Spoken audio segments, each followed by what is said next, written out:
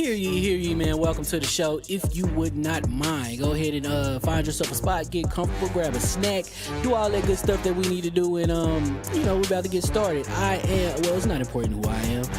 What's important is that you are pulling up to the Iron Lords podcast right now as we speak, and I guess I'm here to keep you entertained until it's time to get this show started. So look, y'all done messed up and turned me to an animal, and haters be swearing they real, but come to find out that they really mechanical. And yeah, I be eating these rappers, but that's all a part of me being a cannibal. And they say I'm better than money because you can bank on me being accountable. I know a million rappers that don't want to be on a song with me, that's understandable. I kill a beat and they want to compare me to Freddie and Jason. I'd rather be Hannibal. They be like, why use a video game? Just be original, y'all too dramatical. I know it's random, but I am addicted to flipping the sample and making it flammable. This is that yoga, fire, flame. They think it's arson up in the apartment, they call it department and I get the blame. Still I be running, collecting them rings. You just a target when I'm in the range. I was the hardest to start regardless back when you was messaging people on AIM. Check my vocals, all on Twitter but I'm anti-social. Love my city but I'm still bi-coastal. Let's switch that up. What is you doing? What I want to do. Don't stop. Nah, that was dope. I'm just Keep that going. Keep that going. Nah, go ahead. Look, I guess you could say that I'm very spoiled. For them to be your dogs, they ain't very loyal. But I ain't gonna hold you, I ain't here to boil you. You ain't gotta say it, I'm embarrassed for you. Always been a nerd, never been a loser. Making Voltron with a gang of cougars, and I'm going places. Better tell a Uber, cause it's pretty hard to sleep on Freddy Krueger. Let's do that again. Hear ye, man. Welcome to the show. If you would not mind, go ahead and find yourself a spot, get comfortable, grab a snack, do all that good stuff that we need to do, and we're about to get started. It's not important who I am. What's important is that you are pulling up to the Iron Lords podcast right now as we speak, and I guess I'm here to keep you entertained until it's time to get this show started. So look, y'all done messed up and turned me to an animal, and haters be swearing they real, but come to find out that they really mechanical. And yeah, I be eating these rappers, but that's all a part of me being a cannibal. And they say I'm better than money because you can bank on me being accountable. I know a million rappers that don't want to be on a song with me, that's understandable. I kill a beat and they want to compare me to Freddie and Jason. I'd rather be Hannibal. They be like, why use a video game? Just be original, y'all too dramatical. I know it's random, but I am addicted to flipping the sample and making it flammable. This is that yoga, fire, flame. They think it's arson up in the apartment, they call it department and I get the blame. Still I be running, collecting them rings. You just a target when I'm in the range. I was the hardest to start regardless back when you was messaging people on AIM. Check my vocals, all on Twitter but I'm anti-social. Love my city but I'm still bi-coastal. Let's switch that up. What is you doing? What I want to do. Don't stop. Nah, that was dope. Keep that going. Keep that going. Nah, go ahead. Look, I guess you could say that I'm very spoiled. For them to be your dogs, they ain't very loyal. But I ain't gonna hold you, I ain't here to boil you. You ain't gotta say it, I'm embarrassed for you. Always been a nerd, never been a loser. Making Voltron with a gang of cougars, and I'm going places. Better tell a Uber, cause it's pretty hard to sleep on Freddy Krueger. Let's do that again. Hear ye, man. Welcome to the show. If you would not mind, go ahead and find yourself a spot, get comfortable, grab a snack, do all that good stuff that we need to do, and we're about to get started. It's not important who I am. What's important is that you are pulling up to the Iron Lords podcast right now as we speak, and I guess I'm here to keep you entertained until it's time to get this show started. So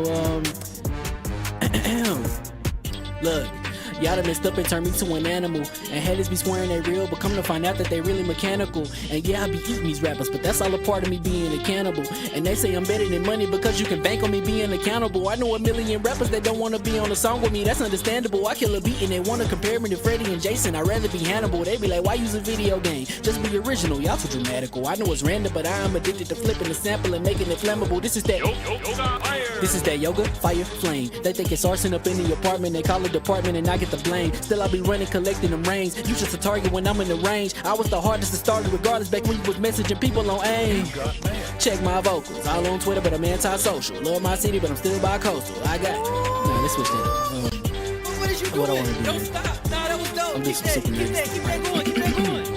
Nah, go ahead. Look, I guess you could say that I'm very spoiled. For them to be your dogs, they ain't very loyal. But I ain't gonna hold you, I ain't here to boil you. You ain't gotta say it, I'm embarrassed for you. Always been a nerd, never been a loser. Making Voltron with a gang of cougars, and I'm going places. Better tell a Uber, cause it's pretty hard to sleep on Freddy Krueger.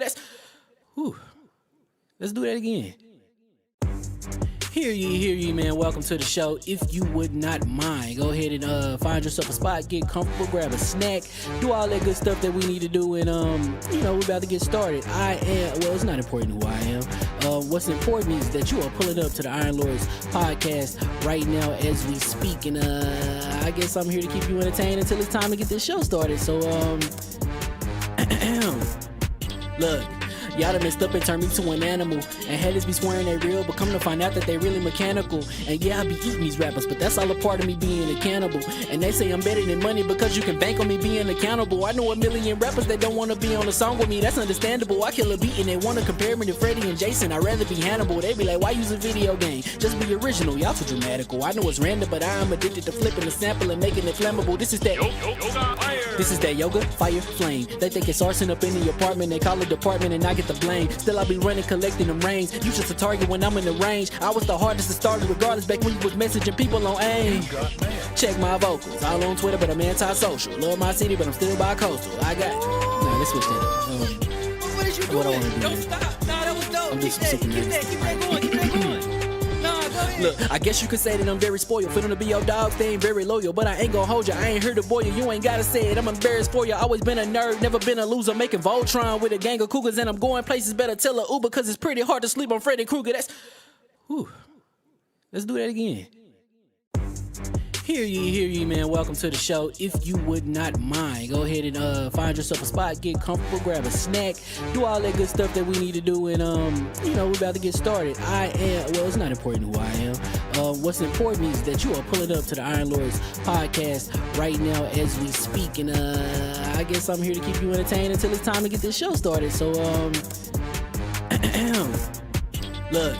Y'all done messed up and turned me to an animal. And haters be swearing they real, but come to find out that they really mechanical. And yeah, I be eating these rappers, but that's all a part of me being a cannibal. And they say I'm better than money because you can bank on me being accountable. I know a million rappers that don't wanna be on a song with me, that's understandable. I kill a beat and they wanna compare me to Freddie and Jason. I'd rather be Hannibal. They be like, why use a video game? Just be original, y'all too dramatical. I know it's random, but I'm addicted to flipping the sample and making it flammable. This is that yoga, fire, flame. They think it's arson up in the apartment, they call it department and I get the blame. Still I be running, collecting them rains. You just a target when I'm in the range. I was the hardest to start regardless back when you was messaging people on AIM.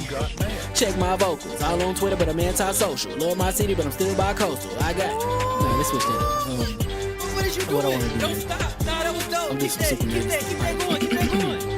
Nah, go ahead. Look, I guess you could say that I'm very spoiled. For them to be your dogs, they ain't very loyal. But I ain't gon' hold you, I ain't here to boil you. You ain't gotta say it, I'm embarrassed for you. Always been a nerd, never been a loser. Making Voltron with a gang of cougars. And I'm going places, better tell a Uber. Cause it's pretty hard to sleep on Freddy Krueger. Let's do that again. Hear ye, man.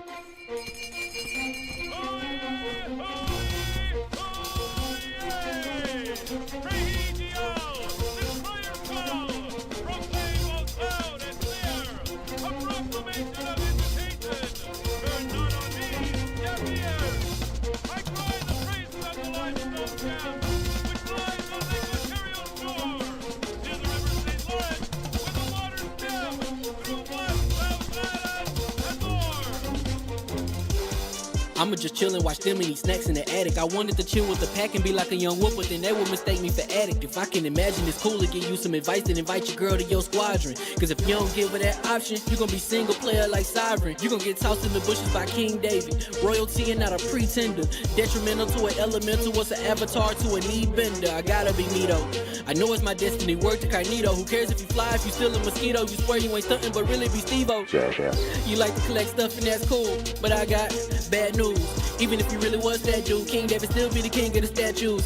Since a juvenile, I've been cursed with a curse to be musical. And if you hate it, we'll meet in the crucible. Other than that, then it's cool and it's beautiful. We let you know that your dreams are pursuable. Whatever you wanna do, then it's doable. If you got work on a Sunday, it's suitable. Cause you can listen to this in your cubicle on the Lord's Day.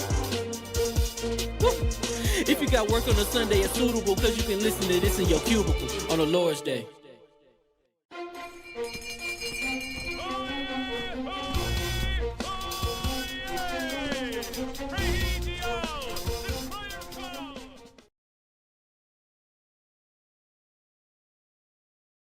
The mics are hot. You talking about the old lake that have like 1,000 from where we started? I was like, yo, he don't know how to dead. I like seeing that link though. Like I like that. It's like wow. See how long we've been here, right? Yeah, it's crazy. Crazy. You know how much memory space it takes to load that link before I send it? It's funny. Yeah. Oh, I noticed it is. Every time I try to open my email, I'm like, here we go. It's I do crazy. need to update it. I do need that. I said, wow. I said, we've been doing this for a long time. 421, bro.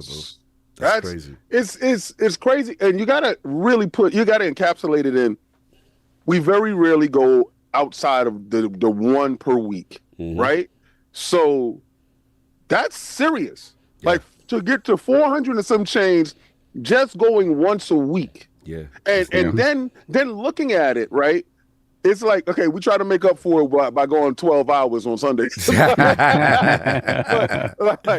looking at it, that's damn to only have 20,000, and that's see the 20,000, some 22,000 looks small, right? But when you look at it, like we only go once a week, that's huge. Yeah. That's a huge number. Like that, it's crazy. It's crazy. Man. Oh yeah, no, it's definitely crazy. Just the consistency. We really don't miss. Like when we miss, it's like, oh, we're at a convention, we're at a show. You know what I'm saying? It's like we feel weird when we miss. We be like, yo, we gonna take a week off for the holiday. We gotta give them more. We gotta give them something. We gotta give them something. We gotta give them something. Facts. That's a fact. No doubt. Mic check. So I'm gonna mic check real quick. Make sure you. Hello. Yeah. You were doing good. Good. It might Crispy. sound good. But you frozen though. You frozen though. He frozen? Nah, he good on my side. Nah, not on my side. Oh, now he back. Now he back. On my side. He chilling. Maybe all that stuff you sent my way, you know. I'm sorry, I joined late. So, advert when? Like close to when I'm leaving? I would say probably first topic because we got the you want to do between like first and second. Between first and second? Okay, good. Yeah, no doubt. Yeah, thank you for reminding me. I forgot about the business. Yeah, that. Too busy watching the World Series last night. Yeah. We're gonna talk about the World Series is on. Ooh, was it? Yeah, wow, that's crazy. That's crazy. It's crazy. Any of y'all teams in there? Nah. Yeah, y'all recreation watching. That's fine. That's for the love of the game. Man, the hell with that. The game don't love me, so I don't love the game back, son. Yo, first I gotta address the hypocrisy of this.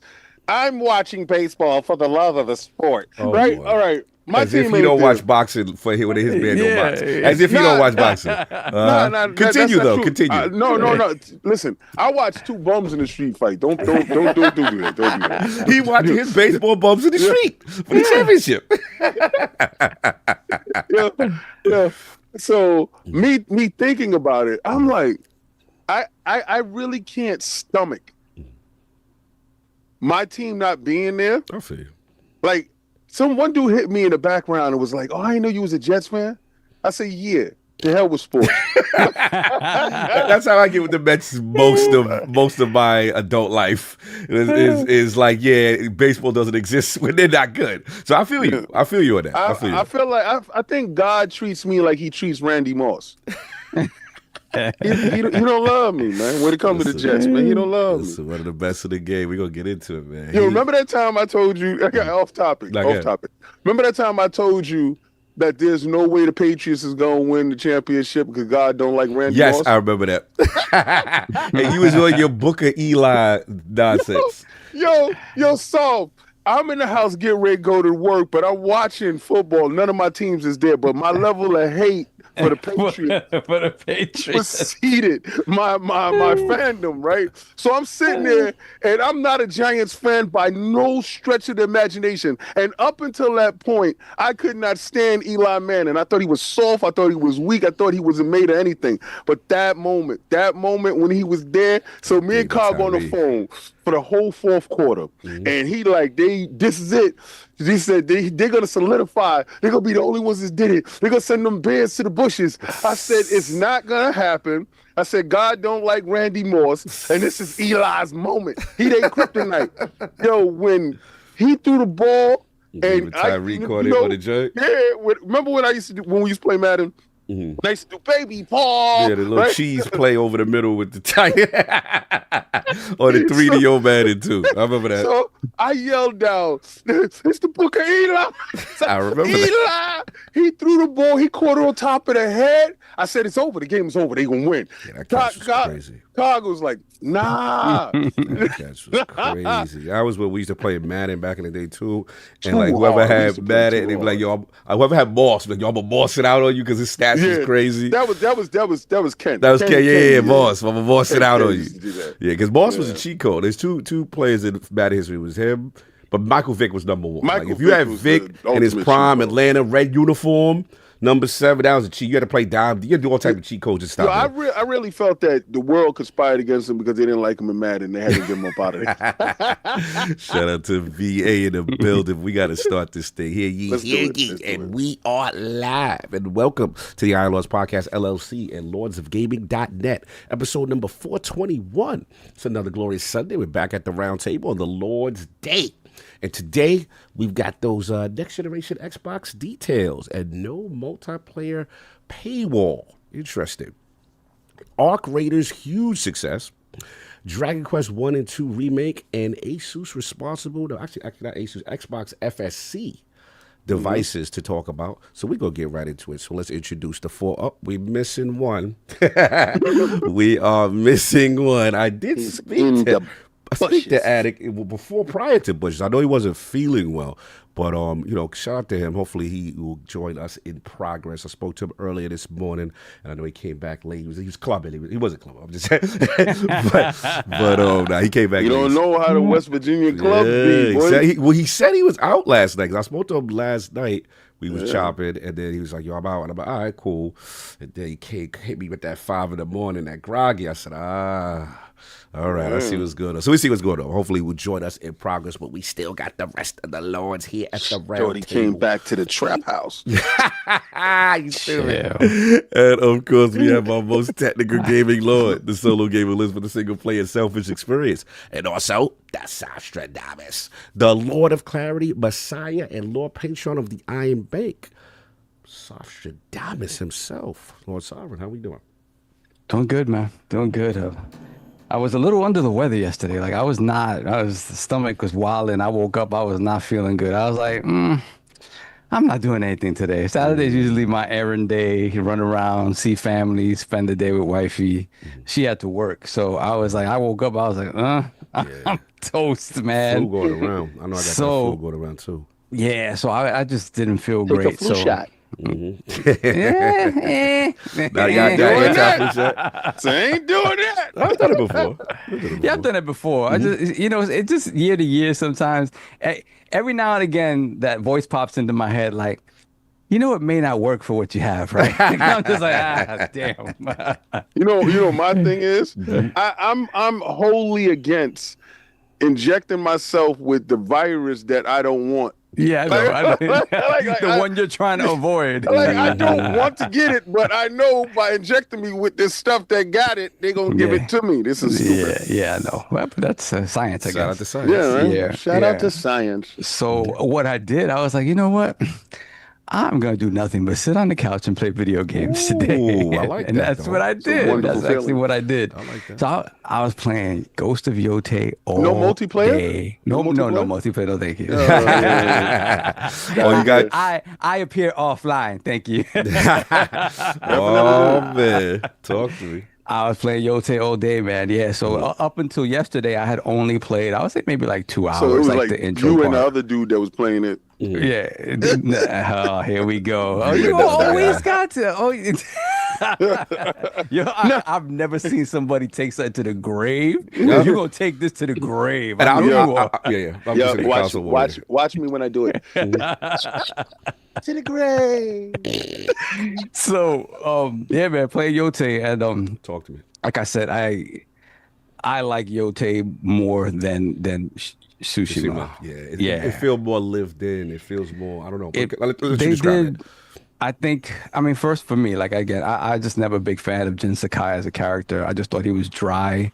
I thought the delivery was dry. Like Yeah, Did I'm you just play not a with the fan. English or did you play with the Japanese I subtitles? play with English. See, I play that's with it. You already messed up right there. I don't go with that. I need to read for it to be impactful. Like, no, I'm good. Like You went with the guy with I'm man. sorry, no. So you said You went Jin with was Hey dry? Guys in Japan? It doesn't matter. Like that whole thing of like, do you understand Japanese? So you don't know if it was what he was saying was whack or how he was saying it was whack. You don't know. Like, So I'd you rather okay? go with You doing language the that I cultural understand. Japanese game in Japan, and you go, hey guy, yo my guy. Developed by Western developers. Yes, exactly. I'm gonna go with the English dub. I can't do. I tried that back in the day. I was like, I have to be pure. No, I'm sorry. It doesn't work with me. So you said Jen was dry, so she was wet. Pause. Pause. I'm just trying to figure out. She's alive. So she's alive. He's making up for Addict's absence. Clearly. So the pause-worthy moments are going That to be was him. wild. Exactly. Thank you. I appreciate it. But I mean, like you say, like Jim was dry. I thought Jim was a very fleshed out character. Pause. But you just told me like he was. Trash. No, I personally did not like him as a character. This is in terms new. of, like, I've never heard this. Yes, you heard this. No, I've heard this. I've heard this slander before. Oh, he's being sarcastic. Because he was talking to you. He's talking. Being sarcastic. I've never heard him slander Jin in this manner. Yeah, I just again. So Atsu immediately again from the beginning when I first saw the first trailer, I'm like, oh, this is Kill Bill. If they give me a character with some like where she's like angry and she emotes and shows that emotion, I'll be good. And so far, I like Atsu considerably more than I like Jin, but whatever, right? I like her story. I like her as a character more. The world, seeing the world in the first game, I was like, okay, I like the things that they did in terms of like UI and kind of trying to eliminate UI, the wind to go see where you're going and stuff like that. But I also felt like they did, in my comparisons of it to Assassin's Creed, I'm like, there's certain things that I felt like they could have gotten away from more and they didn't. Like, I just felt like a lot of the side stuff that you find in the world, the Fox Shrine stuff. There was a lot of that stuff. Yeah. And in that regard, it did still feel like a Ubisoft game where it was like just map vomit all over the place. I was like, there's a lot of stuff here, and it's continuously repetitive, and I'm like, I don't want to keep doing this. So you felt map vomit in the first game? In the first game, more so, yeah. In the first game, I felt that aspect of it felt more similar to a Ubi game than I do here. Here, I've encountered. Obviously, that's kind of how DLC works, though. Here we go. Again, I get accused of being a console warrior. This guy, pay attention. Listen, the guy, the pet popcorn, what's it, Kettle Black? That's what we're going on right here. Kettle Black. Yo, listen, let me tell you something. He not going to slander anything that got to do with Ghost of Tsushima, Ghost of Yode. He going to sit there and fight to death with him. Me personally. To slander a platform that I own. Listen, allow him to continue to talk Ain't you like a PS5 Pro user? To be clear, he does own this platform. Yeah, exactly. I got it. It's interesting. Listen, I can talk about it any way I like. Continue, So yeah, I just felt in this one, it really felt like, to your point, Cog, like more lived in. It felt more natural. DLC-ish. Like you feel like I don't even know how this became a topic, but go ahead. I mean, he was talking about the games he was playing while you were console warrior. You know what? Let me be quiet. IPS is really high. His IPS is crazy. You notice when it's a PlayStation thing? Yeah, and praise. IPS is crazy. Yeah, Crazy high. Gotta put balance in the force. Which means we need more PlayStation. Which means you need more PlayStation. That's what balance would mean in the case of this podcast. Let's continue. Go on, let's go. So what else you been playing? Let me finish the description.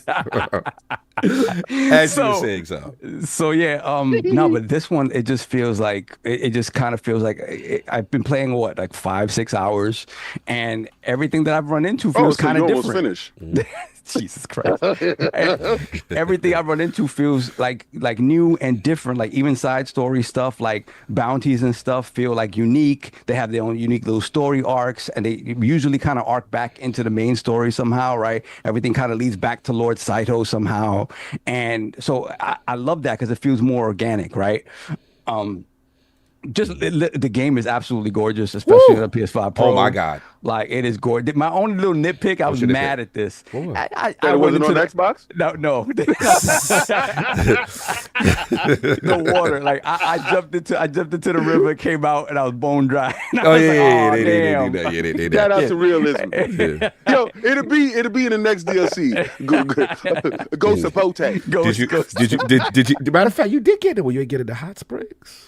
Yeah, did the hot springs. I got to see the Atsu crack. Yeah, equal opportunity, right? Equal opportunity crack. They didn't shut us down. They shut it down. Yeah, so I'm enjoying the game a lot. I'm enjoying the game a lot. It is.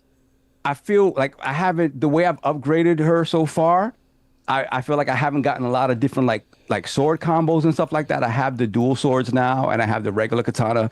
And it just, I feel like I don't have that many moves at my disposal. Right. So it's more about basic fighting, parrying, rolling out of the way, stuff like that. So I need to unlock more of that stuff to give myself more variety in the arsenal. Yeah. But yeah, I'm enjoying it, man. I'm enjoying it. And again, I've made it a concerted effort not to do anything in terms of like stealth. I'm just going at people like straight up. She's more like not even really. She's not about that. Yeah, she's about, I'm going to play dirty. I'll do whatever I got to do. I'll throw dirt in the face. Like she's, I like how she give it up like on certain things. But yeah, I'll let you. Yeah, so actually I just finished the first mission in a set of missions that supposedly like you're supposed to fight the disciples of this dual sword wielding god or something like that he like basically he's disappeared, right? But he supposedly has this like super crazy technique that he's never taught to anyone, right? Never taught to anyone. By the tree? By the tree, right? Yo, it's some Channel 5 joints. That's what I'm saying. Keep me hating. It's doing fire. Yeah, get to. So let's do a Go See Your Time podcast. No. What it is like, okay. So let me be clear. Yeah, sure. I needed it for content. I wasn't able to get it for content. God, so I'm gonna hate. Y'all gonna hate. I'm gonna hate. So I'm gonna hate on it. I'm sorry. Oh no. Don't be sorry. Just go ahead. Keep going. I love listening to you. Keep going. So that was very cool because the thing is like, for those guys, right?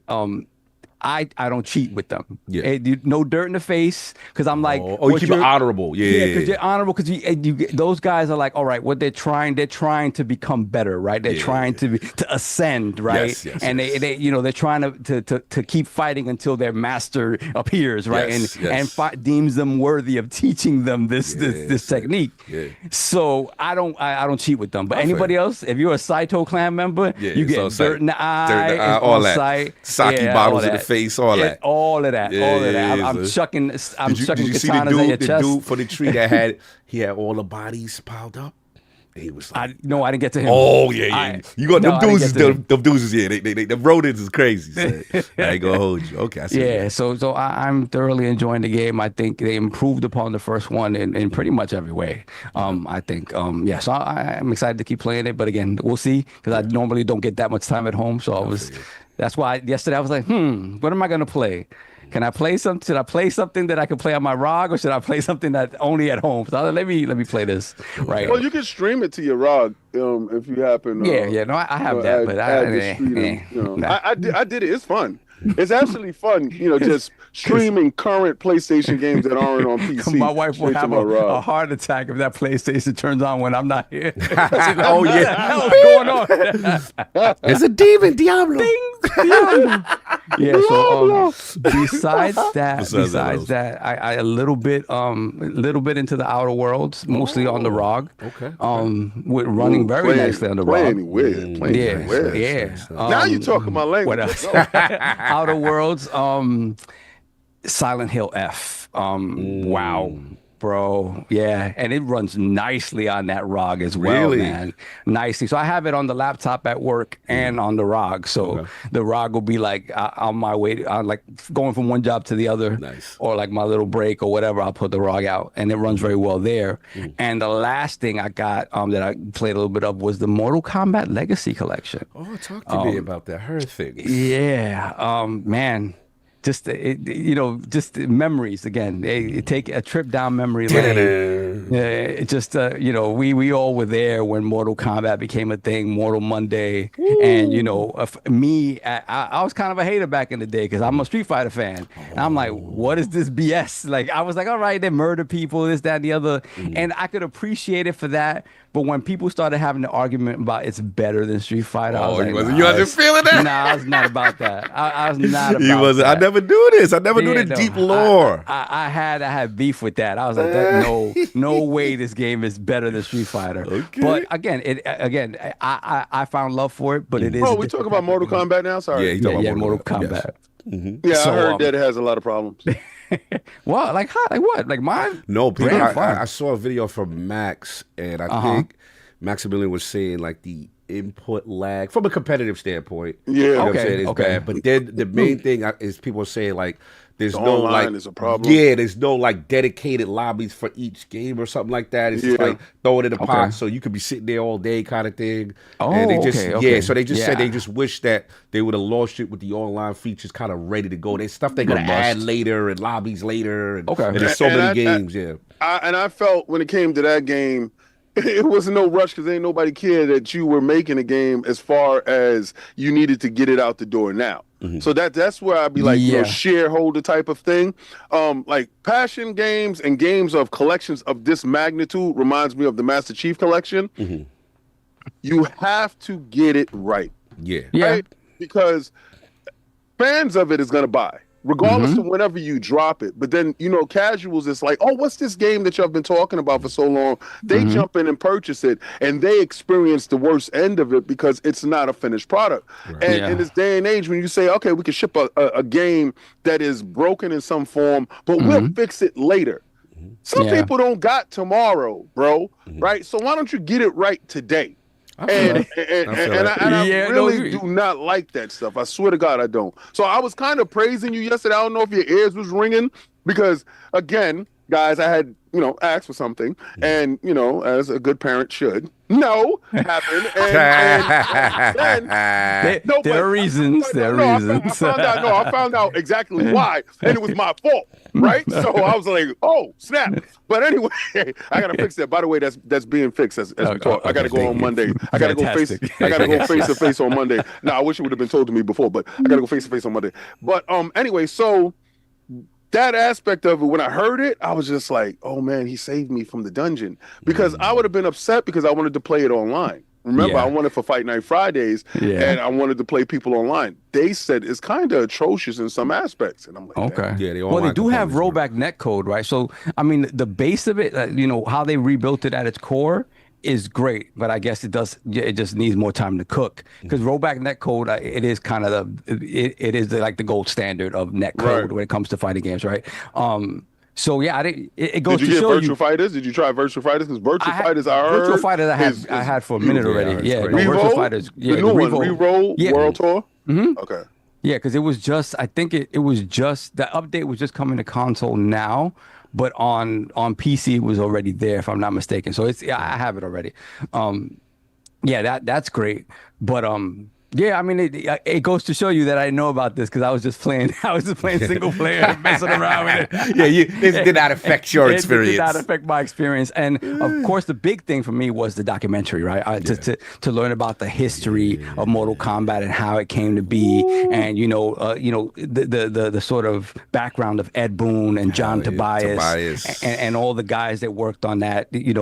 What they did before they finally got to Mortal Kombat, and what they did to work on Mortal Kombat, and just like how they basically put this stuff together at a time when a lot of the tech didn't even exist to kind of make the thing they wanted to make, right?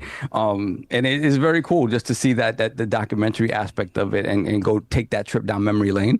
So that was very cool. So I haven't finished the documentary, but I definitely want to delve more into that. So yeah, that was that in terms of games. And then Cog, you're going to talk about this as well. But the World Series, man. Wow, the World Series. I don't Is never over? hit Is you. it over? It's over. It's over. But it was. So they won last night. Yeah, it was shout out to the Dodgers. Who's they? I don't know. He said they won last night. That's what I was gonna ask you. Who is they? They is the 2-time champion Los Angeles Dodgers. Yes.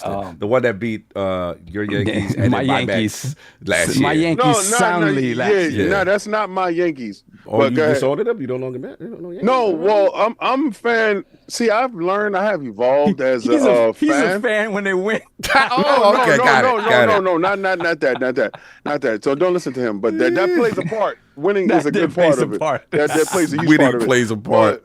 But, I'm a fan of the gamers, like the players. Right. So again, like I'm disconnected from them. Yeah.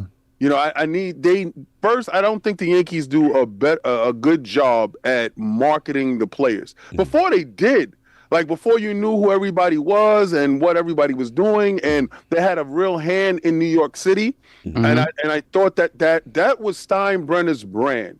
Right. And he made sure that they were doing different things in the community, like Derek Jeter Day and stuff like that. Stuff that they were doing. Even when Alex Rodriguez came over, they made a concerted effort to make sure that Alex Rodriguez was all over the place. They would do stuff up and down Grand Concourse as far as getting kids involved, having Kids Day, a lot of different stuff. Now, maybe I'm out of the loop. Maybe they're doing these things, but I don't see Just Day or whoever the hell's playing their day. All right. And I don't see them out in the community when the community needed. Like when it was given out for you would see Derek Jeter, you would see Andy Pettitte, and you would see Mariano Rivera handing out Thanksgiving turkeys. It's like different things that they would do to get the Bronx mainly galvanized behind their home team, that y'all stop traffic all the time, every time you're there. Right. Yeah. So you need to give back to those people that got to sit in traffic because y'all are making money.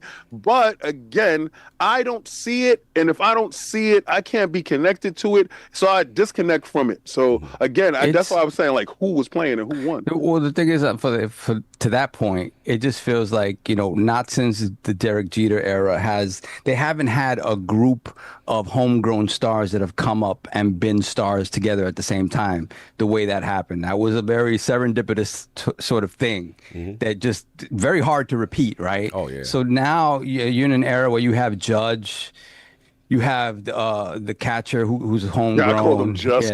You see what I'm saying? So you don't have that many homegrown stars that are kind of the face of the team. It's mostly only Judge. Like you have some other guys now that are starting to come into their own, but the way the game is now, there's no guarantee they'll be there, right? Yeah. So they do a lot of this stuff. They do a lot of community stuff, but you're right. It doesn't feel as forward facing as it used to be, and it definitely doesn't feel as Bronx facing as it used to be back in the day. It's definitely not that. So, but again, it really just is Judge that can, you know, you see a commercial and it's Judge. It's not the other Yankees necessarily. So you're right about that. But for me, like, you know, I'm a Yankee fan, and then I'm a Met fan when they're not playing the Yankees. and then, but above everything else, I'm a baseball fan. I owe that to my dad. Like I owe that love of baseball to my dad. I messaged you last night. It was so good. You knew I was watching. I knew he was watching. I was like, no way he ain't watching this. I was like, I'm out of pocket. Texted you at was it midnight, 1 in the morning, whatever it was. I was like, this is the greatest series I've ever seen. Because I wasn't going to watch the last game until it was not until I see because I'm prepping ILP, I'm seeing my Twitter go on fire. People that are gamers are like, yo, oh my God, this game. So I'm like, all right, let me, this world, it's game 7. Let me tune in. Bro, that was crazy. And I was on the edge. I'm not invested in either team. Hey, that's the thing. And when you're still on the edge of your seat because it's that good. That's when you see, that's the thing about baseball. Yeah. It's that it's the best tension you'll ever experience in your life. It sucks going through it as a fan. As a fan, yeah. But like, because you could see the stressors on both sides. Every play has to be perfect, offensive, defensively. And I'm like, yo, this is amazing. I'm an absolute fraud. Let me just be real with y'all guys, right? Because we was in Japan, I did not know anybody. But I'm going to tell you, I had a great Oh yeah, baseball in Japan was amazing. So yeah, I'm an absolute fraud. If I actually cared, then it's I just, will it's actually just your love for the focus on sport. it. It's just that what it showed is that when, like, how you love boxing, how you can watch anybody with baseball. That reminded me when baseball is at its best, how great the sport of baseball is, and why I fell in love with. That's why I said I gotta speak to B right now. Like I'm feeling special right now. I know this is his number one. You know what I'm saying? So I gotta talk to him. Anyway, let you go. We keep IPSing you all day. Continue. It just like.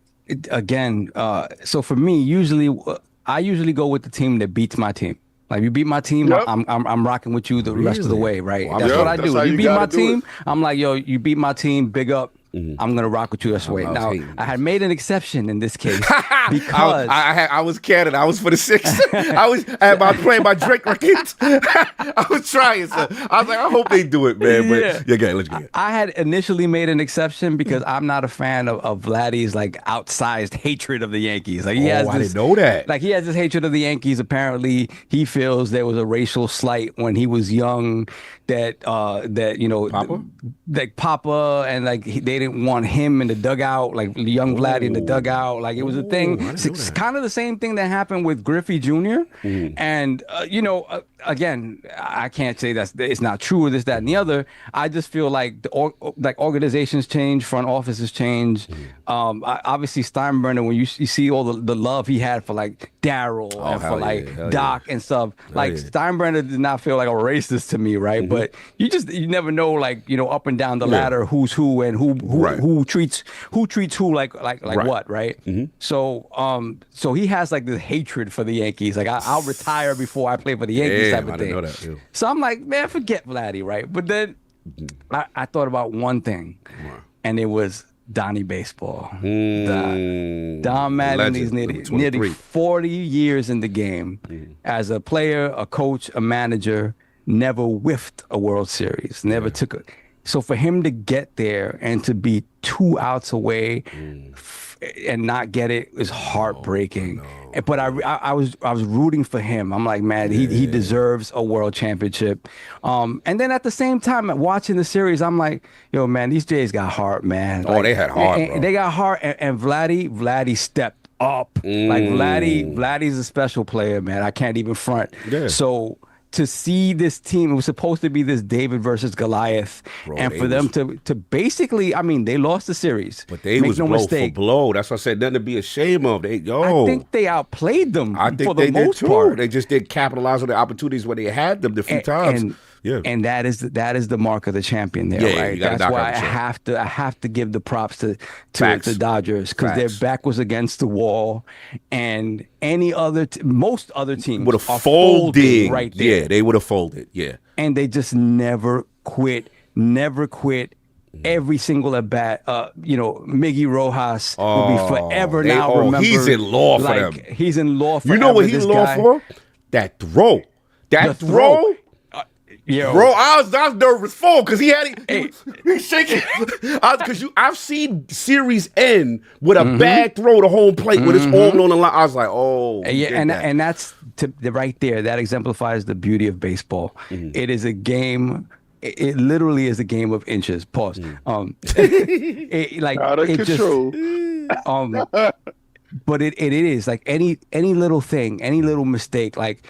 The thing about baseball is so different from other sports, and I take away nothing from other sports, but like football, basketball, those sports are more kinetic. You're constantly in motion. You're constantly like in the plays. In baseball, it's different because you have to stand pat. And react.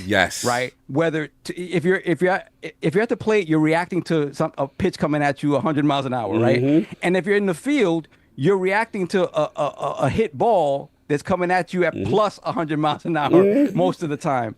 And that's such a difficult thing to do. And then to understand the situation you're in at any given moment and be like, okay, if the ball is hit to me, I have to do X, Y, or Z. And if the ball is hit to me on my left side, I do this. On my right side, I do this. If it's hit to me hard, or, you know, if it's hit to me slowly, it's a whole, like all these things, these decisions you have to come to in a split second.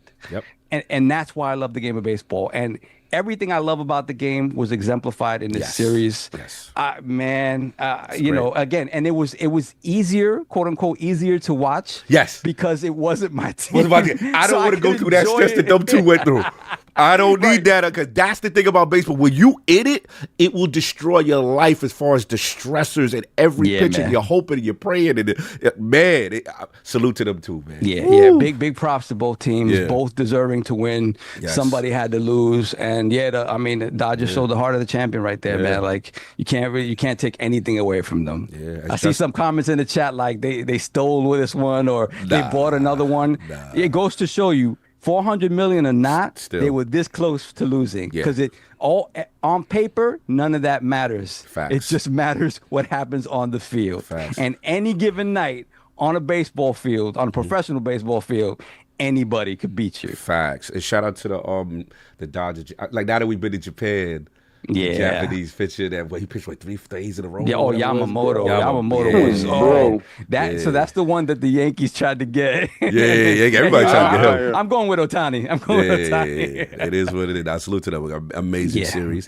So that's it, sir. That's it. The longest intro ever. Yes. Thanks. Well, you deserve these balls. Well, the longest intro for you. Yeah, you deserve that. Bro, I am legendary. No doubt. And of course, we have the incredible Hulk of this, a.k.a. the Excess Gamer. Ooh. The prophet of Xbox. Swami. King of the statues, who demands nothing less than that premium experience. It is the ascended one of the Xbox platform movement. Ooh. Beloved Lord King, how we doing?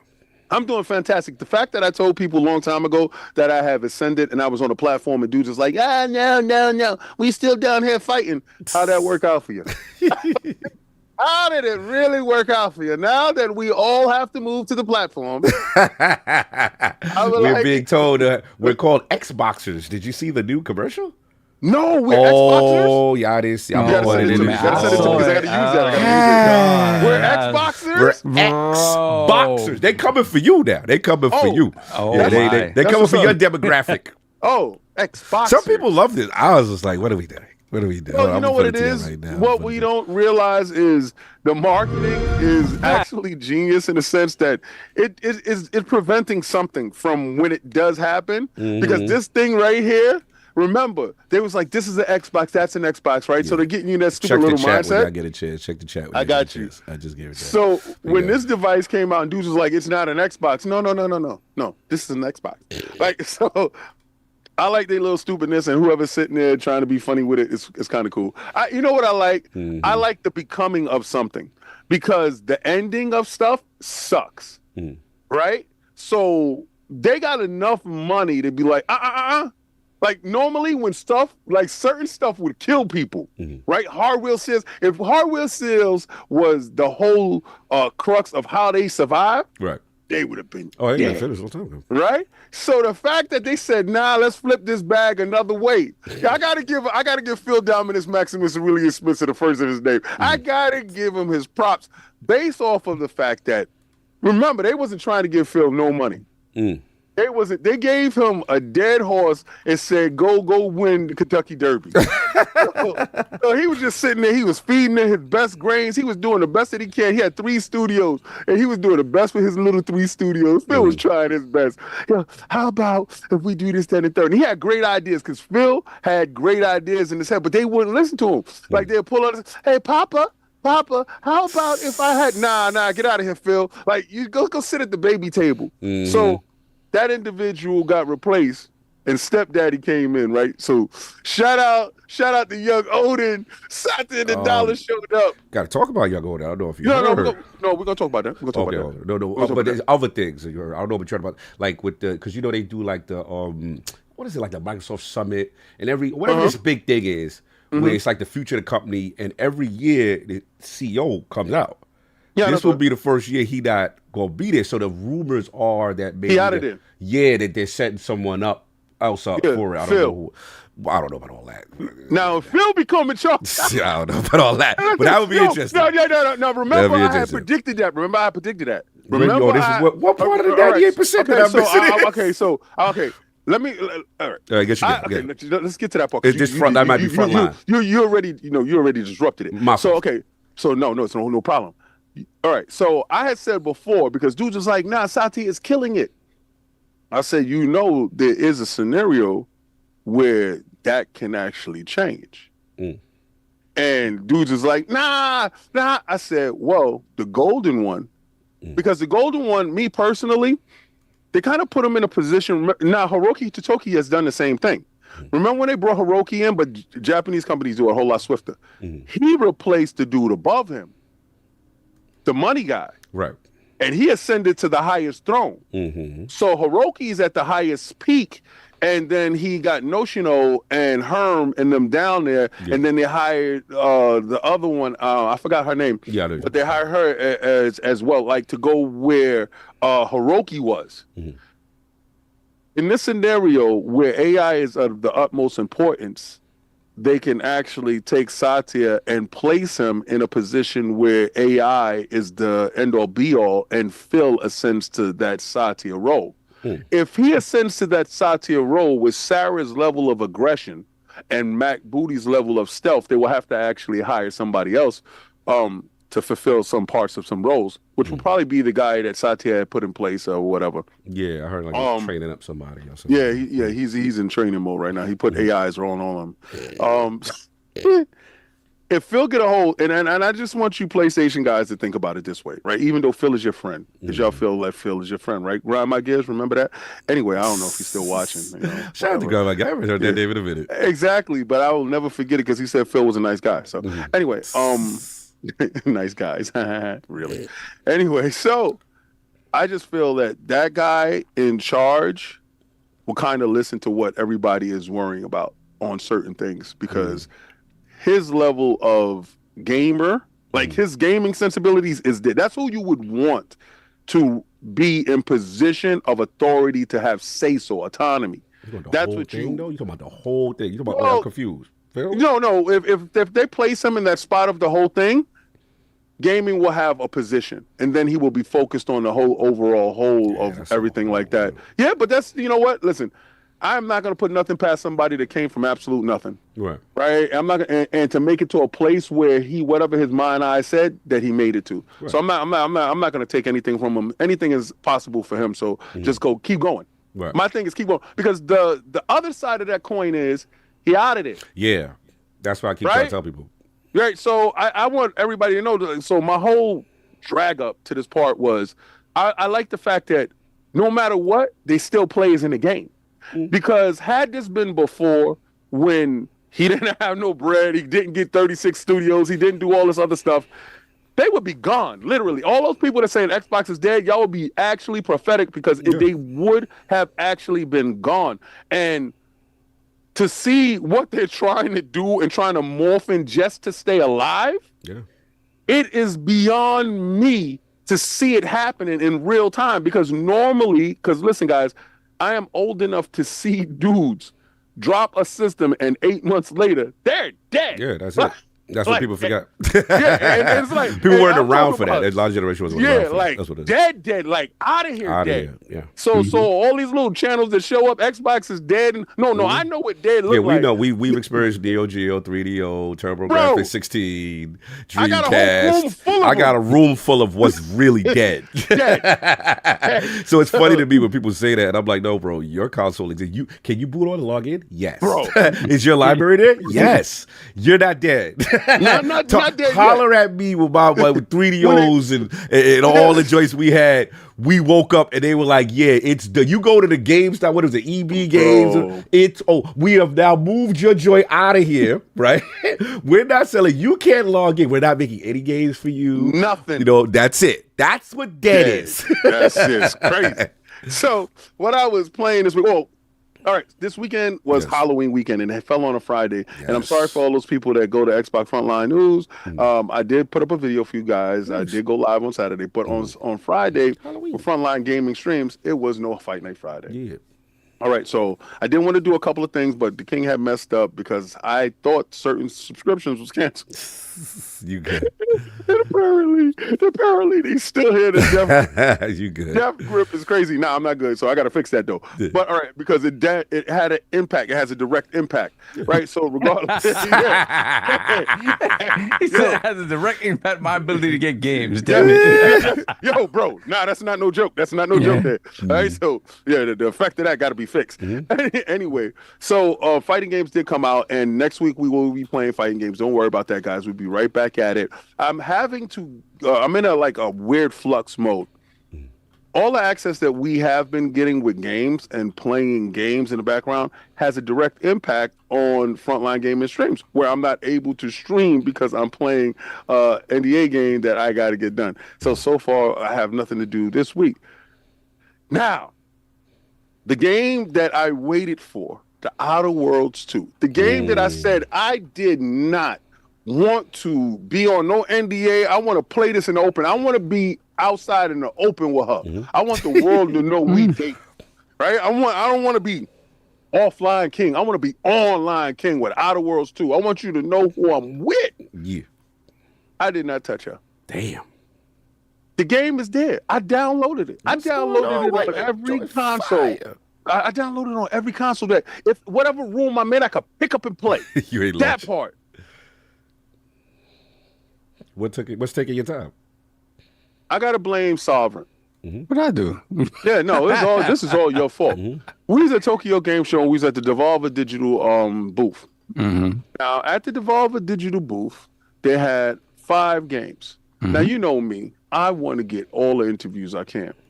Devolver, I need you to get rid of that community manager that you had that was at the Devolver booth that was in Tokyo, right? That's the same one that was at a PAX East. It was terrible. We had an hour to be in there to get interviews, and he impeded. He was the most. And I'm gonna find those interviews. I'm gonna circle them out. We're gonna put this up, and I'm gonna get him out of there because he does your company a great disservice. So he was being inflexible when I was talking, trying to get the interview right. And Sovereign was like, "Yo, we don't got time to waste on this." But the game that I was playing was called Ball Pit. Okay. Yeah, that's right. You did play Ball Pit. Oh, I heard that's crazy. Yo, people are telling me that is crazy. Go ahead, talk to me. I want to know about this. So, I started playing Ball Pit last Monday. If you thought Vampire Survivors, you thought Dead Cells, you thought Hades, Addictive. You thought this level of addiction, Loop Hero. I have it equated to Loop Hero because the rudimentary graphics in this thing, it's above Loop Hero because Loop Hero is like Atari 2600. Yeah, it's like tiles and but it's the level of addiction is crazy. Yeah. This thing is inside Game Pass. It may be something that y'all be like, whatever. If you have an addictive personality, stay far away from this. If you want a game that is sure to challenge you, but has so many different layers to it that you want to find your next best game, this thing is in spades. I was playing it. That's why I came late. That's why I got here right on time. I was sitting there playing this game. Every waking second, I got to get a new character. But you don't get characters out by the regular conventional way of, I discovered him. Now you got to use him. No. You get a little house, and you place the house in the building harvesting aspect of the game. Now, that's in between levels. So you have a build aspect to the game. It has so many different layers. It keeps you all the way invested. And then once you place your little house there, you have to send your little workers out, and they have to harvest. And how they harvest is by bumping through things in the world. So it's like a kind of like the encompass of the bigger game. But they have a finite amount of time to bump off of different objects in the world to build them. By bumping into them, they build them. So you will hope that you build your little area that will unlock a new character. Each character has different traits and different abilities that will help you on your journey through the levels that you go down into the pit. Each pit has 3 different speed levels. normal, fast, and fastest. Okay. Now, each character has to defeat each of those levels, and you can unlock different like parts for the world, different abilities, and also cogs. You need these cogs. They got me in there. They got cogs in there. So Bad you need battle cogs. That's what's up. You need cog to go deeper into the pit. Pause. Right? So this thing it's the music. Mm. When the creatures get closer, they start to chant. Mm. Now, I didn't know. I thought I was bugging at first, right? Because I'm playing it, and the music is boom, boom, boom, boom, and it's doing this real good. Then they started getting close. Oh, yeah, yeah. And you fighting it off like, yo. So I went to the menu, and I'm in the settings. I'm checking to see, graphical settings, accessibilities, and stuff like that, because I want to talk about the game, talk about people who is either handicapped or, handy-capable or need a different assistant type of devices. This game has a thing, because I guess it must scare the hell out of people. You have a toggle to turn off the chanting. I said somebody got spooked. Somebody got spooked. Yo, I got spooked at one point. I'm not even gonna hold you. It was dope. But the game is such an addictive game. I'm sitting there with games that I really want to play, like the Outer Worlds 2. Yeah. But this game has got my hold. Now, I also went to Fortnite. Fortnite has The Simpsons on right now, so you can play Fortnite with The Simpsons graphics, which is kind of fun. I see Sinister talk about it in the chat earlier. He said it's good. Yeah. Yo, so Sinister know that we're going to get at it this week, because this month, Xbox Game Pass Ultimate, you'll be part of the crew. And I think they do that on your birthday. I think that's on the 15th. So on the 15th, they gave you a present. Maybe this time you join us. My birthday. Yeah. On your birthday, I have to do what you want me to do on my birthday. No. Yes, but it's a gift. Listen, it's a gift that will be there for the rest of your life. Right? After that, you got the crew. So I talked to Microsoft, and I was like, yo, what I want to do for Cog's birthday, I want him part of the crew. So what they said was, yo, let's give him Fortnite on the birthday. That's what they said. They put that in the Game Pass Ultimate. That was for Cog. That was for Cog. Happy birthday, Cog. So it's going to show up on your joint because they happy birthday, Cog. But also, I was playing my Xbox ROG Ally X. They had an update. Yes. And I think we're going to talk about that later, right? Is that part of our topic? That's part of our topic. I think so. So we're going to talk about that. Yeah. All right. So I really want to talk about that stuff. So because it's really good what they did, and they did it for everybody that happened to have this device, because that was one of my gripes in the beginning. Yeah. But other than that, I haven't been doing any sports. Next weekend we're supposed to have Jake Paul versus Tank. Oh, that's next weekend. Yeah, I think it's next weekend. Okay. But other than that, nope. It's been really fun this weekend. We had the Halloween stuff here. Yeah. The house was really dope. I had a banana suit, right? A banana costume. And I where you got that from. No, not that one. Hell no. You had another banana suit. So I got a second one. Yo, so I had it up in the closet, because remember the year that I dressed up as a gorilla? Yes. Wifey dressed up as the banana. Oh, wow. So I had that banana suit, and it's the banana suit that Alex wears. So I put the banana suit on the skeleton. I'm going to put the picture in the chat. And I sent it to him. I put it on X, and I sent it to him. I was like, yo, yeah, I got you. But don't worry about it. I put myself out there, too. So I said, but I had to put you inside the Crocs, because I don't know if you wear Crocs. So he laughed out loud. He hit me in the DMs. He was laughing. But it was something funny to do. So I'm going to put it in the chat right now so y'all can see it. No doubt. So let's get a couple super chats. I know they've been waiting for a while. They've been in their early super chat. Cool. Yeah. Okay, we got Amon Burns, 392. Member for 11 months, Lord Bronze. What's the crack, boys? Enjoying my Xbox Ally X, and that Outer Worlds 2 is a blast. 60 hours in, enjoying Sony fanboys X meltdowns. Can't wait for the next Xbox/PC. Waiting for that hybrid. Shout out to Island in the building. Then we have Astro Parrot King, $5 super chat. Is Toronto the name of a girl? crazy Toronto chokes when it matters most. Hashtag hey yo. Hashtag thank God. Hashtag why am I using hashtags? Have a great day, Lords. Let's ride. Yeah, they going at Toronto. That's crazy. Damn. They said Kendrick beat Kick 'em Drake. when they're down. They said Kendrick Wow. beat Drake again. I said, yo, they foul. They foul for that. LA That's versus foul, Toronto. man. Yeah, it was wild. Then we have Minty Mongoose, $2 super chat. The Dodgers bought another championship. Look, yes, their team is a $400 million team, but they were 2 outs away from losing. So what does that tell you? Like, sometimes it doesn't really matter, man. It really is who's hot and who's able to. When you get into the playoffs, man, it's just all that doesn't matter. Solid fundamental baseball matters. That's what but matters. talent do help. I mean, It does. You're gonna get there, right? It's gonna get you there. I feel you. But once you're there, no, once you're there, it's who gets high, who's playing good, who's clutch, and because fundamentals. everybody's good. You know what I'm saying? You're I feel playing that. everybody that's good. You feel know what that. I mean? I feel So we got Hargeet Chani, $2 super chat. Remember, Xbox is dead. Geek, that's it. What's going on, Geek? Logged in the building. Then we have Jorvar Ingi Haraldson, 2764 with the 300 Icelandic krona. Just sending you guys love. Have fun. Thank you, brother. Appreciate that's you, my man. guy right there. Salute to Jovar, man. That's a real one right there, man. A lot of love for that guy. Super cool dude. Shout out to Jorvar. Then we got Slow-Mo Backslap, member for 64 months, Lord Bronze. Afternoon, Lords. Either have either of you played or any of you played Dispatch yet? I think Ad Hoc Studios has become officially the new Telltale with this one. I heard good things about Dispatch. Slow-Mo, man. I'm mad about that because shout out to my man Don. I was trying to get him a review code for that because that's something he put me on too. So yeah, I heard great things about Dispatch. Really good things.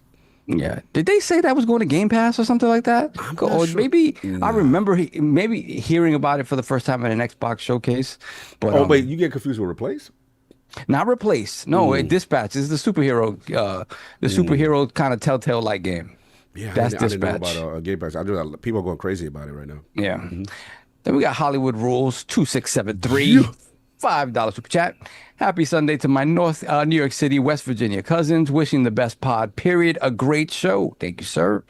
Appreciate that you don't have to drag company CEOs to get views. Hashtag they lie. Thank you, bro. I'm so glad you said that because I think that is an issue I've been contending with in the community. I got to have a little brief man talk because it's like, bro, you could not like a direction of like a company or what they're doing, or you could say, hey, I hope it works out for them or whatever. But it's like, people want you to disrespect others in order to get your point across, and you don't got to do that. Like, it's so funny how people get so emotional about it, and I'm glad you said that because I am noticing that with the community. Or the other thing is people don't know how to disagree without name calling you and being wild disrespectful. You know what I'm saying? I'm like calling you all these type of names. It's like, bro, what are we doing? And I think what it is, kid, we from that era where if you disagree, you got to have that conversation with that person. You know what I'm saying? You could have a normal people don't even want to have that conversation. They just want to label you, and I think that is crazy. Listen, I spoke about this Saturday. Sorry to interrupt. No, I please spoke do. about it Please do. Saturday. I talked about the disrespect of people in a crazy level. It was like a podcast. I don't watch people's podcasts. I want y'all to just know that, so I don't do it. So if y'all think I'm watching, y'all get off yourself. But people do send stuff to me, Right? and somebody sent something to me, and it was like, "Yo, I can't even believe that these guys stoop to this level." And the reason why Iron Lords podcast has on cameras is because I felt it was very important to have accountability. Right? The presentation is you're getting up, you're washing your face, you're brushing your teeth, you're making sure that you look presentable to the world because I want you guys to see us in our best light. Right? So, and it's a level of preparation to get yourself groomed up and not just have an avatar on. A lot of people will tell you that they will have an avatar on. They'd be in holy underwear, just sitting there with their nipples out talking to you. And I find that utterly disgusting. All right, because it tells me as an individual, you don't respect the people that are taking the time out, and I respect your time. So I thought us having our cameras on will give you a better sense of us, and so you can understand how we feel in that moment. Now, a lot of these shows don't have that on, and then there's no accountability to their words. Especially on social media with the avatar, with no. Where you can talk reckless and talk wild. Yeah, you already know. The level of disrespect. That's why I get mad with, not to cut you again, but to cut your wisdom, but that's why I get mad with the generations before, because they're not forced to problem solve. It's so easy, and I had this conversation with Jovar, to mute, block, stay in your echo chamber, and not have a conversation. And also, it's so challenging to not be disrespectful and hear someone else's side just because they on the other side of it. But they come up from the disrespect is the shock era. Yeah, they come up from the shock era, right? Yeah. So in this fake shock era, there was some people that come up in my era that was in part of this podcast. And again, I'm starting to lose more and more respect for a lot of people. But the people that was there are the same bad actors that's inside the community. And they made innuendos that certain CEOs slept their way to the top. Certain CEOs didn't do anything in their levels of position. And it's cool to have an open discourse and so you can be properly educated. It's just, like you said, that block, mute, and shut up button allows them to say ignorant. Ignorant is the ability of not knowing. Like, you don't have the ability to know, but you do have the ability to learn. So when you learn, you get the ability to have that knowledge. You get that knowledge. Y'all not doing knowledge, wisdom, and understanding. That part. It gets back to, because with knowledge, you gain wisdom and you get understanding. Right. And once you have the understanding, what's up with the accountability when you've actually attacked someone, find out that you're wrong. And then bring it back. And then where's the bring back? That's what I don't see. I don't never see the bring back. There's no fixing. Because it's not real. That's the thing. You guys are being too diplomatic. You know me. I'm not very diplomatic. Go for it. The bad actors are bad actors for a reason. They know exactly what they're doing. They're looking for clicks. People that we've been cool with in the past that are just all of a sudden now is like, I'm gonna open my mouth because there's no repercussions. Except there are repercussions. See, because we don't stay quiet. We don't stay quiet. We see everything, and if we don't see it, someone for sure sees it. It will be brought to our attention and brings it back to our attention, right? And at the end of the day, I'm not going to sit here and police everything you say about every single person out there. Facts. But I will say this. The moment something comes out of your mouth about us that is incorrect, and I know you're willfully saying something incorrect because you know us better than that, there's a problem. That part. There's a problem, and you're going to get called out. Oh, that's a fact. So I just, again, you guys are trying to be diplomatic and explaining this, and I appreciate that. the time for diplomacy is over. No, because it's like it's so corny. Like, we've been dealing with this stuff for years, Facts. And at the end of the day, people that smile in your face and I'm your pal, this, that, and the other, but ultimately, you're only pals until they see you have something they don't have. So for whatever the reason. Do you think it's breed jealousy? Is it certain things have to be straight up jealousy? Because why would you do that to somebody you consider cool and your peoples and people that have tried to open doors for you, give you opportunities as well, right? Anytime, I will say that I have not been involved in like 90% of the stuff that these guys have been able to have happened behind the scenes, because I'm just not that. I can't be that involved. I don't have the time to be that involved. But what King, Cog, and Addict have done to make this podcast continue to grow and have the opportunities that we have, it's all hard work and just constant grinding, paying for stuff out of our own pockets, finally getting to the point where we have a community that supports us and cares about us and enough to be able to help us with these things that we want to achieve. And then for you to take that and bastardize that and change that and manipulate it to get a couple of clicks and get a conversation, nah, man. Like, nah. Nasty work. You missed me with that. Like, just straight missed me with that. And, you know, there's people out there that think that they're the smartest person in the room. and it just, man, like, again, like, end of the day, I'm not going to sit here and police everything you say about every single person, because some of the blanket statements that are made probably are applicable to some people. They're just not applicable to us. Especially when you know where we came from. And even if you don't, do your research. You know what I'm saying? Do your research. They wasn't with me when I was in Long Beach, when I was in Compton, when I was handing out T-shirts. Yo, I was pulling up to absolute hoods I know nobody to, dead-end hoods, backing in the Corvette, opening the trunk, handing out T-shirts. To the hood, I was going to the slots and swap meet Bro, to the hood. I remember when we first made the business cards, and just giving them out, developers, and give a shirt out and say, yo, this is ILP's podcast. Check us out. You know, Please that kind of watch me. thing. You know what I'm saying? Like, bro, please, just to get an interview, like, yo, shout out to the great Bill Stillwell. Remember Bill? You know what I'm saying? Oh, my One of our God, first, man. like, bro, like, it's the grind is crazy to see people try to play with the history. Is interesting, you know what I'm saying? But like you said, you said it best, and I was being diplomatic. But a lot of it just breeds jealousy. It just people see what you're doing, but and it's not. yeah. But that's for no reason. It's not, because yeah. I can see if we gatekeep information. Right, if we didn't help people, that would be different. If we was like, in yeah, the same breath, talk mess about you, or be in your DMs. Yo, can I get that contact? For that person can I be on the show? Yeah, how can I? When can you be on my show? Yeah, come we on, giving what you we doing? beds in places that we're Facts, staying for facts. people to. We taught you how to get to E3. Yeah. And you know what other thing too? I know we go along, but it's like the other thing is like what pisses me off too, Saul, and you're the number one too. Is like when we literally disagree with any like executive developer movement or whatever. Yeah. You know what I'm saying? But none of that gets counted. None of that gets accounted for. It's just conveniently left out. Yeah. Of they didn't find that information when they were doing their research. That information didn't come up. Never. You know what it is? I don't go online to be disrespectful to people that I have to consider their feelings, and they have families. Exactly. Right? It's human beings at the end of the day. I talk to these people in their face. Yeah. And I'll be like, bro, that wasn't it. What's funny is you get accused of it the most. I've seen you go to developers' executive face and was like, yo, that wasn't it.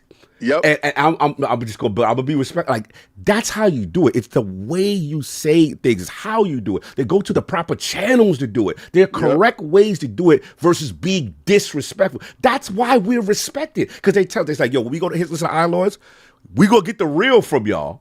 Y'all not gonna sugarcoat it, but y'all not gonna be disrespectful. That's the key. That's we giving y'all the cheat code, but y'all don't listen, and then y'all want to label. You know what it is? I think. You know what I think it is. I think we just raised better. Yeah, it's I gotta start looking at their parents. A lot of them they our age. Don't do that. Don't do that. True. A lot of them was our age. True. I gotta start looking at your mama. Well, that's different.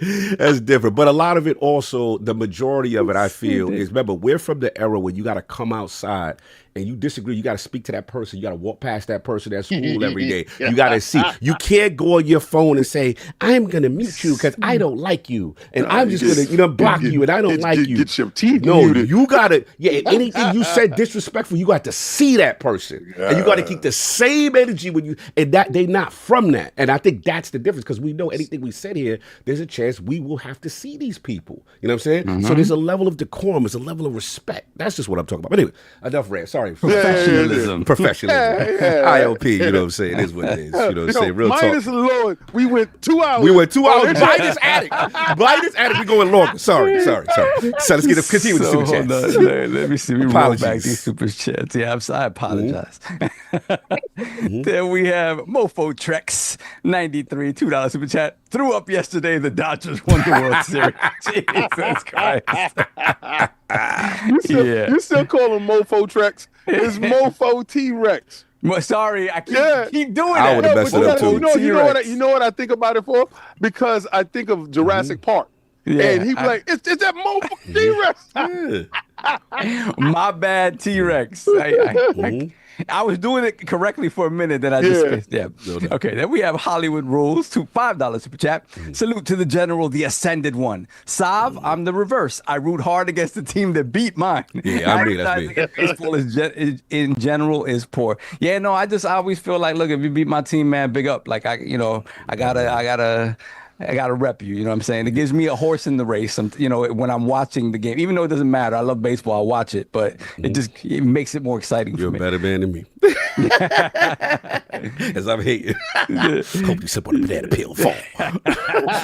If you beat Bud, what was it when he beat Errol? I was like, oh, Terrence tripped on the banana. But then I had to let it go. I had to let it go with Bud. I haven't let that go ever. I know. And you know what? I'm more upset with Earl. Yeah. Because I'm like, bro. He making that loss look so devastating. I said, I see your stupid behind in that car, man. Yeah. It's like instances in my life. I'm so petty with the people I like. I know. that I would love to go back in time just to put the hand on his shoulder. Not tonight, Not bro. tonight, bro. Not yet. Like, put that No, it vest on, bro. feels like when it comes to sport, like it does feel like, if you're a person who believes or whatever, like in fate or whatever the case may be, it does feel like it giveth and it takes away. Yeah. Right. Sometimes, right. And it all depends on your behavior. Like yesterday, the Dodgers manager was talking about how the game rewards people, right? Like Miguel Rojas, like a journeyman at this point in his career. He will forever be remembered facts. As a World Series hero. Something he wasn't even playing at the start of this series. Like, and he is a hero forever now. Forever. And so it's just, sometimes you got to stop, look at where you are and sort of acknowledge how fortunate you are and not take unnecessary risks and with your life and things like that. And man, it's crazy to see Arrow like that. That's insane. Yeah. Let me see. We got Hollywood Rules again. $2 super chat. Cog, how's your fantasy team looking so far? Looking good. I got a couple of Niners going right now, so I've been eyeing the score versus the Giants. They play it right next to me. But fantasy been doing real good, man. My picks has been strong. We got Richie Torres MMA, $5 super chat. Salute. Love you guys, but King, I gotta call you. Where's your Godzilla statue at, King? Come on, son. Yo, he was this close. Yeah, we seen him about to do it. We seen him about to do it. Japan, he's about to blow his whole budget in Japan. He muted his Zoom. He held off. He muted his Zoom. In Zoom, you're muted, sir. There you go. No, I was talking to my wife. She calls me. Okay. Anyway, so the Godzilla statue. It was 2 Godzilla statues that I wanted, and they one I think was from PCS, and the other one was from Prime. Prime One. I will get a Godzilla statue at some point in time. Those stuff that they were talking about, those aren't statues. Those are PVC collectibles, plastic vinyl collectibles. I have 2 Goku and 1 Vegeta. I would love to get these little Godzilla chibis that they had there. And I got to talk to Forte because I found out that they were available at GameStop. This is what these little Gachi Man machines do over in Japan. They're evil and insidious and disgusting. They had my Godzilla in there, the chibi. He about that big, small. I want 2 of them. It's one for Godzilla Zero. They Godzilla Zeros. Cog saw it. Oh, well, no, it was you, Solve. You was with me, right? Who was with me at the last? It was me, you, and Dave. Yeah, it was me, you, and Dave. So we go into these little gachi stores. I don't like them. I think they're predatory at best. It was one businessman that was standing there. They had one machine with that little Godzilla in it. And Cog know which one because I was beating the drums over there. That's the one I wanted. They got it down there. This dude was putting his money in. He paid like at least $40 to try to get it. It is a setup. He couldn't get it. He called the dude over there. He asked for a reposition. The dude messed it up. It's a hustle. So I did what was best. Google it, tried to find where this thing is at in the stores so I can go buy it. I would rather give the $20. The thing costs $20, $19.99 in GameStop. And all you have to do is find a GameStop to get it. I want those little chibis. But the big statue, a real statue, like that statue back there, I will get a Godzilla at some point. Right now, financially, doesn't make any sense because statues are out of order in prices and shipping. But we did find some new stuff, and we're working on some new avenues on some things. So, I will get that Godzilla. Yeah, to answer that. Yeah, I'm nice. What else we got with super chats? Then we have Mr. Danger UXO, $5 super chat. Long lived a Action Max on VHS. Wow. Throwback. Bro, y'all remember that? Yeah, that's the Action Max. King, you remember that? He just stepped away dead. I know he know. I know when he come back. Yes, I remember that. Yes. So, I remember. I never had an Action Max, but I had family in Brooklyn specifically that they always had the weird console. They had the television. They had Action Max. Action Max, for those of you that don't know, is a VHS based console. Video game console. The only 2 games I remember was it had a light gun as well, right? So I remember Sonic Fury, and the other game was something like, was it like Ambush Alley or something like that? I don't remember if Sonic Fury was definitely a light gun game. Yo, actually, I think Ambush Alley was the same thing. Yeah. So it was it all light gun games? I don't remember now. Action Max console. Yeah, it was a light gun console. Yeah, It was 38. it was only light gun, Yeah, right? 38, Ambush Valley, Blue Thunder, Hydro Sub 2021, Sonic Fury, and Rescue. I remember of Pop's Sonic Ghost Fury. Son. Yeah, that was a joint, man. That was a Oh joint. my God! Yeah, but we did not own Yes. that one. Action Max. Wow. What would an Action Max new inbox go for today? I Oh know, my that was God! crazy. Yeah. What else we got? All right. Then we got Danny Passion, $2 super chat. That's my dude. Yeah. Xbox is dead, King. CPR won't work on it. Bessie. Then we have Bounty, member for 51 months, Lord Bronze. The game space is changing. The hardcore is getting older. What do you think will happen when the hardcore is old and can't play the games no more? Yeah, bro. I hope I don't get to the day where the arthritis don't allow me to. Yeah, by that time you'll be able to get robot hands. First, let me say, Bounty, thank you for giving those 5 memberships at Xbox Frontline News. I appreciate Nice. you. It didn't pop up on Saturday, but I'm going to rectify that on the next video. I'll probably do a video today and put that out. But yeah, Sav, don't worry about it. You're at the prime age right now where AI is growing very fast and robotics are actually We're working. gonna get nano machines by the time we get there. We're going to get to an age where we'll probably, you say like 55, 56, where we're going to be able to take a pill and be fixed again. But we got to, you know how much a pill going to cost. So Limitless is soon. Let's get it. Kid. And then we're gonna join every tournament and beat the hell out of y'all. There we have the Iron Rook, $5 super Rook. chat.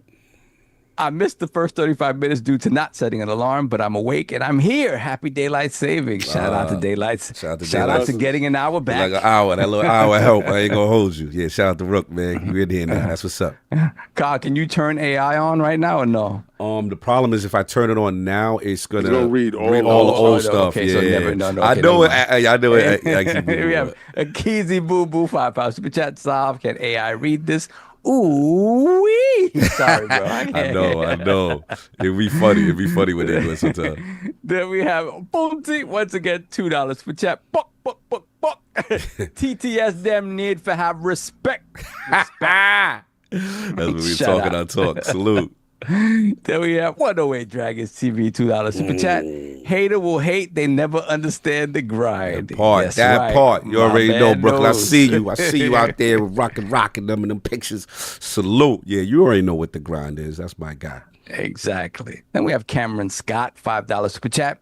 They smile in your face all the time. They want to take your place. Backstabbers, the OJs. Appreciate y'all. God bless. Yes. Yeah. A lot of Look at that. accuracy there. Lyrics from back in the day. And we got Lucius Augustus Rex, member for 50 months, Lord Bronze. Holy. Outer Worlds 2 looks and runs great on the Xbox Ally X. Obsidian is one-of-a-kind studio to drop 2 great games in the same year. Give him Three. a little credit for that Three. third. Come on, Yeah, it's Lucius. 3. Which one you hating on? Come He on, probably man. hating on Grounded. He Come probably on. hating Don't hate on Grounded. Grounded. Don't hate on the vibe. I don't know which one it is. That Grounded too is addictive, bro. Can't front on that production value. You'll be that output. Then we got the legendary Yobi, $20 super To my chat. brother. Love. At the end of the day, those clowns will not be remembered as a positive force in the industry. P will be etched in history, and there will be a documentary made of you legends. Official production and all. Speak life to it. Thank you, That's brother. love, man. It Appreciate means a you, lot. man. Blessings, Yo, bro. it means a lot, yo. Appreciate you, Serious. man. Thank you, brother. Then we have Rebel Rain, $20 super chat. Finally able to watch live for the first time in 2 years as a result of some time off of work. Shout out to time off of work due to the birth of my son. Congratulations. Salute. Shout out. what's Love the work you guys put in every week. Don't worry, Cog. I will teach him to depend on you. You gotta wear yours with his. Yeah, this is you gotta do that life show lesson. your son by wearing the diaper too. Yes, each one teach one. That's how we I'm do it done. out here. I'm That's done. how We're we not do it doing out that. here. We're not doing that out here. Pampers and Depends. Co-parent Productions. Hashtag no Cog, PS6 You can blessings. update the thumbnail. I'll send it to you. Okay. Then we have the Angry Therapist MD, $20 super chat. I remember when King went to WBG and had them show their faces, and then it became their norm. I rock out with WBG, and I see the influence you guys had on them. I'm a part of both communities and love y'all for being who you are. Thank you. Appreciate it. Shout out to WBG for you know what I'm saying, rocking with us. And again, that's King, man. That's all King. Like, I mean, we were so resistant. Yeah, we were resistant, man. We're like, nobody else is doing it. Why we got to do it?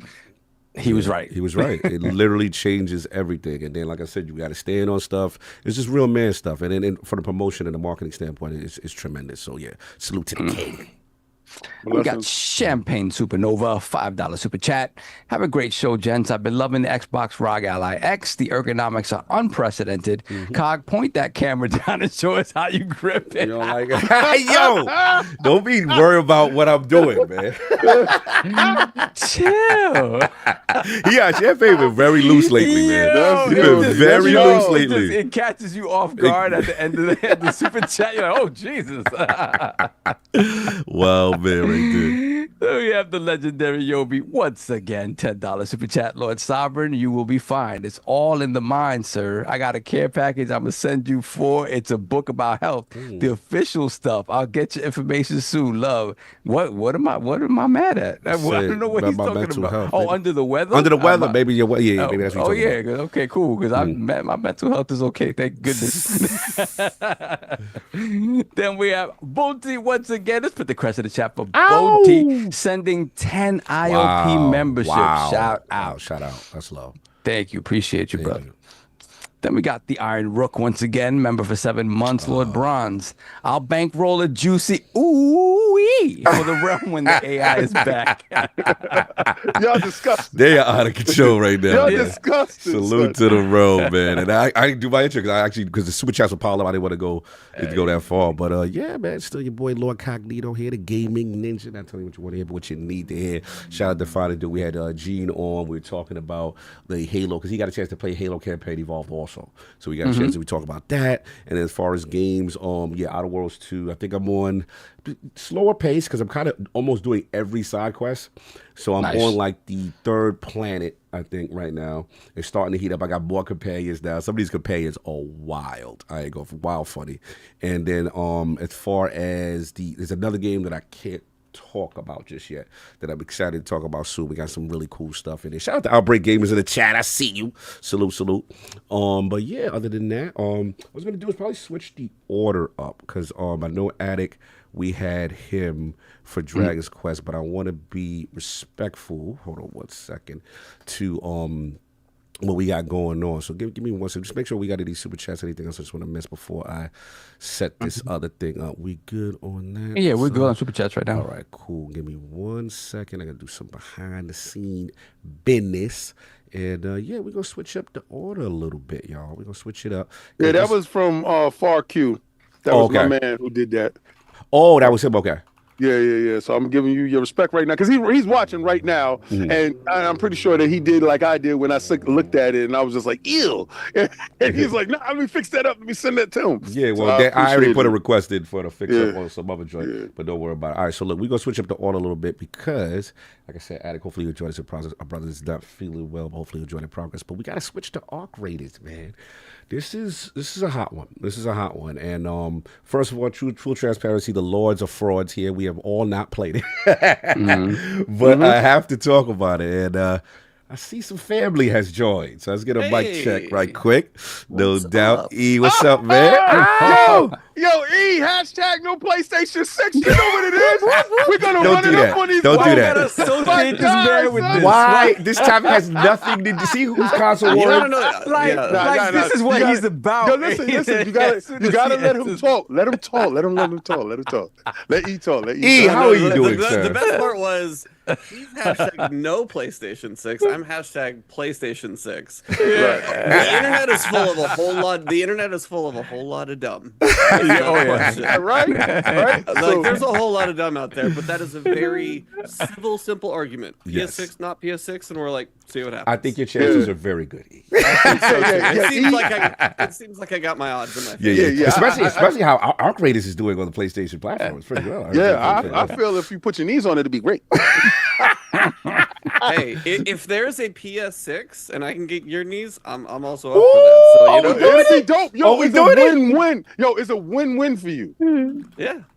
So we doing it, E, or we not? What we doing? We're just gonna add you to like list of 100 people that are on that list. I can't be the only one who's like, oh, there's not going to be a PS6. It's like, who said that, King? Yeah, I think that.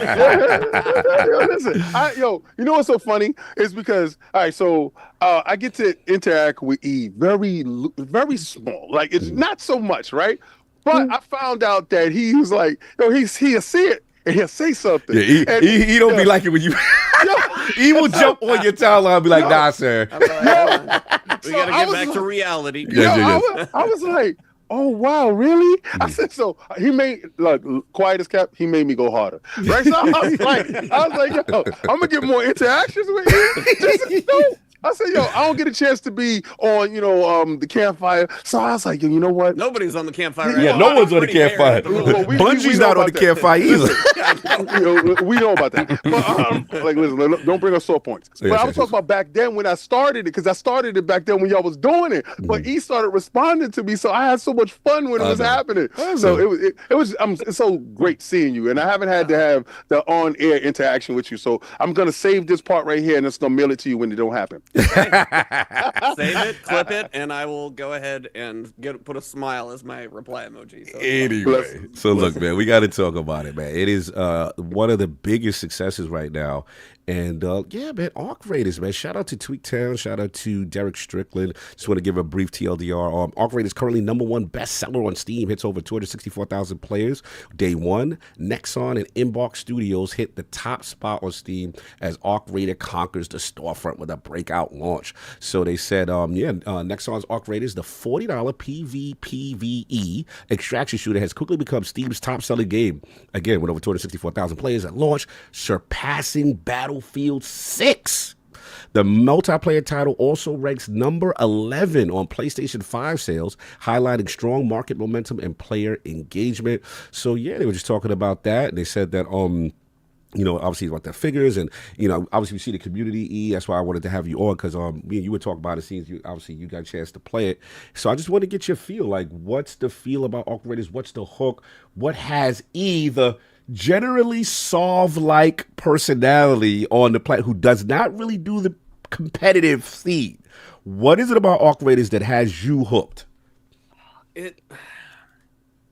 It's really hard sometimes to define what makes a game like click with any one person, but it's like to say it's got the secret sauce, it's got the X factor. That's usually like, it's got that. It's got like award-winning sound design, because you learn so much from every tick, mechanical clank, every gunshot in the distance, flare, every footstep. It's sound design in this game is like, I want to interview the sound team. Somebody from there would be fantastic, because the communication you get just by standing still and listening around you is so much, but also terrifying at the same time, especially when there's big ones.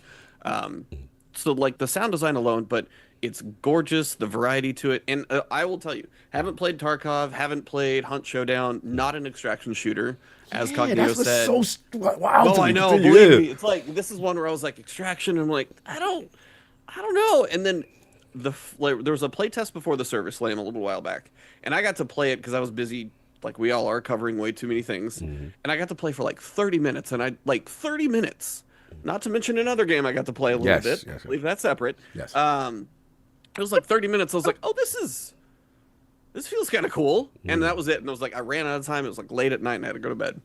Server Slam, I put 20 hours in over the weekend. And then I put about 30 hours in since it came out this past, I've been just leaving the game on and running the whole time. But I'm about past level 20. For one, it's two different games. All right, break it down. Squad queue versus the solo queue. If you've seen these memes on like Twitter or anywhere else, X, it is 100% accurate. Solo queue is one of the most positive multiplayer interactions I've had with strangers in a very, very long time. Really? So you've got like voice commands to say like, don't shoot, hey, team up, whatever. Now, granted, yeah, I would say about 70% of the time. 30%, yeah, you're gonna have some people that are just having fun killing people. But a lot of the time, it's like you'll hear footsteps, somebody else will hear footsteps, the door opens, and then there's just this like pause. And you're going, we gonna shoot it out when we do and it. then, well, and then it's like, hey, don't shoot. And the other side's like, don't shoot. And you're like, all right. This is a game where I think proximity chat will do wonders for a lot of people. Just to be able to say, and especially like you could say don't shoot and like bait them in, but if you actually have prox chat on and you're actually, and you can tell somebody's real saying, hey, I'm just looking for some loot, cool. And then I've had more friendly interactions. There was one where I paired up with 2 random strangers solo queued. We're roaming around a building hunting at night raids, which are a whole thing I'll get to. And then I got like plunked in the back by somebody trying to hit me with a rifle. My shield's gone, almost dead. Right. I duck behind. The 3 of us turn around and now face this one person. He's trying to like plink us from the dark. Yeah. We end up taking him down, laugh at him and wave, and then we all extracted together safely. So like strangers working together is not something I expected, but it's what makes the solo queue very viable. So even like Sov, honestly, I gotta tell you, just the fact that the solo queue is an option is huge because it's a solo queue priority. If you queue solo, you are matched with solos. Oh, so it's solos with the solo. Okay, I like that. Because I always felt like you do solo, but the other day in the squad. No. Yeah, that's so everybody's solo with the solo queue, everybody's solo by themselves. And a lot of people are trying to do quests, work on things, and that's where you get to the other side of the progression. I'll get to the progression in a second. The AI in this game is a weird level of smart. The ARC robots that you're fighting, whether it's a drone or anything else, the way they move, and I've got to look up because I've heard random like quotes from reviews and other things, the way the AI learns, maneuvers themselves, because you'll have like a drone and it's smart enough to like you shoot one of the 4 thrusters off a drone, it's going to be and then it like balances itself out and then it's going to maybe come and try and like flank you outside a window if you're in a little building and then try and like peek around the corner and charge up at shot. They're like oddly smart. And it's what makes like every journey stressful, but also a fun challenge at the same time. Because like if you're with a squad and there's these things called like queens and stuff that are going to get bigger, you can see the picture behind me actually is. Yes. Even that, I don't know if that's a queen or a matriarch or above that or what level they go up to. They have these like kind of royalty levels of order.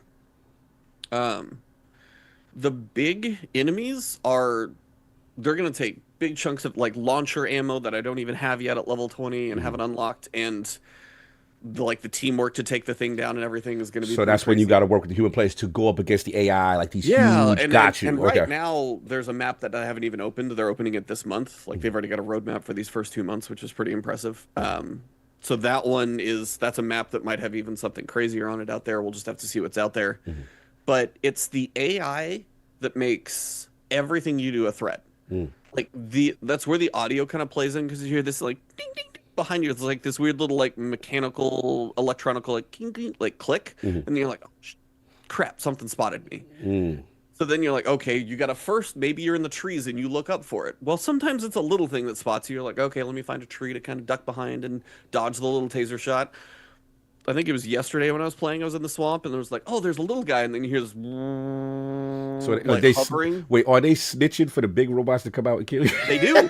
No, there's variations to that. So there's a wasp and a hornet, which are like smaller. Wasp is like unarmored. The hornet's armored. The hornet will hit you with like a little taser, which takes your shield out. The wasp is a machine gun, a little easier to shoot. But then there's things that are called like snitchers. Literally called a snitcher. Oh, they got the snitchers in the building. They got the Jim Ryans out here. Let's go. They got the snitchers, and then they got the spotters. There's 2 different ones. The snitchers, if they like have their lock on you long enough, like you have a certain amount of time to take them out till their red sequence goes to send off for help. And when they do, you'll hear this like shoom shoom. And it basically wherever they're coming from, I don't know. They drop out of the sky, and like now you have 3 more enemies like ready to chase you. So if you see them drop and then you don't run quick, then now you have help. The spotters, I was in around with those. They work with something called a bastion. Picture a mobile mortar. So all of a sudden, the spotter can find you on a roof. The guy's walking around down below. Well, now that the spotter sees you, he knows where to shoot. That's crazy. Ooh. That's crazy. All right, so we got that. I mean, I'll let you continue, but I was going to ask about like, all right, so you got that. But what's the loop though? Like, because again, usually the So it is an extraction shooter, right? Because usually it is a PvPvE extraction shooter. That's, I mean, that is what the game is. I can't deny it. But the amount of progression that you get in this, and I was even streaming, and just somebody was asking, so what's up with this? And I gave them a little spiel. They're like, are they paying you for this? I'm going, no, I just really like it so far. So it's just fun to talk about. It is the combination of, first you got free loadouts. Extraction shooters, you know, you want to go in, get stuff come out so you can go in more powerful. Right. Maybe you want to go on a night raid the first time in a destination. There's less extraction points.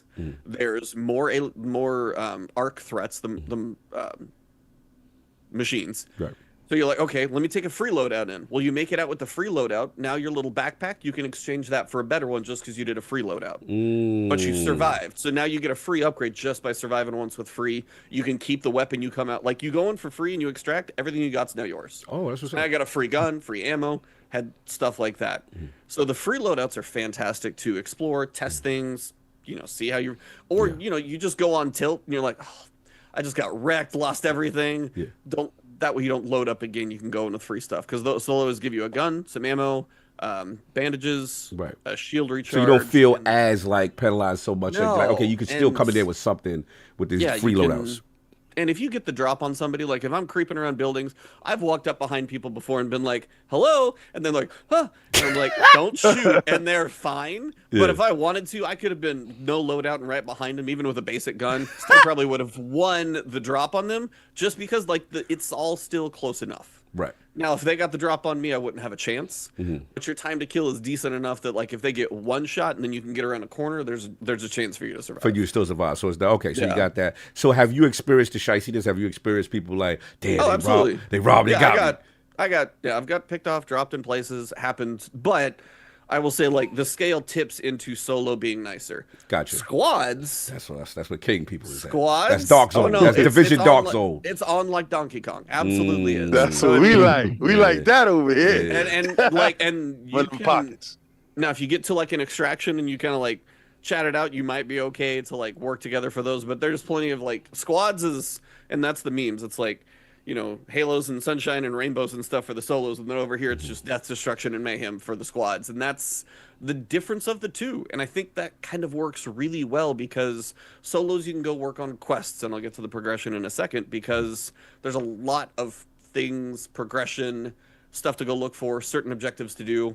And squads, you can just go have fun, terrorize a map, maybe fight something bigger, maybe take out, maybe somebody else fights something bigger, and you guys are like, now that they're done, let's see if we can wipe the floor with them. Let's rob them after they did the work. So you go third party them, right, and then all of a sudden you get all the spoils of war. The thing for me that works is every time you do anything in the game that's like opening a container, even if somebody else opened it before you, if you go search something, you get experience. If you damage something, you get experience. The longer you're on the map, even if you're not getting as much done, in that. I like experience. That. I like that. And the experience is how you're getting your skill points, which is the slow progression to make your raider better. We got like a skill tree? You've got a full skill tree, 75 levels to work through. Were they on some Outriders like with the skill tree, or like lesser? They're smaller like increments, I would say, because they don't want you to make you too OP per se. Right. For a person that's been playing a long time. Yeah, I have more stamina. Everything I do takes less to move. The amount of time it takes the little items to appear when you're viewing something, that can be quicker. Gotcha. You know, there's later ones where it's like if you get damaged, you get a little bit of health back, and then you can have a dodge roll that gives you free stamina in that moment just to get you out of dodge. So it's all of those skill tree moments are things that you're always working towards. Got it. Then on top of that, you've got your workbenches that you can work with and upgrade so you can craft things back at base. And those are where you get to the quests, where you've got certain things that you've got to go find. I got to go find 6, snitcher scanners. And those, it's hilarious. Yeah, the names are killing me. But but those things will do multiple things. Sometimes they're used for like the crafting station to upgrade it, but you can take a snitcher scanner, throw it, and guess what it's going to do? It's going to bring down those enemies that would normally do it before, but you can do that to anybody else. You can do that to ops. You can throw that at other people. You can also, like, another one's a fireball. You throw that's a fireball. There's a shot grenade. There's like basically a shootable kind of pipe bomb you could almost shoot. So the stuff that drops is also very functional. in multiple, like everything you pick up is going to either have a use for upgrades or crafting or whatever it may be. There's a cloaking device, since they're all machines. It's like an electromagnetic cloaking device. So you don't go invisible. You're just creating like radio waves around you and you just walk around. Like they can't see me. But they can't see you and you're That's just wild. prancing around like this. So it's like a little invisible umbrella. It's so Sounds it's the fine, yeah. the progression, everything you're doing is fine. And just, you know, I don't know, I suppose, I see 5 or 6 years it took for them to make it, I think, was something like that. They took the time to polish and test in quality of life. When I go in around and I come back, you have this little thing called Scrappy. It's the rooster, and I think it's part of Embark Studios, their little rooster guy that they've got. Yeah. Well, every time you go out and you come back, he's got some basic materials for you, 4 or 5, and you can upgrade him. So if I go on one run and come back and maybe I die, well, now I've got 10 of each of these basic parts. Yeah. I can go craft a gun, a shield, I can Do go stuff craft with it. basics. Fire. So you can, and you'll start building up a supply of that as well. So then you're like, okay, I want to go a little harder, but maybe my last couple weren't great. I've still got supplies coming in every time from that. So there's just enough that, like, even if you are kind of having a crappy day, you're still getting something from Still, it. Whether you it's don't the feel like, skill tree. yeah. And then the cool thing is, everything but the free loadout, every basically like backpack setup you'll have has a safe pocket. So if you get that one, valuable item, like whether it's a blueprint, so you can start crafting. You can keep it? Even if you go down, you bring that one thing back with you. Oh, so you out of all the things you raid, even if you have a bad run, you get murdered. If you put the gun in the safe pocket, whatever this thing is, you get to keep it? Yeah, everything but basically a gun can go in there. So whether it's a really valuable item, like I found a trinket worth 10,000 gold. Got it. Okay. It's the one thing you put in there and bring back, and like, because sometimes you're going on a run for certain quest items. Sometimes you find a really cool blueprint and you don't want to lose it. Guess what? That's taking that safe pocket. All right. So That's what's up. Yeah. Man. I got one. I probably talked enough. So no, you got. I just got question. one final question. I open up to everybody because the only reason I had to bring it because none of us, we all frauds. We have not played this game. It's the hottest thing moving. The last question. This is near and dear to us, so I got to ask you this. All right, this game is moving out here, man. $40 price point in the extraction shooter space. There's another company that we know that was also trying their hand. I am very sorry for them. You already said so there's another company that is, said to be making extraction shooter that we know they are that took a lot of feedback, a lot of negative feedback from their initial attempt, right? Why are we saying another studio? We're clearly talking Stoney and hashtag with how amazing Arc Riders is. Now, this is the thing that surprised me. I'm a fan of the studio, but I will say hashtag overpaid on that one. But here's the thing. People said, but I think if Marathon come out at $40 is DOA, this game $40, right? Is there any hope that they could take the learnings from what Arc Riders is doing and try to get in the dojo fit? Or is Arc Riders a little too close to home and it's going to be hard to surpass this? What's your initial feeling? So having played some of Marathon in an open setting before that we could talk about. Not that I got to touch it any time recently. Not that you did. No. The thing about Marathon is it's grounded in reality. So if I pick up metal parts or a photograph as a trinket, that is instantly recognizable to everybody. Hey, this is a photograph, it's a trinket, it's going to be worth cash. Right. This is metal parts, these are plastic parts, this is a bandage. It's so... The onboarding process is not difficult. Like, the skills, people are probably going to have different skill tree recommendations if anybody ever figures out what everything does. I'm about to certain guns that you're going to like. He said Marathon could plagiarize from them for sure. Yo, stop it. Anyway, he out of pocket. We ain't the memes did not help. That's dirty work right there. The reputation and the memes did not help anything. But it's the time that I played in Marathon in the open tests. Yeah. You would open a container, and half the time you don't know what. I don't know what the hell it is. Yeah, I'll be like, what does this do? There's a lot of little objects in there, and you're like, maybe this is coins, maybe this goes here, and it's like it's a unique art style. Don't get me wrong, like it's doing something great. I'm gonna leave the rest of the art discussion alone. That's been beaten to death. They're doing a lot with the art. Like they were doing something different, and that's fine. But this one being grounded in reality, working with like normal parts and things, but then you have the, ARC machines out there. Yeah. It works because it's so quick to pick up. Got it. I know what stuff does when I get it. I'm like, this is a plastic part. This goes here. This is an explosive, which is going to go into those things. So that can be helpful for grenades. Like, I know exactly what I'm doing. Gotcha. There was no question. And that was the other thing. It was so fast for me to pick up versus when I spent time in Marathon, I was like running around. It was like, there was some AI, did some looting and stuff. I did not have any success in distraction. Solo was not really a helpful thing. Like there was just, I don't know. It's uphill battle for our guys. I will say like this timing wise is people are like, oh, extractions are kind of maybe fading away or nobody's really, and then all of a sudden this one hits right before Marathon. Timing is so rough. All right, no, I had to get the real for you. Let's over to shout out to Addict, man. Hope you're feeling better, bro. Good to see you. How you feeling, bro? Number one, and then number two, have you been paying attention to any of this Arc Raiders craze? Yeah, can you hear me? Yeah, I can hear you. You sound a little like you're hurting a little bit, but I'm glad to see you. Yeah, just my throat's a little sore. Here's the thing, like I'm not saying the game's good or bad. I ain't played it to like really give an opinion on stuff. I'm just saying people need to relax.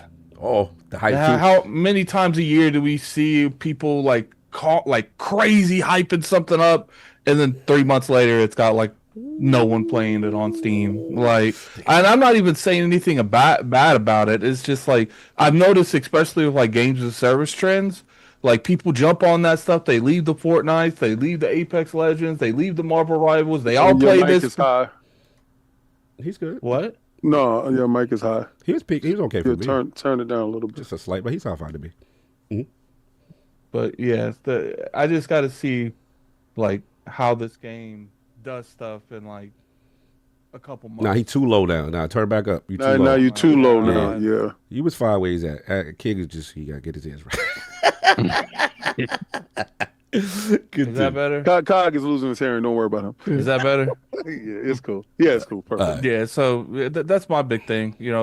I'm glad the game's being successful, but it's like at the same time when you're doing these games as a service type of games, you don't know what's going to happen later. You don't know, because just because people jump and play your game does not mean they're not going to go back to the 20th update on Fortnite next week or the 20th update on Apex Legends. So it's just like, when it comes to games as a service, like I'm very big on like, I want to wait and see it approach these days. Tail. Especially a game that costs $40.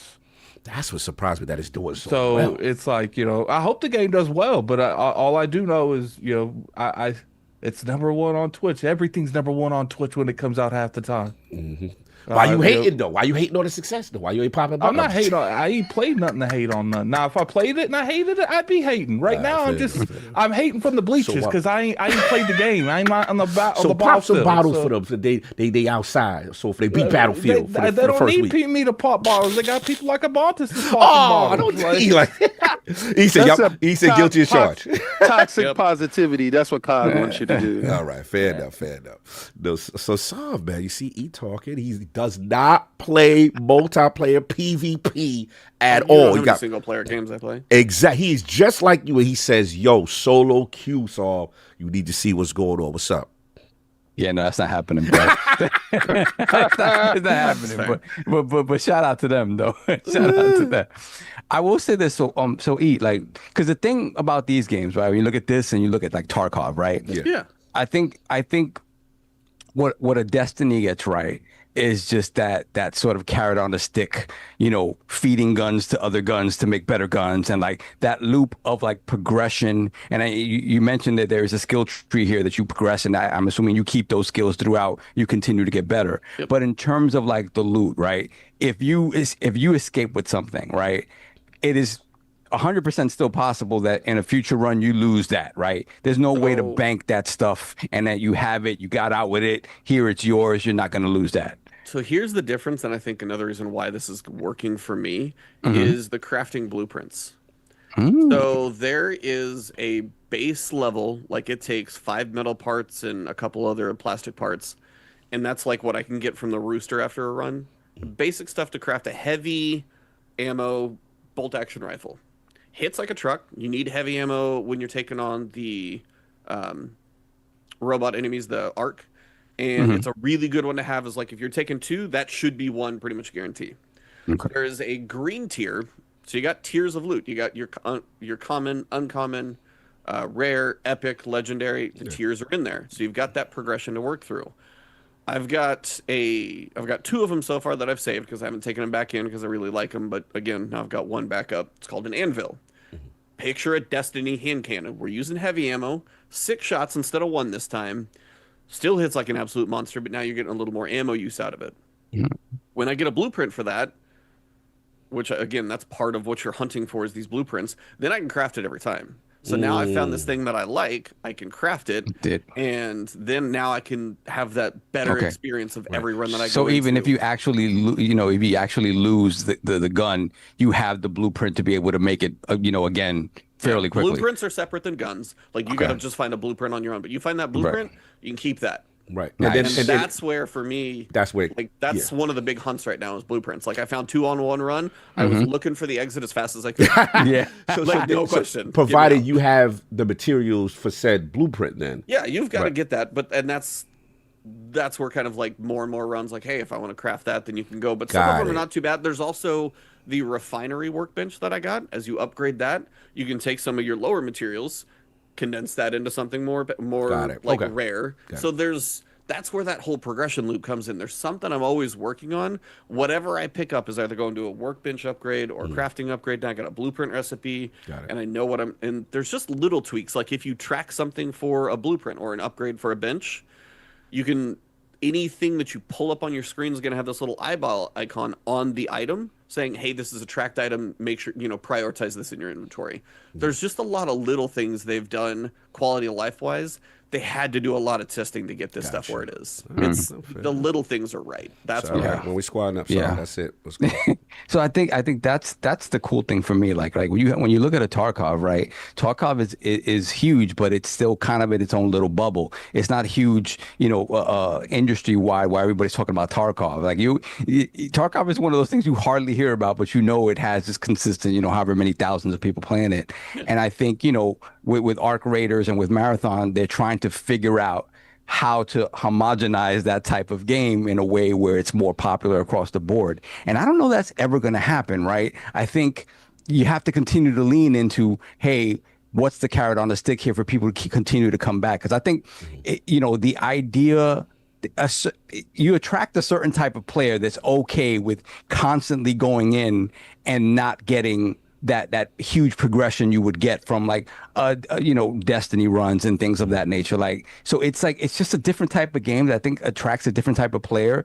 And I think Arc Raiders is doing great in trying to figure out a way to bring in more of those Destiny type players and say, hey, the progression model is here. Hey, you have these things that are different from something that's considered more hardcore like a Tarkov.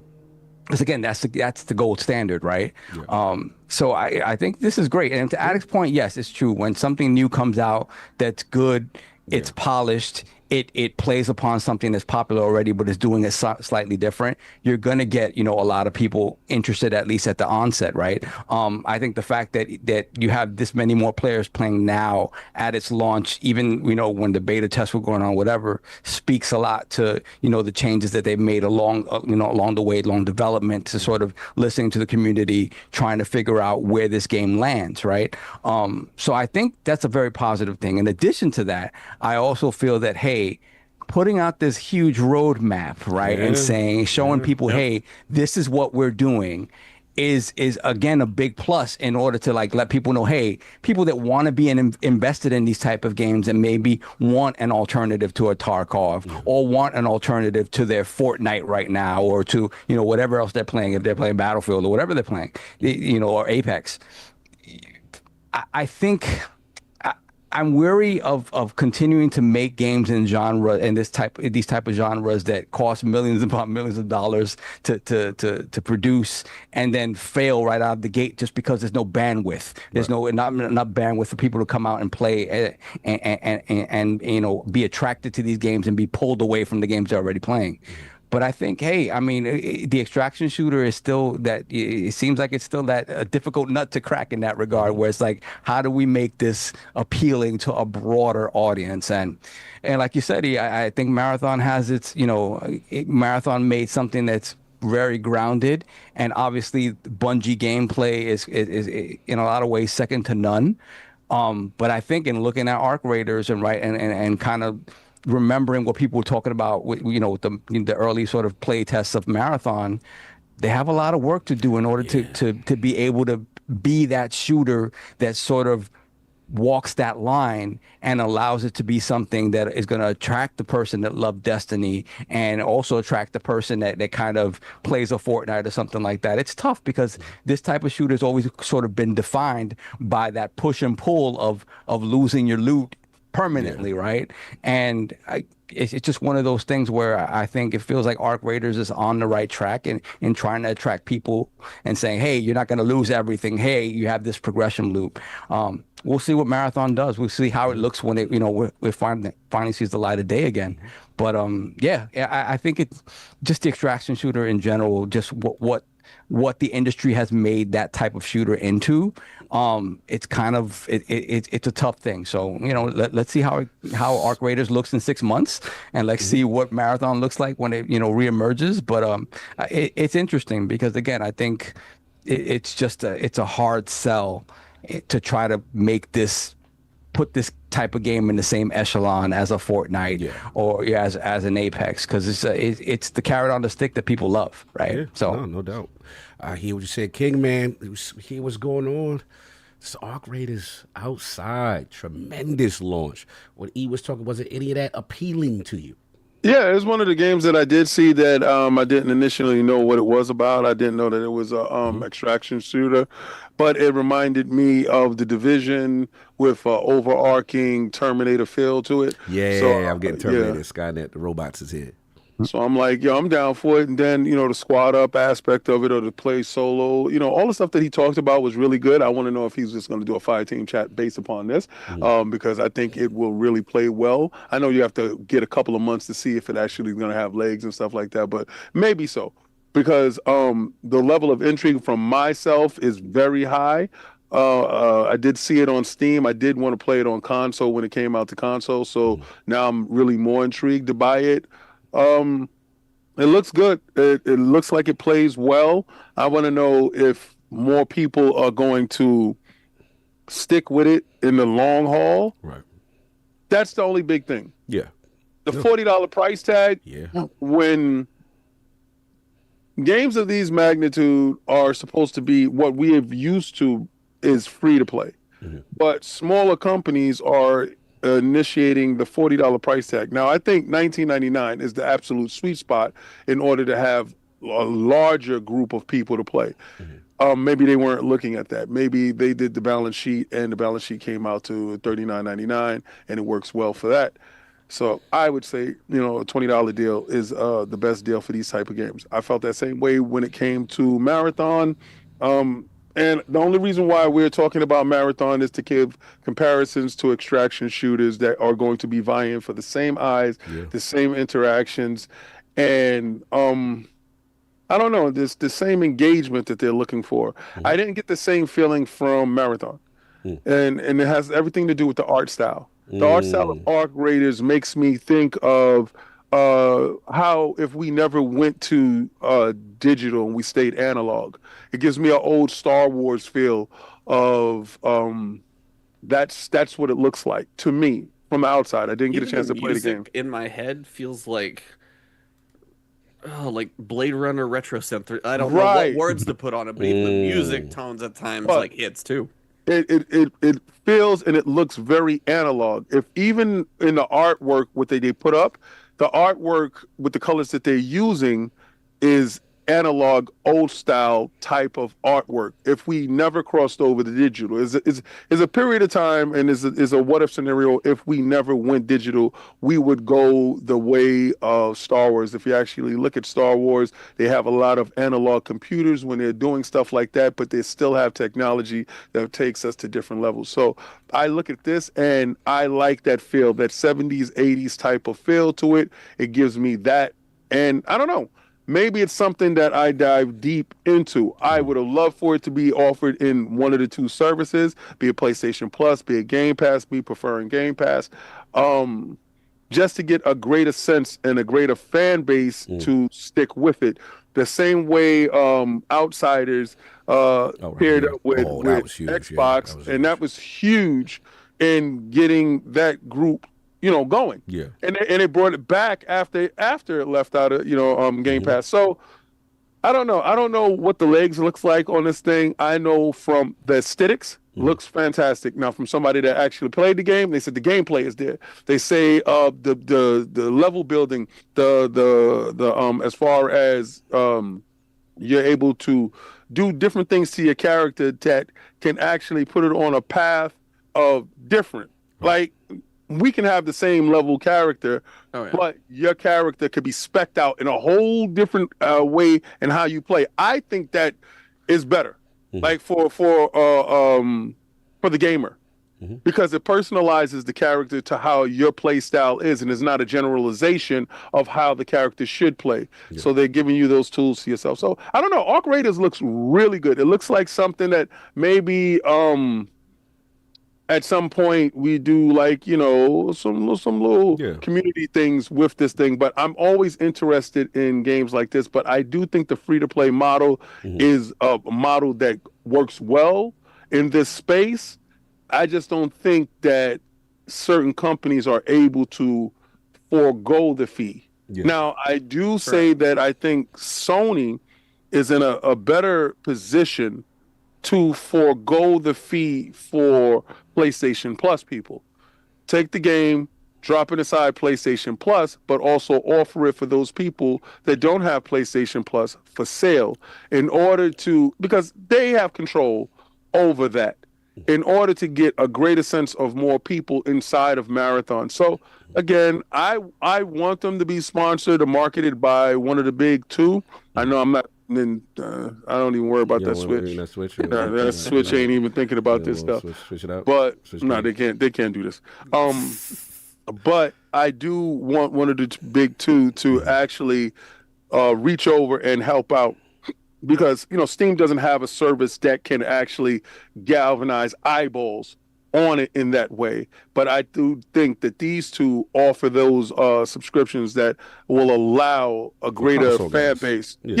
Because that's the only thing they do right now. Well, Xbox is different, but I'm talking about just in the console space, that they're able to have their 30 to 40 million eyeballs on these games. So I just think that they need it. If they want this game to succeed in that manner, and it's succeeding so far on its own, but what Attic brought up is a valid point. People hop on things very early and they get cold on things very quickly. You got Call of Duty coming out, you have other games, you have Battlefield that's out there, you have people that are, those interactions, those engagements is going to be pulling people in many different directions.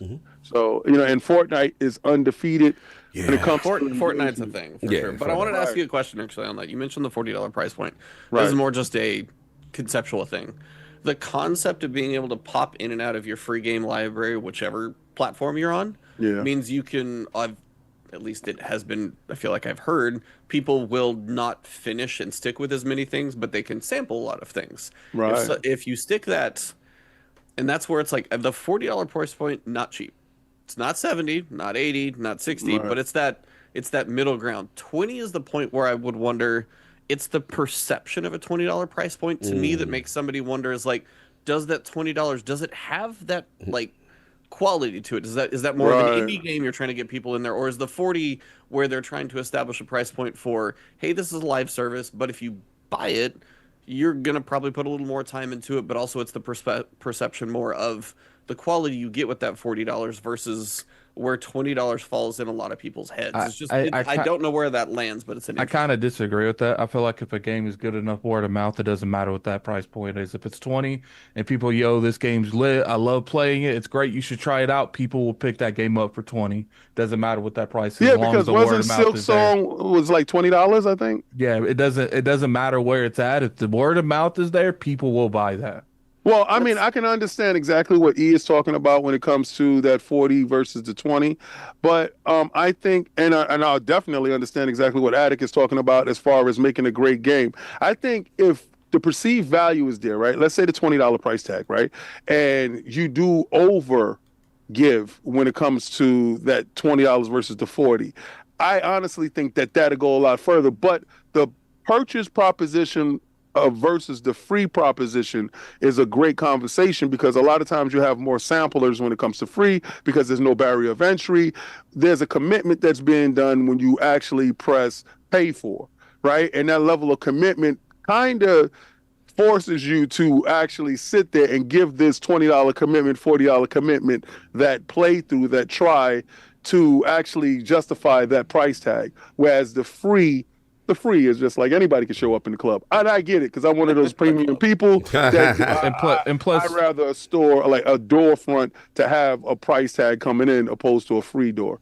And plus, these days, I think because so many games we see get shut down in 6 months or a year and a half or 2, being free, besides what you buy in cosmetics in that store, you have like low entry of like you as a consumer getting screwed over. Because I don't play a whole lot of these type of games, but I do know that when I see another one pop up, and I just saw 2 last week get shut down, I'm like, oh, you want 40 from me on top of that? Like. No, I feel you. Look, I feel you. These are all good points. Look, I'll jump in and be quick. We went along with this one, but yeah, this surprised me. This surprised me. E. That's why when you were talking in the background and you were like, "Yo, I'm playing this game, got me hooked." I'm like, "Really?" And I was like, and I've stayed far away from it. I'm not the extraction guy, and I was just like, I heard good things though. I heard like people were like, "Yo, Bungie better pay attention to this." You know, I kept hearing like they're doing it well. They're taking the feedback, stuff like that. I'm very surprised that at $40, it is doing incredible on Steam and doing incredible on console and stuff like that. So let's see if they keep the momentum. As me and you both know, it's always going to be about the how well they listen to their community, how well they respond to feedback and stuff like that with the updates, the progression, you know, things that keep you coming back. But everything sounds dope. I like the fact that it has the skill tree. I like the idea of like this future where the robots have taken over, where the humans are underground or whatever. They pop out just to, you know, scavenge and do what they got to do. The AI sounds cool. Quality of life sounds dope. AI, okay, I got to tell you one thing about the AI when you mentioned that. Sorry. Okay. So there's a thing called a leaper. Picture a big spider that's like human sized. Like in the back of your picture right now. Smaller. Okay. No, that thing is Huge. 747 size. That thing's massive. And that thing's, I think, still bigger than the queen, which is about the size of a bus. So the human sized spider one got 4 legs. I was on 4th floor of a building. Me and my buddy were, and we're like, hey, we got some height up here. I got some heavy ammo. Let me see if I can plink this thing from a distance. This is called a leaper for a reason. We learned that the fun way. Yeah, where you at? Come here. No, it's funny. This is why I say, like, this is almost why I want everybody to play it. And I know it's $40, so not everybody will, but to experience, to watch the way the AI thinks. It does something different, because it'll be like, oh, hold on, let me back up. And then, shoom, and it leaped 4 stories up to join us. It actually landed on the roof, and it was trying to like look over, and then it would fall off. It literally like almost ragdolled down, then got up on its feet, walked up again, and then jumped. Almost went in the window the second time. That's crazy. There's a clip I'll send you later, because there was a guy way higher than we were, because you can actually see the building. I was doing ours from the distance. Yeah. It like, I don't know, 10-story jump straight up into this tower. It missed the first one. Dude gets a running start, I swear. Second one lands in this little alcove with the dude, and he's now standing here, and he's like, oh crap. Yeah, what's up? And it's just over at that point. But I mean, love that. Yeah, fully agree. On something like this, it's going to be a factor of how long people stick with it. Yeah. And it's like, how consistent can you be with the content and stuff? They've got a November, they're unlocking another map. September or December is going to have the snowfall map condition, and they've also got like a flickering flames. And somebody's like, well, what if that's like a survival type aspect to it? And they go with like heat, kind of like Division. That was like with Division. I love when Division did that. Yeah, we'll see. Look, that's what I'm like. I think the foundation is clear. There is going to be, if they, like Alex said, if they can weather the storm. We see what that. I will say this, and it's very interesting. It's the final thing I'll say before. See, a lot of Destiny content creators have become our content creators. I thought that was very interesting, and I'm seeing a lot of switching over. And that's what I brought up, because it gives me that early Destiny feel. I don't know. It's something about it. It's something about it visually, and then it's the play style of it. It did something that I asked for when it came to the Division. Right, I wanted that merger. Right, I think the Division is too far gone. I think. Well, they coming out with Division 3 though. They coming out with Well, Division 3. yeah, we hear that with Ubisoft supposedly, but Yeah, they You never know what goes on with Tencent. But it might be different. It might be a different take on it. It might be totally different. So don't bank on that. But I'm talking about the purist standpoint. Usually, sometimes you need a fresh start going into something different. And seeing a lot of Destiny people galvanize themselves and start up their channels based on this. This could be the next rollout because I thought Destiny guys, when they got on early on, it was like Bitcoin. I think they're looking at this like, okay, we see some of the telltales, we see some of the same stuff, we feel some of the same pull. Jump on it now early and ride the wave, to see exactly where it goes. Because if this thing happens, and E has said that they have a roadmap, and that's the biggest thing when it comes to games. We want to know if you're going to be here for the long haul. Right. If this game does have those legs and they can produce quality updates, quality maps, good roadmaps, good nice story to it, start interacting better with the community, build a community behind it, and the community would take you further, because the Destiny community kept them alive way longer than they needed to. Because y'all guys was out there. I loved it. I missed it. I missed that. I didn't get on that Bitcoin wave. But I think that this has the opportunity to do so. So, I mean, that's why I had asked that, because his enthusiasm about it was crazy. The game looks fun. It looks like, a good time. But the only thing I was saying is like I see so many times like this new hot game comes out and everyone jumps on the bandwagon, and then like 4 weeks later, we on a new hot game, and especially you asking me $40 to invest into something. You know how those times where your friends like, yo, we all gonna play some. You play that thing for like 3 attempts, and then no one plays that ever again. You're just sitting there with the $40 purchase. It's like, man, I could have bought something else. Well, I get it. And to King's point, it would be interesting if one of the big two on the console side could get it into like their service, whether it be the Game Pass or PS, PlayStation Plus or something like that, to kind of boost that, to get that going, maybe in a longer tail when they cool down. Because right now they're hot. You know what I mean? So they may be asking, it might be a little crazy, that the console makers don't want to deal with. But it is interesting, because I do agree that, like, at some point, engagement and things do cool off. How do they weather that? And then to my point, which I was going to say, all right, I'll let you finish it. What they're going to do is within 3 months, that sucker's gonna have a free weekend on all platforms. Yeah, they're gonna need that, and again, to the free to play. When Fortnite drops something new, or whoever, how they gonna respond to that? And I will say, I know Bungie's getting a lot of crap right now, but I think it is a blessing, because there's a part of me that's like, you need to pay attention to what they are doing. These guys are in your space, beat you to the punch, and are creating a very addicting extraction shooter, and seem to have the sauce. Whatever this sauce is, they got it. You need to pay attention. So that's what I'm hoping that they do. Because I will say, I think I'm the only one that kind of does like the marathon art style. I know King hates it, what I'm saying? But I do like the art style. And I'm always going to be a sucker towards Bungie's gunplay. Like, I always feel that. I appreciate the uniqueness of it, honestly, just because it's like, we don't get to see anything like that. Right. The art style versus, like, the understanding of information, 2 separate discussions. Yeah, that's the art style has... Yeah, I like it's not even their art style. They that's stole also it. part of the problem. That's another. I mean, that's that part. Right. No, See, so being that we in the business of thieving, now we could thieve some gameplay. You're actively asking for this, bro. Listen. If you're gonna steal from the champ, steal from the dude who's doing it better than you, and listen, you down with the number one thief. You down with Fortnite was the number one thief in these streets.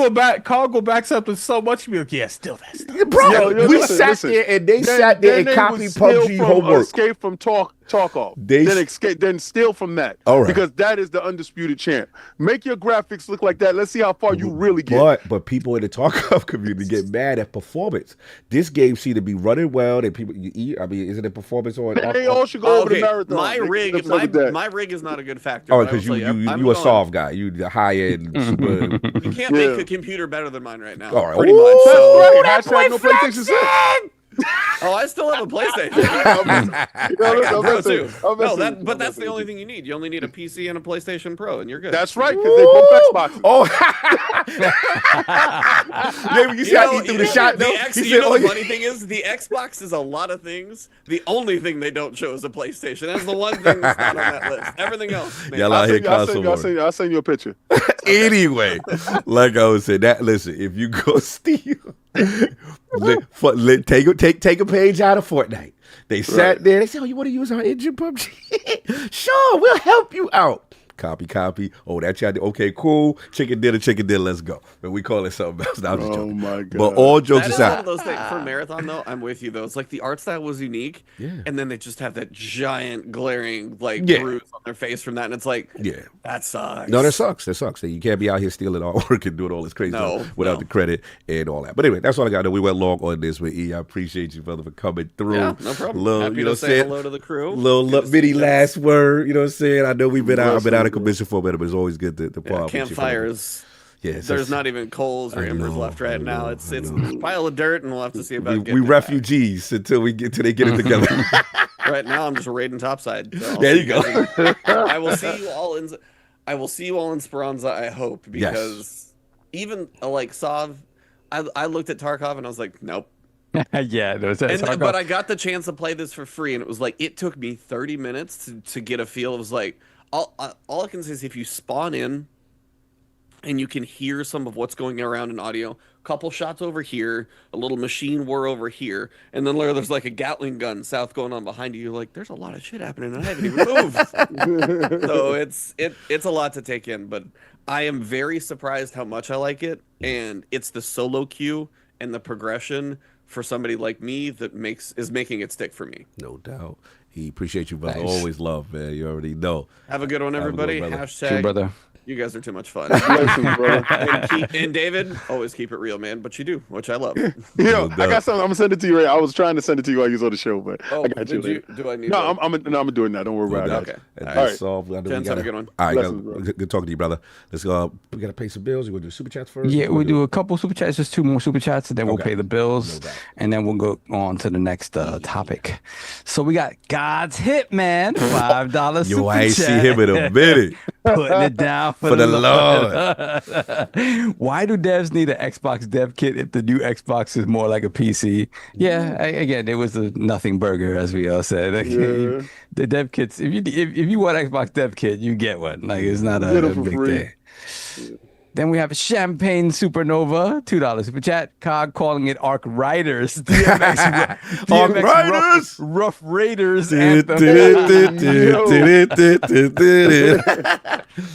Yes, sir. That's it. That's all we got on super chats for right now. Let's mute our mics and we got some bills. Yes, and mute our mics. We got some bills to pay. All right. This episode of the Iron Lords podcast is brought to you by Factor. Fall always feels like a reset. Between back to school, busier routines, and shorter days, finding time to cook can be tough. That's why I love Factor. Their chef-prepped, dietitian-approved meals make it easy to stay on track and enjoy something comforting and delicious no matter how hectic the season gets. As you guys know, for me, winter, spring, summer, or fall, I am always working. So unfortunately, it's a little difficult for me to stay on top of my nutrition the way that I should. One thing I can say for sure is that my wife always makes sure that I walk out of this house with my breakfast, lunch, and dinner in tow. And she does all of this while also being a working professional. What that means is that at the end of the week, you have 2 very tired individuals looking for ways to spend less time in the kitchen and more time enjoying life. In comes Factor Meals. So we started using Factor about a year ago, and I'm pleased to report that it is still a hit. We've been able to cut our prep time in half by replacing half of our monthly meals with Factor, and it's been great. We usually still like to prepare our own breakfast, but whether it's lunch or dinner, the meals are fresh, they're varied, they're healthy, and easy to prepare. Just heat them up for a few minutes, and we're done. My wife can now enjoy our weekends once again. So, with Factor, you get more variety and more meals. Choose from an ever-expanding selection of weekly meal options, including premium seafood choices like salmon and shrimp at no extra cost. And that's a big deal because that wasn't always the case in the base tier. This is always stuff that you would have to pay more for, and now things like salmon and shrimp are included in the base package of what you get. Also, support your wellness goals with Factor. Now you can enjoy even more GLP-1 friendly meals and new Mediterranean diet options packed with protein and fats that are actually good for you. Additionally, you can now savor a wider variety of global flavors. For the first time, try Asian-inspired meals with bold flavors influenced by China, Thailand, and more. For more choices to better nutrition, that's why 97% of customers say that Factor helped them live a healthier life. Feel the difference no matter what your routine is. So guys, like I said before, if you're someone who has their entire weekend consumed by meal prep, or you just want to eat healthier without the fuss of cooking, Factor is a game changer. It gave me my weekends back, and it can do the same for you. So eat smart at factormeals.com/IronLords50 off and use code IronLords50 off to get 50% off your first box plus free breakfast for 1 year. That's code IronLords50 off at factormeals.com for 50% off your first box plus breakfast for 1 year. Get delicious, ready-to-eat meals delivered with Factor. Please note that this offer is only valid for new Factor customers with the code and qualifying auto-renewing subscription purchases. No doubt. Shout out the Factor. We're gonna put the code up in the I'll be rocking with the Factor, son. Now I know how Saul was being so active in Japan, walking everywhere. He's been eating the Factor. Bro, let me tell you.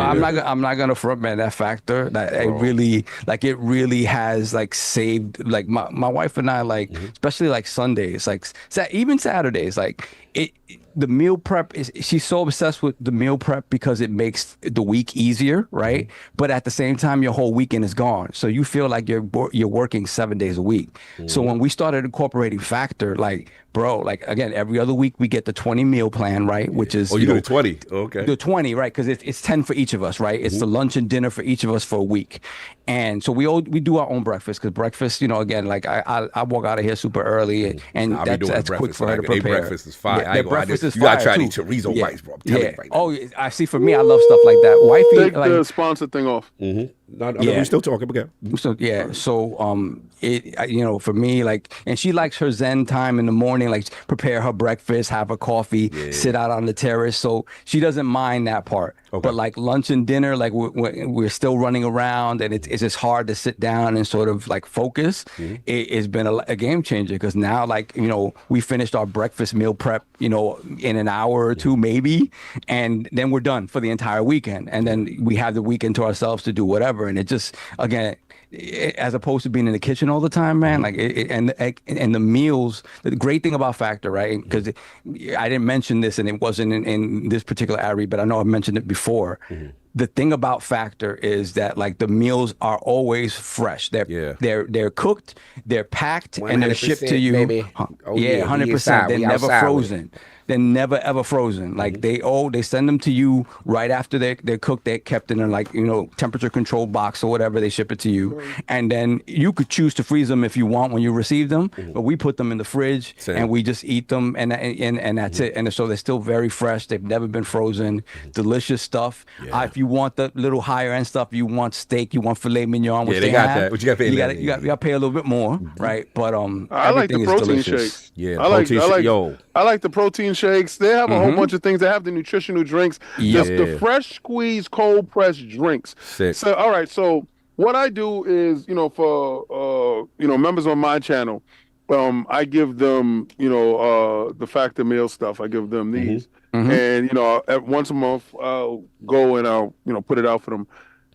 I think this is the biggest benefit for you if you're in the time constraint, or let's say if you want to start eating healthy and you are portion control. The portion control aspect of it is it's going to give you the exact amount that you need to be eating at that time to help you on your weight loss goal or maintaining your levels, right? And then the food isn't overly seasoned. It's like it's gonna balance you. If you do this for at least a month or two, I honestly can tell you that you're going to see a quality of life change. You're going to see your breathing gets better, your stamina gets better, and that's based off of you not overeating and you eating the meals at the proper time. Also, they do have other benefits there, like I said, with the cold pressed juices and the protein shakes. If you work out, they do have protein shakes and stuff like that, and they have different options. Now, I personally, I can't eat meat. I don't eat meat. I don't I don't do a lot of things. I'm a pescatarian. They have pescatarian and vegetarian options for you, so you're not excluded. If you have dietary constraints, you just Yes. feed it And into you pick your diet, profile.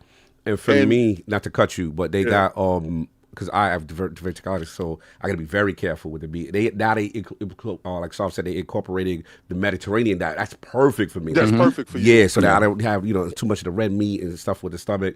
Also, I'm a person, obviously I work out, so protein pancakes. They got like this thing that we doing right now. Was it the Iron Lord 50? Was it Iron Lord 50 off? I put the link in the joint.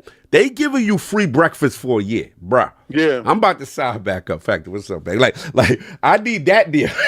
I've been rocking with y'all from the jump. I need that one. I'm about to talk to somebody. I need my free breakfast. Free breakfast. All you got to do is threaten that you're going to cancel. I'm going to threaten them. I got to speak to the rep because I need that. Threaten to cancel. I'm going to threaten to cancel and get that because, but real talk though, the other joint is, as a person who works out, I'm supposed to be eating oatmeal, and I'll be honest, oatmeal is one of the things I cannot stand. Their oatmeal, bro. The new joint they got, this joint. I don't know this the vanilla bean, but you gotta get the apple cinnamon. I ate all my apple cinnamon, so I got to show them y'all right now. I'm telling y'all right now. Overnight oats, yes. The oatmeal oats is fire. Like all they joint tastes good. Also, you don't need to get the 7-day. You can do like 4. You can break it down to 4. Yeah, I do like 4 meals, and then I just do add-ons. And you could just have add-ons, like he said. I mean, it's the most flexible. He said, "Does that include Solve's premium top?" I'm done. We're done with this ad. All right, I was trying to ignore that, but thanks, We're God. gonna move on. They too much. They too much. But we good. We got the ads. The bills paid. The bills have been paid. No doubt. Shout out to Factor. I was gonna set this up for you if you're still rocking on your topic. You know what I'm saying? If you want to talk about how you feeling. If not, we could save that for next week. No, we can go. We can keep going. That's fine. We can talk about it. Okay, That's cool. fine. I just want to make sure. And we got the super chats. We all caught up? Let me see if anything else came through. Now we're good. All right, no doubt. So this was Addict Topic. I said just move things around. Yeah, man, the Dragon Quest 1 and 2 remake, man. I want to shout them out. Again, shout out to Square Enix, I believe, provided you with the code. Which platform? Yeah. I just wanted to shout them out. I got it on the PlayStation. No doubt, got it on PlayStation. And currently, right now, this is the OG Dragon Warrior remake 1 and 2.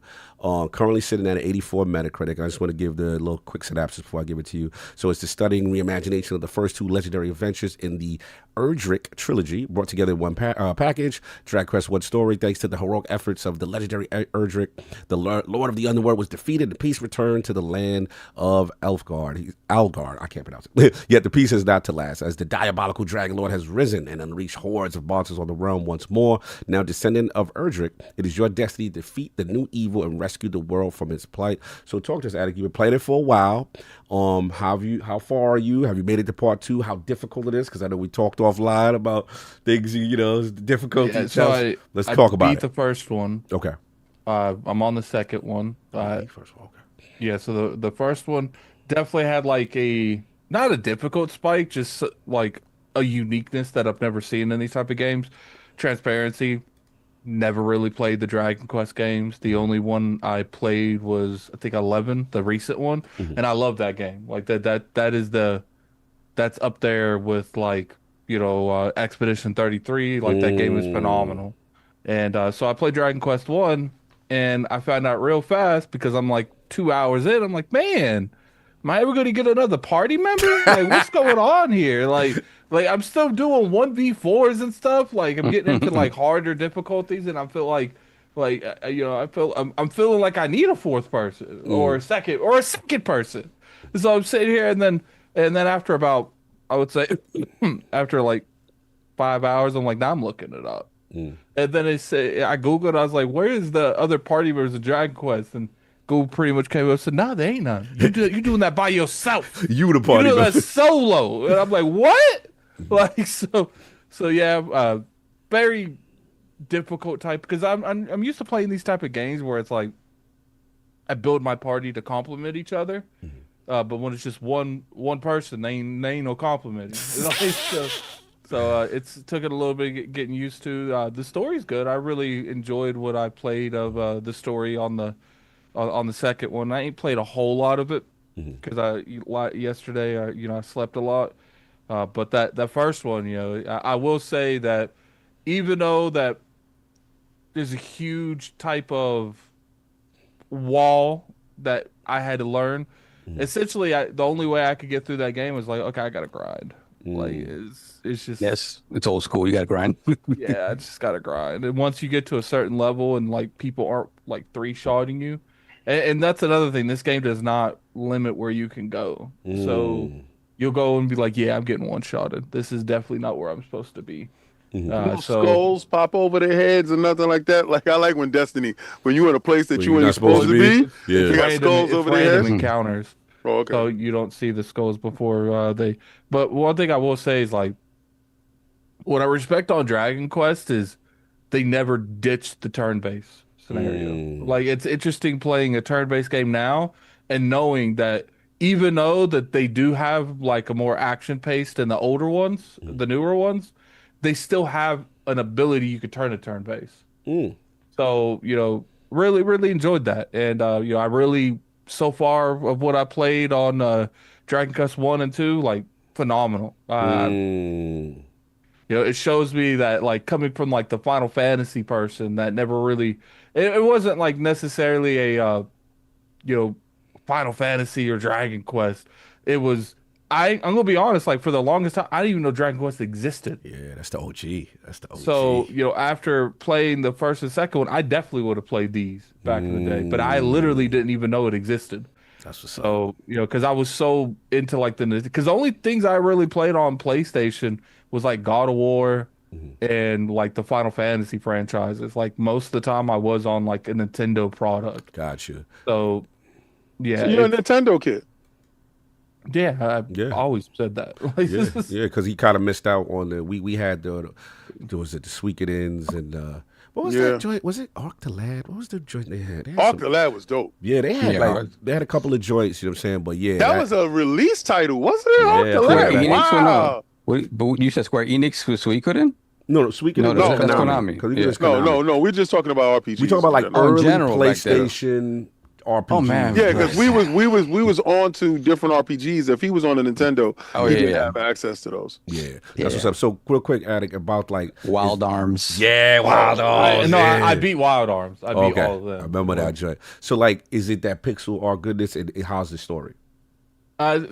So far, I can't really play like a whole lot of the second one because like I'm only like an hour or two in. Yeah. But the first one's your typical world. Like there is a scenario that happened in the past. Someone done conquered the whole world, and now like you're an ancestor, and you were living in his shadow, trying to figure out how he took down the ultimate bad guy, so you can take down the ultimate bad guy. Gotcha. So, did you play Dragon Quest 3, the HD 2D remake? Did you play that? Played it for 2 hours and never touched it again. Okay, so and it wasn't like a test on the game itself. It was so much stuff going on that time. I never had a chance to go back and play it. Gotcha. So that game is actually the the first game in this. It's actually the first game story wise in the series. So that means the third one is talking about his story. The dude. Yes. So that upsets me more. Oh, here we go. It's like you mean to You might tell have me to go back and finish that one. No, first. no, it's not. I Even mean, that. but they released them that way, right? But you mean to tell me that the third, so the third one and the original OG dude that they're telling is like some fantasy character. He did this. Oh, he did that. He had 3 other people helping him the whole time. And this dude do everything solo. That's funny. I didn't know that. Yeah. But I am gonna go back and play. So are all of them connected?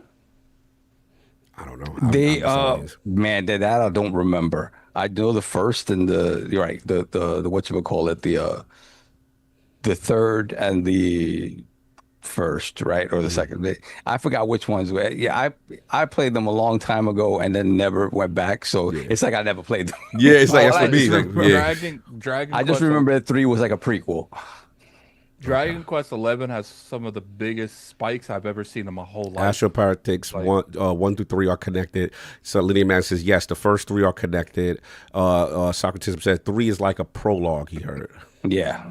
Okay, yeah. So 3 is pretty much 3 is telling the legend of the dude that I heard about all of that first one. No, every time I'm just like, man, like, you know how like when you hear something, by the time it gets to you, it's been exaggerated 18 ways from Sunday. Every time I hear about this story, this dude, I'm like, dude, there ain't no way. But now I heard he had 3 people helping him out, so it makes a lot more sense. Help. That's so it's I definitely recommend it. You know, and these type of games are mine type of games, to be honest. Like, even though I was struggling and I was getting annoyed, I was still like, man, I got, because it's like my mind was understanding why I was getting murdered. So it's like I know I need to do to fix it. So you know, I'm sitting there, and then what? Normally in these type of games, how I handle them is like, the dude that's gonna do the most damage, I'll take everyone else out, so I can focus on him. And that first one, I had to like straight up go to the direction where it's like, I'm taking the dude that's going to do the most damage to me out, and then I'll focus on the other ones. Because if I focus on the other ones, I'm going to be dead before I get to him. Yeah, got prioritize. Because he's doing like 40 damage to me every turn, and I got 150 health. Yeah, so he got to go out in like 2 turns tops. And then the other ones that do like 8, 9, yeah, you hit me over again. I don't care. You go do what you got to do now. I heard you going through it, man. That's what's up, man. I missed out on these, so these good to hear. It looks like the game is doing well. We saw, obviously, when we were out in Japan, how the advertising, again, for these series, it's insane. Dragon Quest is king over there, bro. Yep. And you know what's crazy is Square Enix is like doing what the Capcom did. They're using their older IPs to elevate their company back to what it used to be. Like, you got to think, they just had a success with Final Fantasy Tactics. They just had a success with Dragon Quest. These games probably took a fraction of the cost that would make to make something like a Final Fantasy VII remake or something. And they had to go back to when unreasonable expectations. Yes. Well, they go back to when they were good to get a younger demographic that weren't exposed to these games, and then you can also capitalize on the older demographic that actually love it. So there's no real dexterity used for it anyway, because it's turn-based. And then you have Octopath Traveler 0 coming out. Next month. It's just like, I think Square Enix is starting to finally realize it. And then after, you know, what I love about Expedition 33 showed, where it's like, you guys have some of the most iconic turn-based games in existence. Stop trying to force something that isn't working. Because even though Final Fantasy VII Remake, Rebirth, 16, even though those games sold, you know, so decent, these games that are costing you a fraction of the cost, they're sold around the same. Yeah. So I mean, what did they say? What, Tactics sold 2 million or something like that? 2 million. Dragon Quest 3, when it came out, was like 2 million within like less than a month. And then you got to put into the perspective, like, you could look at the 2 games and see what costs more to make. Well, and I'm not saying don't make the latter. I'm saying that clearly your fan base likes turn-based. So why are you selling so much of the stuff that you actually do turn-based, but you're struggling the stuff you don't do turn-based? So do what you did with Dragon Quest XI, and if people want the other thing, let them choose to toggle with what type of gameplay they want to make if you're going to force it. I think that the other games, they're like the 16-bit style games. Those games are more versatile and can be placed on any device, whereas the other games takes a little shoehorning to get it like on the Switch 2 and something like that. Some place where you have a ton of consumers that are able to purchase your product, and if your product can fit on that device easily with no problem, I think it makes it more versatile. So I think they really needed to stop chasing the whole graphical wave, stay into they space, which was turn-based. Do have a smaller teams, do the action-based stuff. Cool. I think they lost their way when they decided to just try to make everything action-oriented, because they started trying to look at Capcom and look at Devil May Cry and stuff like that. I like turn-based. I like their niche. To this day, I have no clue, none at all, how 16 turned out the way it was, because it just doesn't feel like a Final Fantasy game at its core. Well, Game of Thrones was very popular when they started that stuff. And then you look at something like Dragon Quest, it's like, you know, the rumor that they're making a Final Fantasy 9 that's staying true to its nature. it's like you could do both, but it's like there's ways to do it and not ways to do it. And sometimes they do good. I do think the 7 Remake and Rebirth have a really good middle ground. I actually enjoy those combats more than I would enjoy like a 16.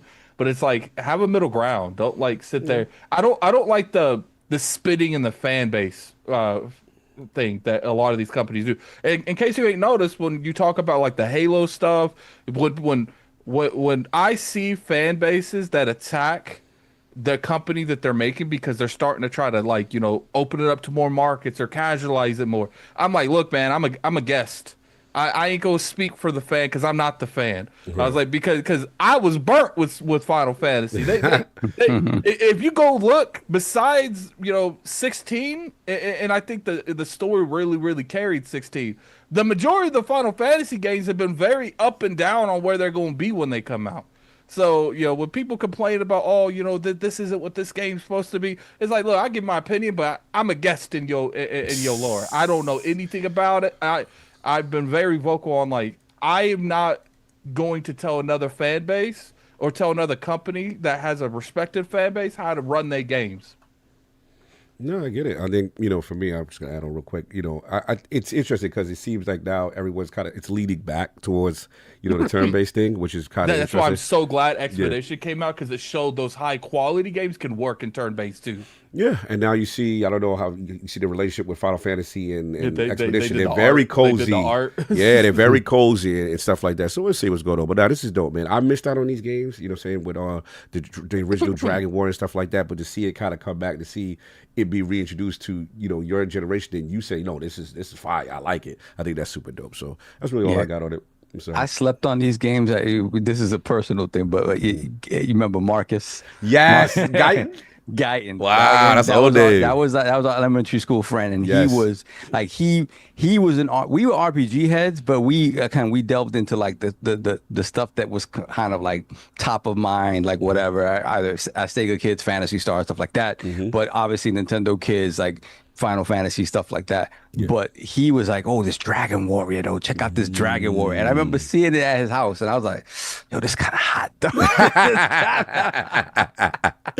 No doubt. No, yeah, that's where the love came from that. Yeah, that's salute to all that. And so that's the biggest thing. It's like, we see so many success stories at Square Enix. Then we what's funny is like they've done a lot better since they got rid of their Western division. Yeah, but I think a lot of that's just fair. But I think a lot of that's just recentering on home making what made Square Enix. Yeah. Where it's like, why are we getting ourselves into like the Tomb Raider franchise? Tomb Raider and Avengers. They was out there chasing the bag a little. Babylon's Fall. They chasing a little bag. Fall. Yeah, I remember that. Oh boy. Yeah, exactly. So now shout out to them on that, man. Again, that Dragon Ball King. You got anything on it before you move on? Or you good? Nope. All right, no doubt. I'll probably just be playing it. That's right. No doubt. Salute to the OG. Already super chats before you get into this. Yeah, we got a couple. We got Fiasco 105.31 $5 super chat. Soon we will stream games like music and movies and not even give it a second thought. Microsoft is looking down the road. Consoles are for old heads. All right. Damn. He's not lying there, because if you got to look at it, I just feel like see what y'all don't have is y'all don't have teenagers around you. I can actually access to see what's happening, and I'm just scratching my head of like, who are you animals? Like, y'all are different. And even with the TikTok, completely different. I'm catching myself doom scrolling like crazy as opposed to like game how I used to. That's kind of crazy too. That it is some things that this current generation does that I do see some of the trends on some things. Then we have Truckle Chuckle for 50, £5 super chat. I heard if you like this video, Saab will appear and tell you tales of Red Dead Redemption while you drift off to sleep. Hey, yo. Yeah, I do that. I do it in the Arthur Morgan voice too, like, hey girl. Hey girl. I'm not doing this. What else we got? We good? Well, that's it. We're caught up. You said, Well, all right. This is the main event. Make sure y'all hit the like button, guys. If you're having fun today, hit that like button, man. I only see 178. Let's get that 200 at least, man. Let's get that 200 at least. Let's get Paddock these can likes. smack his feet together. Yeah, I will.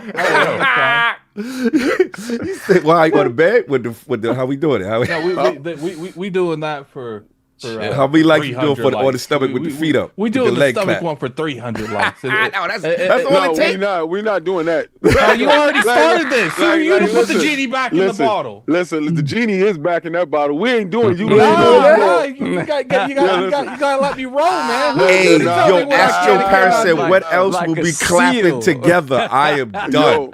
Yo, what he gonna do is he'll send y'all personally that video. And you know what's funny? You know what's funny? King, when you gonna realize I don't care? Like say it. I care about it being on the island, but you can take your feet, slap them together with you on the stomach. You can send that personally to each and every last one of them. Whoever want DM, No, God we doing it bless. live on the show. It's gonna be right in front of your eyes. Hey, yo. Cut the string. As we said, cut the stream. Anyway, got to talk about the time. It's a big one. It's one of the hot ones. It's big one. Which I was just going in this article, Windows Central. Microsoft's ambitious new Xbox. Your entire Xbox console library, the full power of Windows PC gaming, and no multiplayer paywall. It's a huge article, so I'm just kind of trying to paraphrase as much as I can. So, Xbox CEO Phil Spencer has been teasing for years what next generation will look like for Xbox. People wondered exactly how the strategy will pan out. Last week, Phil Spencer said that the people should look to the Xbox Ally for an idea of where Xbox is headed. And Jez and his team spoke to his trusted sources over the weekend to learn more about what that means. As many has come to expect, the next Xbox will indeed run full-bore Windows with a TV-optimized console-style experience layered on top. Microsoft decided to sideline its own Xbox handheld plans and go to market with the Xbox Ally in partnership with Asus this year to start gathering feedback on the experience that will essentially power its next wave of console hardware. I'm told that Microsoft still plans to make its own Xbox handheld eventually. And this is along the lines that's been teased, obviously, with Sarah Bond. Now, it said, indeed, the Xbox Ally and Xbox Ally X with its full screen experience, keep that word in mind because that's another topic later after King Hot, is essentially what the next Xbox will look like. It's not dissimilar to the SteamOS interface in big picture mode, which allows you to exit out into full Linux at will. Similarly, the Xbox full screen experience will allow you to exit to full Windows if you want to and run competing stores like Steam, Epic Store, Battle.net, Riot Client, and anything else you want. Where the Xbox console will differ from a traditional Windows PC is that it will feel like a traditional Xbox console out of the box. The onboarding experience will be similar to what you get today on console, and if you choose, you can remain fully inside the Xbox ecosystem, never touching Windows itself. Exiting out to Windows will be for those who want to access games traditionally not available on Xbox, including PlayStation games on Steam, mouse and keyboard first games like League of Legends, and even classic games like GOG and the like. You'll be able to run PlayStation PC titles, God of War, Ghost of Tsushima, blah, blah, blah, Spider-Man. You'll be able to play World of Warcraft on the next Xbox via Battle.net. You'll be able to install practically any game that runs on Windows, giving you access to decades upon decades of console and content in a single device. All right, so they talk about the silicone. He talks about, now, here's the key part. That thanks to the new silicone from AMD, the new Xbox will also run all games currently available on the Series XS library. That means all the OG Xbox back compat games, all the Xbox 360 back compat games, and all the Xbox One back compat games, and the current and future Xbox X and Series S games. The games will run natively, so no cloud, on the new Xbox. Winner, chicken dinner. And will launch seamlessly via the Xbox launcher's library. Like they talk about the AI chip, they talk about super resolution. This article is long, they talk about Play Anywhere. It said the new technology Microsoft is developing alongside the fixed nature of the hardware should eliminate a lot of the inconveniences that sometimes come with PC gaming. Like things like compiling shaders, etc. shouldn't be an issue on the new Xbox. For example, Microsoft is also working on additional ways to reduce Windows overheads to the benefit of all PC gamers, Xbox or not. And then this is the big part that everyone's kind of talking about, which is the speculation. What happens to Game Pass in this scenario? How will it cost? So they said Right now, he's being told the current plan for the next Xbox specifically is to have no paywall for multiplayer. It wouldn't make a lick of sense for a PC to have paid multiplayer, particularly since it would create a strong incentive for players to simply install Steam instead of using the Xbox ecosystem on the device for online games. It remains to be seen if that plan actually plays out in reality, though. So they talk about on PC Game Pass, de-emphasize, and that's pretty much it. It's a lot of information. Shout out to just go check out his article. It's a lot of information here, but I want to bring this to the realm. This was my topic and my thoughts. I'll jump off first. Look, I'm happy that, at the end of the day, another console is coming out, right? In which form of it, what I'm saying, whether it be premium, it is still existing. So it looks like they're definitely reinventing themselves after they are removing themselves from the console war and creating kind of like this hybrid kind of thing. I think that is dope. My main thing is, look, when he said playing the Xbox console library experience, that is all I care about. I want all my digital games. I want all my back-to-back games. I want everything to come with me and Kumbaya on. I don't want to be streaming anything into anything. Yes. Now, as far as the FSE kick, I know we're going to get into that, which is code name for the Xbox full screen experience, which is kind of what we've been testing now in a way with the ROG Ally, right? Being able to switch out on a moment, almost like a task manager. You hold the Xbox button, you can switch, and then at the bottom you'll see, full windows in the bottom right-hand corner if you choose to do that. So I'm going to assume they're going to adopt some of the learnings from what they do with the Ally, and it will have maybe a similar experience that allow you to say, hey, if I want to put on, Steam, I want to put on these other storefronts, or you want to do other things like a Windows computer, they got to have that ability. Now, let's put the elephant in the room. This thing going to cost a lot. I'm with you, King. This going to cost wild bread. Don't fool yourselves. This is costing wild bread. And the other thing is, like, I just think that, like, I see people say, like, yo, this is not going to sell at all. Oh, it's not. I don't see this in some. I'm with some. It's not my job to figure out if anything sells for them. No, but I get that. But you got to understand, in defense of the people who are saying that, we come from an era where they're used to competing in the console space, right? We come from an era where those are fighters. Yeah, but we can't take away history. Stop that. It's not about console warring. This is about history. No, it's not. History shows that in the past, they would compete directly with PlayStation, put out a console in direct competition and price point in competition, even launch on the same day or same time frame. The same week. Same week, right. Yeah. So all I'm saying is this doesn't appear to be that. To force the game fighting. Like, see, because one person decided that console warring was stupid. The other person still punching people in the face. Right. Well, like, don't get that messed up. Right. Like, just let's be real. One person said this is an absolute waste of time because we're still sitting here fighting, and the other person said every time I see you, I'm a snuff. It's on sight, right? Like so. Let's keep it a bean. Right. So it's those people worrying about console sales are still getting snuffed by the other dudes. That's it. You just want you not. Now you got to take the snuff and put your hands in your pocket and walk. Okay, long as you said that part. Because it's clear as day who won that part. Yeah, that dude okay. Somebody got snuffed and somebody said, you know what? I'm not doing this no more with you. Yo, you know what it is? Yeah. It's every day you get out and you fight the same dude outside. Yes. And every day the fight ends in the same Right. Right. You with the bloody nose. Yep. You only had one generation where you was really doing that. In that generation, he just got out of bed late. He was on steroids that generation. Yeah, he came out. Yeah. Peter Boy had him pumped up. Yeah. We had a puffy chest and we was outside. Right. So listen. So I'm not gonna let you to keep sitting there acting like one dude didn't get beat up every day and say, I'm not fighting you no more. I'm just tired of fighting you. We did. Right? So I could get money without swinging at you. Yeah. So now it's like, okay, we're going to be the biggest third-party publisher. This is their internal thing. They did that in the week. They like, okay, we're going to do this with Cloud. We're that now, right? We're going to put our games all here now, whatever. And for the $30 million, because let's be clear, making this high-priced premium console is not a mass market strategy. This is an off-ramp for you dudes who want to still be here. You could be here. We may have a premium model. We may have a, entry level model. You know what I'm saying? And oh, you don't think it's an entry level model? You think? No, I believe everything that you said. Yeah, I'm with you. I said, okay, yeah. So I think that's their thing. We're not going to sell millions of. No. Wait. Okay, got you. I said, means no. Fair enough. Means yes. I got you. So my thing is, they said to themselves, okay, we're out of the console business. We're just gonna give them this. If they choose to pick of it, now here's the key. This is where I agree with Attic. Wait. What?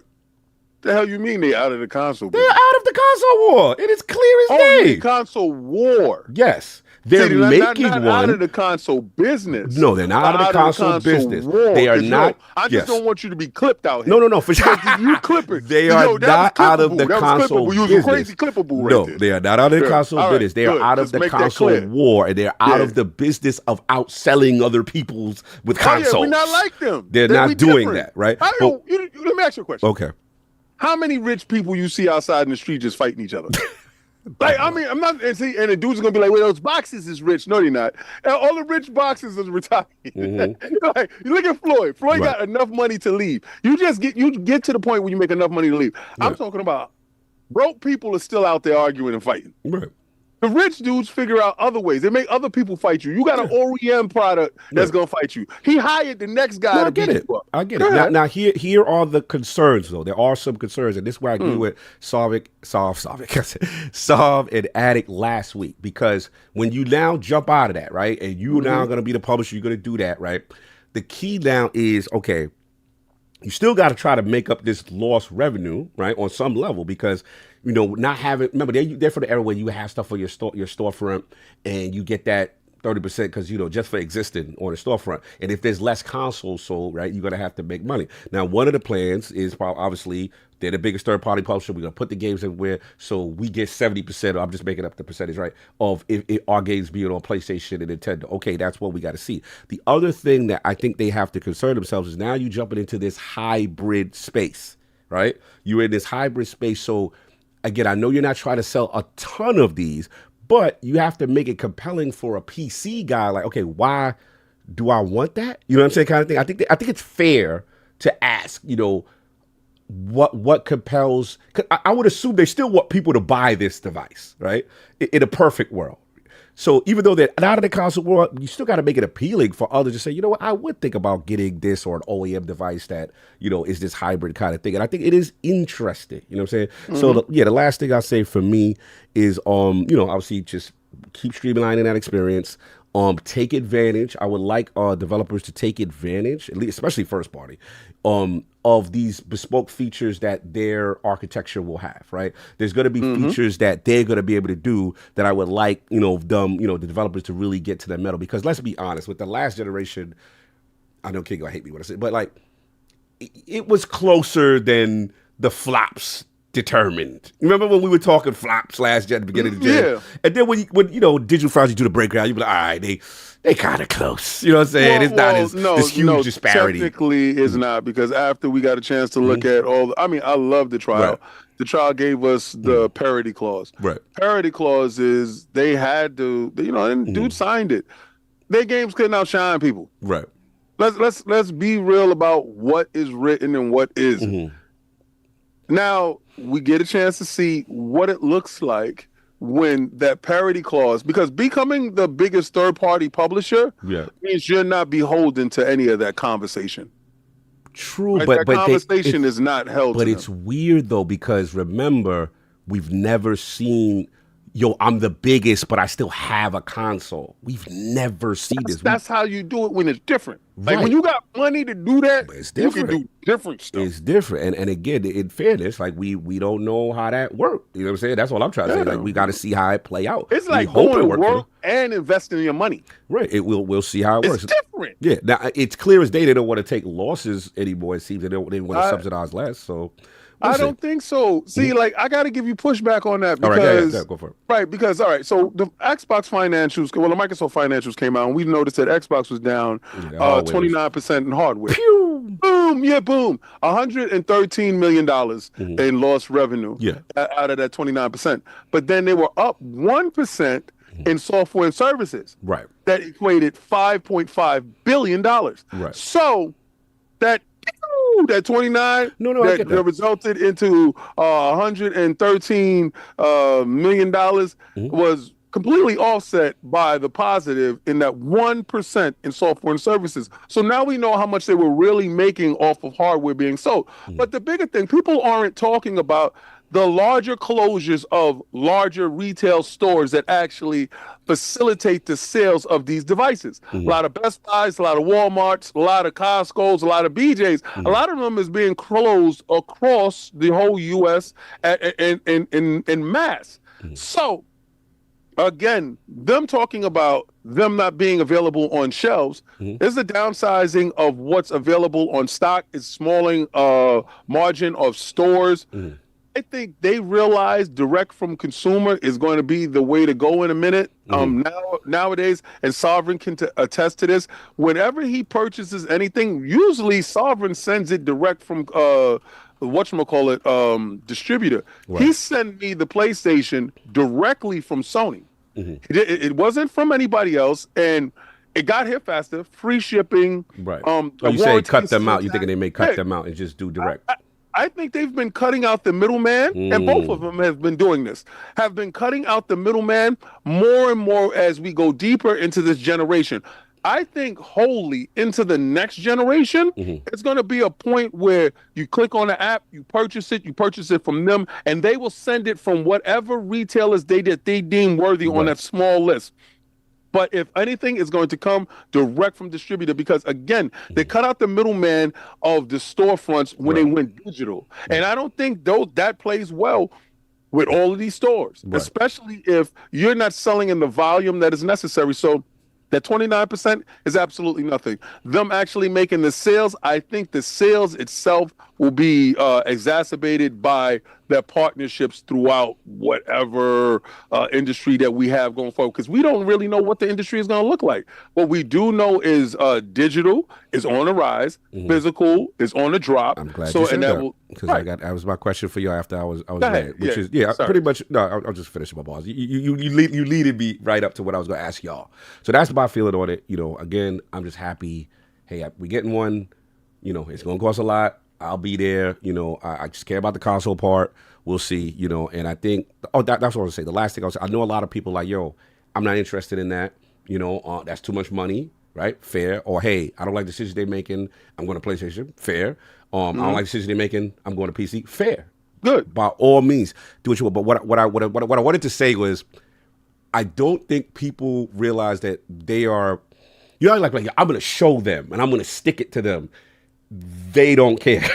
No, they don't care about that. That's what they want you. They're like, okay, go over there, go purchase our games. We'll get the 70% over there, whatever. Hey, go PC. We're trying to merge this Windows thing and whatever. Like, that's what I'm saying. Like, they're being so bullish with it. I can understand and I can empathize with some people could feel almost borderline disrespected because, again, if y'all saw that Xboxer commercial, whatever, like that it is an aggressive. Hilarious. We don't care that you outside in the street trying to pump the console war thing because we're not. It's over. Right, and I get it, but I do empathize with people be like, yo, bro, why you got to be so disrespectful when you do it, though? Because y'all are stupid. It's time. Like when I ascended and I told y'all, guys, let's go up to the clouds. Let's get out of here. Y'all was like, nah, King, we still fighting. You kept bringing me down here to fight this BS. Right. But I think it's over. I think it's fair based on prior messaging when they made people believe that they were in it. To then just aggressively pivot to be like, yo, we not in it. Everything is love, kumbaya. You was the Band-Aid leader. What? You are the leader of ripping of the Band-Aid. Yo, me? You talking about me? Oh, person. Yeah, of course. Because I don't like half-stepping. You in or you out. So once I found out, me personally, I don't take offense because I'm like, okay, now I know what you're doing. I know what to expect. I know. Mom always told me, when someone shows you repeatedly who they are, believe them. They've told me they are not rocking with console. Like okay, we was at a Forza event, motorsport. We go to preview the game. There's a billboard that literally says no console required. This was like, what, 2 years ago we did that event? Yeah. I was like, oh. And I played on that. I played on it.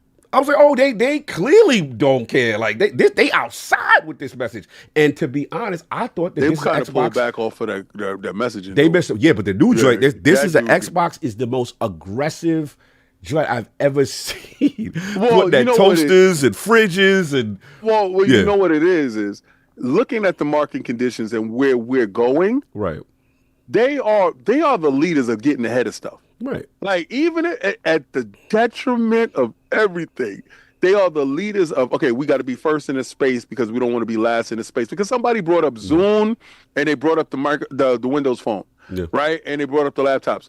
In all of those instances, Microsoft was second or last in that space. Right. It wasn't first with Zoom. Zoom wasn't the first thing. Touch was there. iTunes. So you got to really start looking at it. They understand the losses that happened before. So if you see them being a little aggressive or overly aggressive, very aggressive. this AI stuff, they're not missing this. No, I get that. And we'll see if it works out for them. And famous Addict, I love what Addict says it. We'll see if it works out for them. My question to y'all now, this is why I open it up. This is that Addict, you can set it off, is, all right, what... Actually, let me just set it off. Oh, yeah, because you got to go. Yeah, sorry. Yeah. So you set it up. So my question to y'all, you saw for Addict, will be, one, how appealing is this hybrid / thing to you with potentially no multiplayer paywall, right? And then two, and this is a question actually me and Maddie talked about, and I want to bring it to y'all. Physical bros. It's over for you, dudes. Do we Get out of here. do we think this thing has a disk drive? No. What do oh, damn, so I'm giving me the face immediately. Maybe, and that's a big maybe for the lovely price of $99.99 or we doing an add-on? Yeah. Maybe. Okay, so that's what we do. So okay, so physical bros, we in trouble. We if we choose to stay here, it's digital. I think so. Yeah, for sure. All right, so let's get it. Talk about how this hybrid future, no paywall. What'd you think about all this stuff? So I'll be honest, when I first, it's funny, we've been talking about it forever, right? Like this, it's going to be a hybrid thing, it's going to be a hybrid thing. And in my mind, like I had never really stopped to think about what that looks like, right? And but when I did, I was like, well, I'm hoping that it is like really this all-in-one, like one interface for everything. Like you go in and it's an Xbox interface and it takes you right into like Windows is sitting right there. You could choose either or, and it goes back and forth sort of seamlessly, right? And when I heard what it actually is, right, and we don't know, again, this is Jez is reported, we don't know if things could change in 2 years or whatever. Correct. But the idea of like, you have Xbox mode and then you have PC mode. I was like, that's kind of boring. But I guess that's what makes sense, right? Like that's what makes sense for it. Because again, there's such distinct things that you kind of have to do it that way, right? And so I guess that in hearing that, I was a little let down. Like, I thought it would be like this really, truly super integrated, everything from the top to the bottom, like this brand new thing we've never seen before in terms of how it looks and how it functions. And to that end, no, they're separating the two things because you can imagine that it's pretty difficult to figure this out, right? It's pretty difficult, right?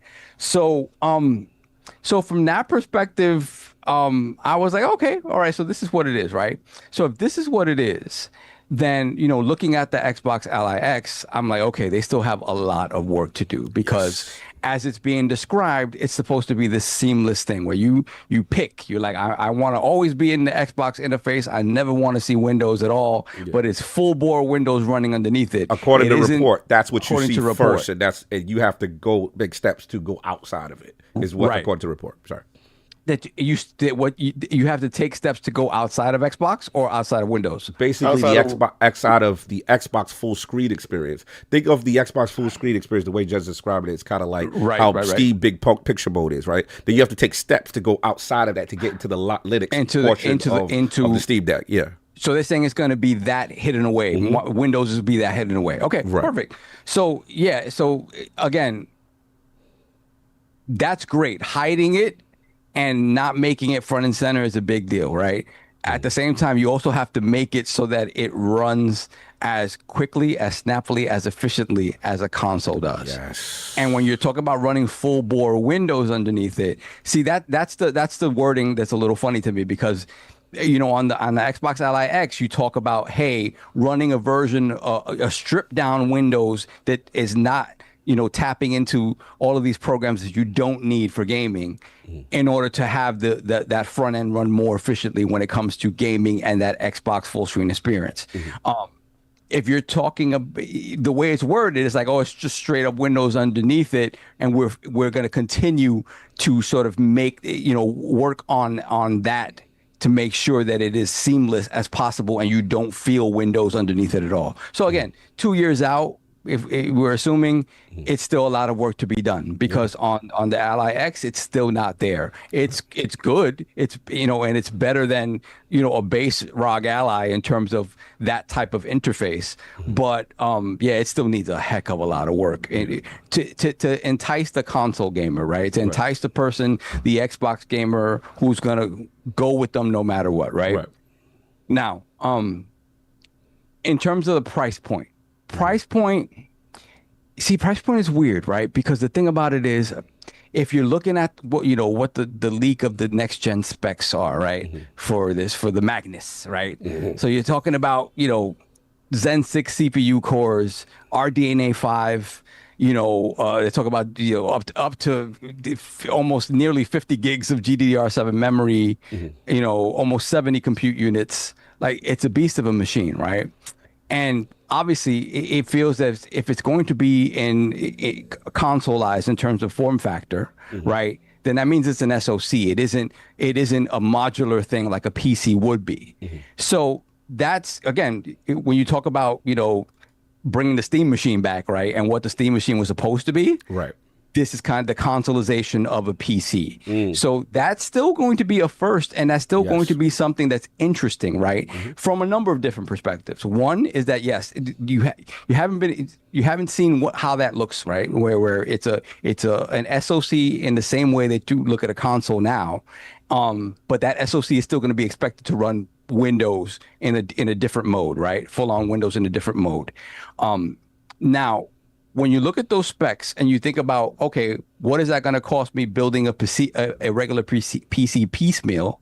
You're looking at, again, we're 2 years out. This stuff isn't out yet. Right. You're probably looking at upwards of let's say $1,200, $1,300 to $1,500 to like $1,700. That sounds like a king price range.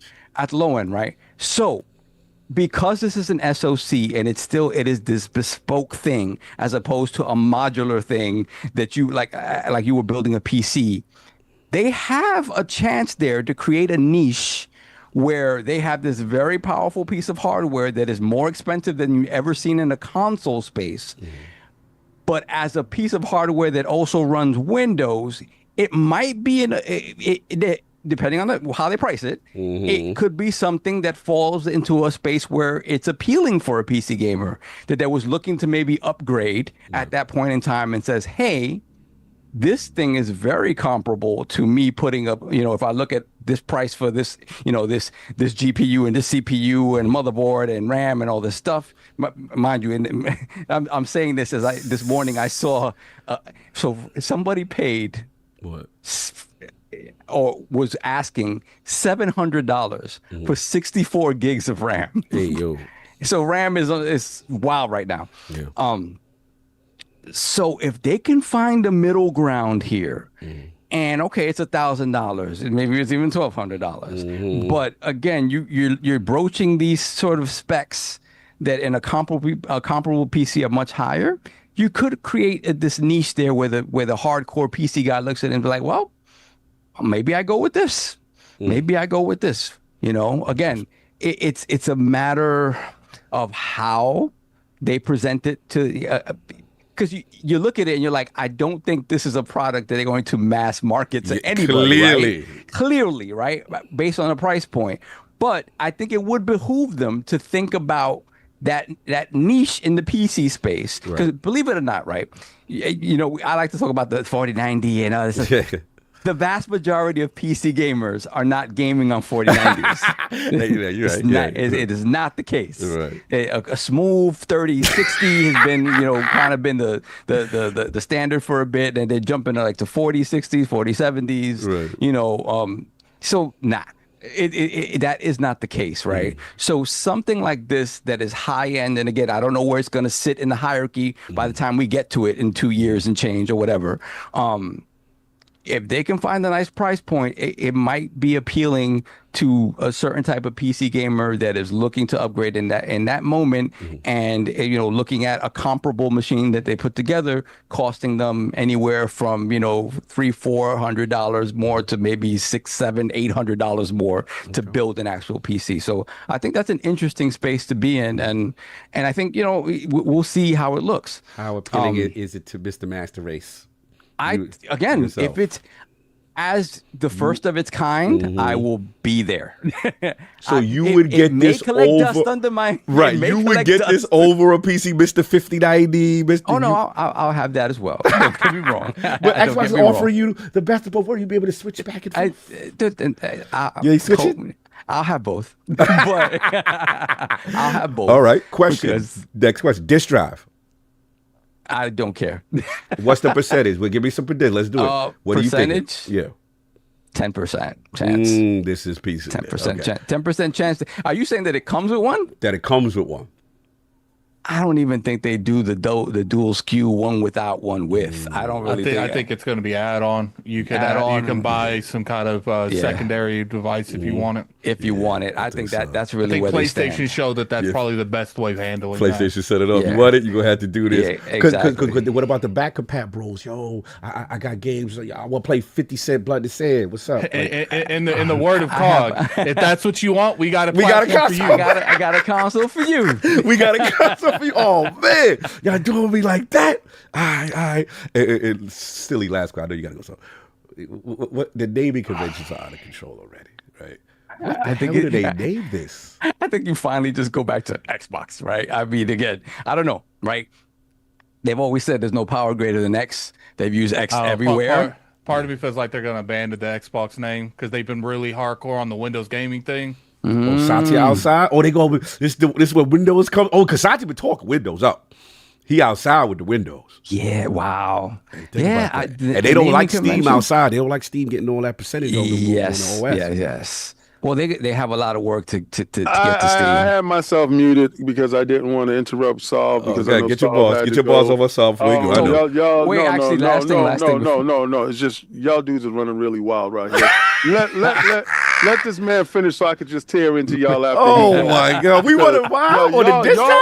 Yo, I gotta replay back the idiotic stuff that was being said. You gotta fix all this.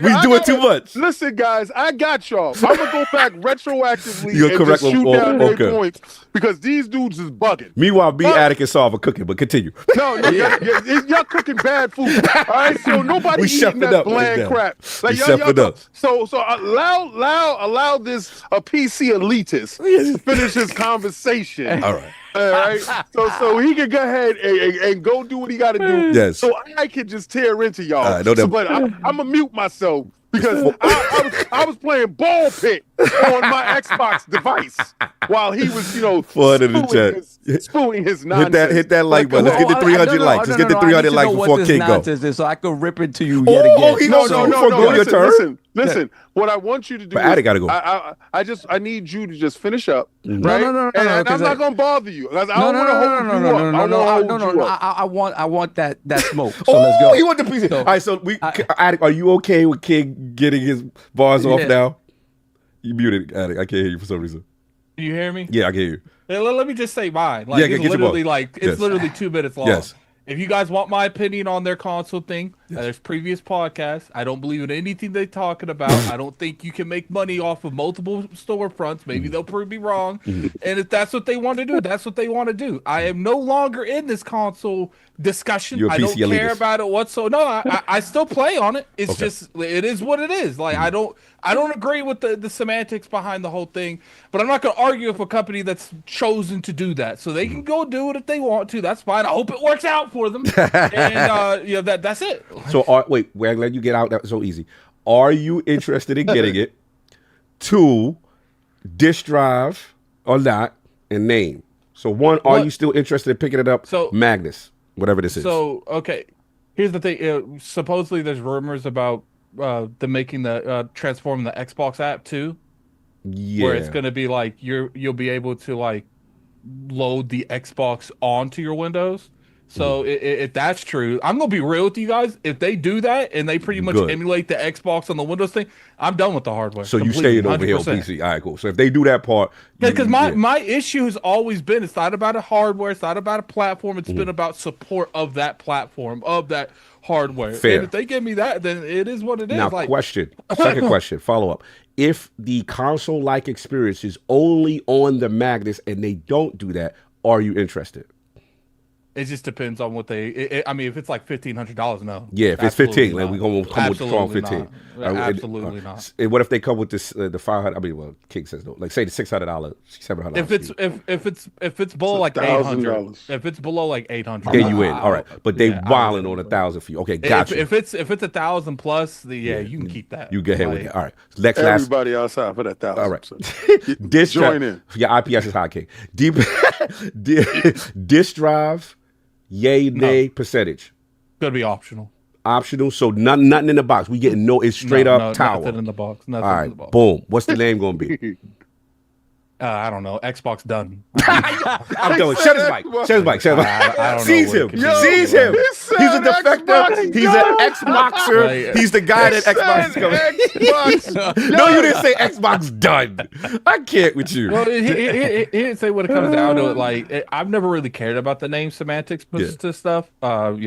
It's always funny what the Xbox, what the community memes it. Yeah. So it's like, look, I want the platform. If the platform shows me value, I'm with it. It's just at this point, $1,200 is a hard sell. I feel you. You over at PC, you like $1,200, they can keep that. I got you on that. King, this your time. Oh, he's have to wait for us. I want to get his rebuttal to Saul because he definitely was not. I want to. Yeah, what was he not feeling about what I said? I'm trying to think. What did we say wrong? That was so egregious. That was so out of pocket. Here we go. It really wasn't you that was talking. Here we go. It was these other dudes that was outside. Because I'm like, I think I said something reasonable for what they've talked about. No. We already know that you're gonna answer it logically, right? so out of all of us, you are the most logical, right? Uh-huh. And dudes want to say that King is illogical. Cool. I'm illogical when it comes to this stuff because I'm emotional when it comes to the X. Right? We're gonna keep it a bean out here, right? So these dudes talking all this stuff. Listen, I want to give you your flowers for sitting there telling the truth and shaming the devil. He said, regardless to whatever they do, I'm gonna have it. Good. That's what they want you to do.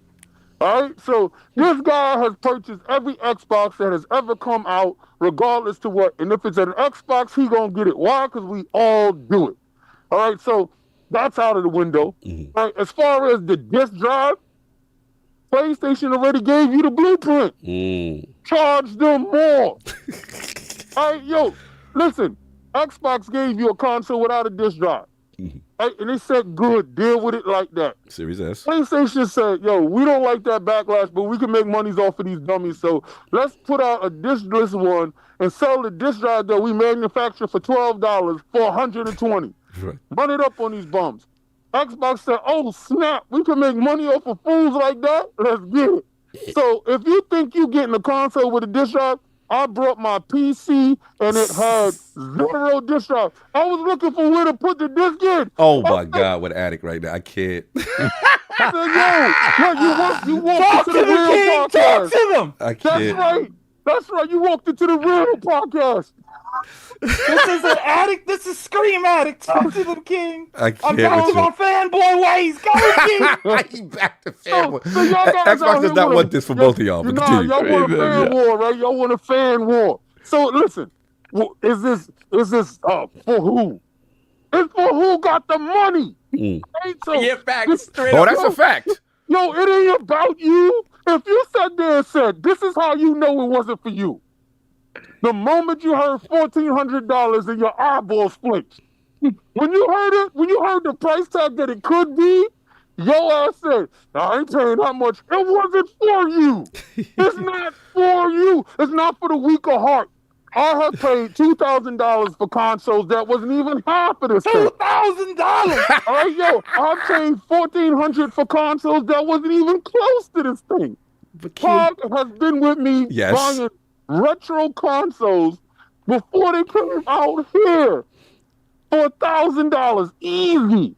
I walked away smiling. Paying $200 for Street Fighter, the first one for Super Nintendo. Oh, facts. If you dudes don't get off my timeline with your broke ass, like I'm tired of you guys out here fighting about prices. Start saving now. You hear these dudes talking 2 years away. You can't put $20 Start saving away. now. Yo, I'm like, they told you for a reason. And the fact that y'all think that the PlayStation is gonna be cheap, you are in for a rude awakening. So rude awakening. Dudes that told y'all stupid behinds that don't worry, when the PlayStation 5 Pro comes out, that the PlayStation 5 base is gonna drop down in price. It went up the same day.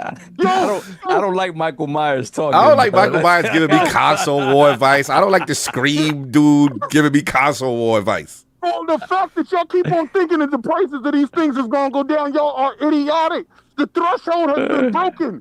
It's over. You are no longer a virgin to the price tag. It's up now from here. From this moment on, you're going to get ran through. And they're coming for you. So if you think that they're going to put out a brand new console that can do all of this stuff, y'all think that thing is going to be less than $1,000? You are sick. That's because he's agreeing with everything I said. I thought he had smoke for me. I don't know what the hell you talking about. Listen. It wasn't for you. I told you that.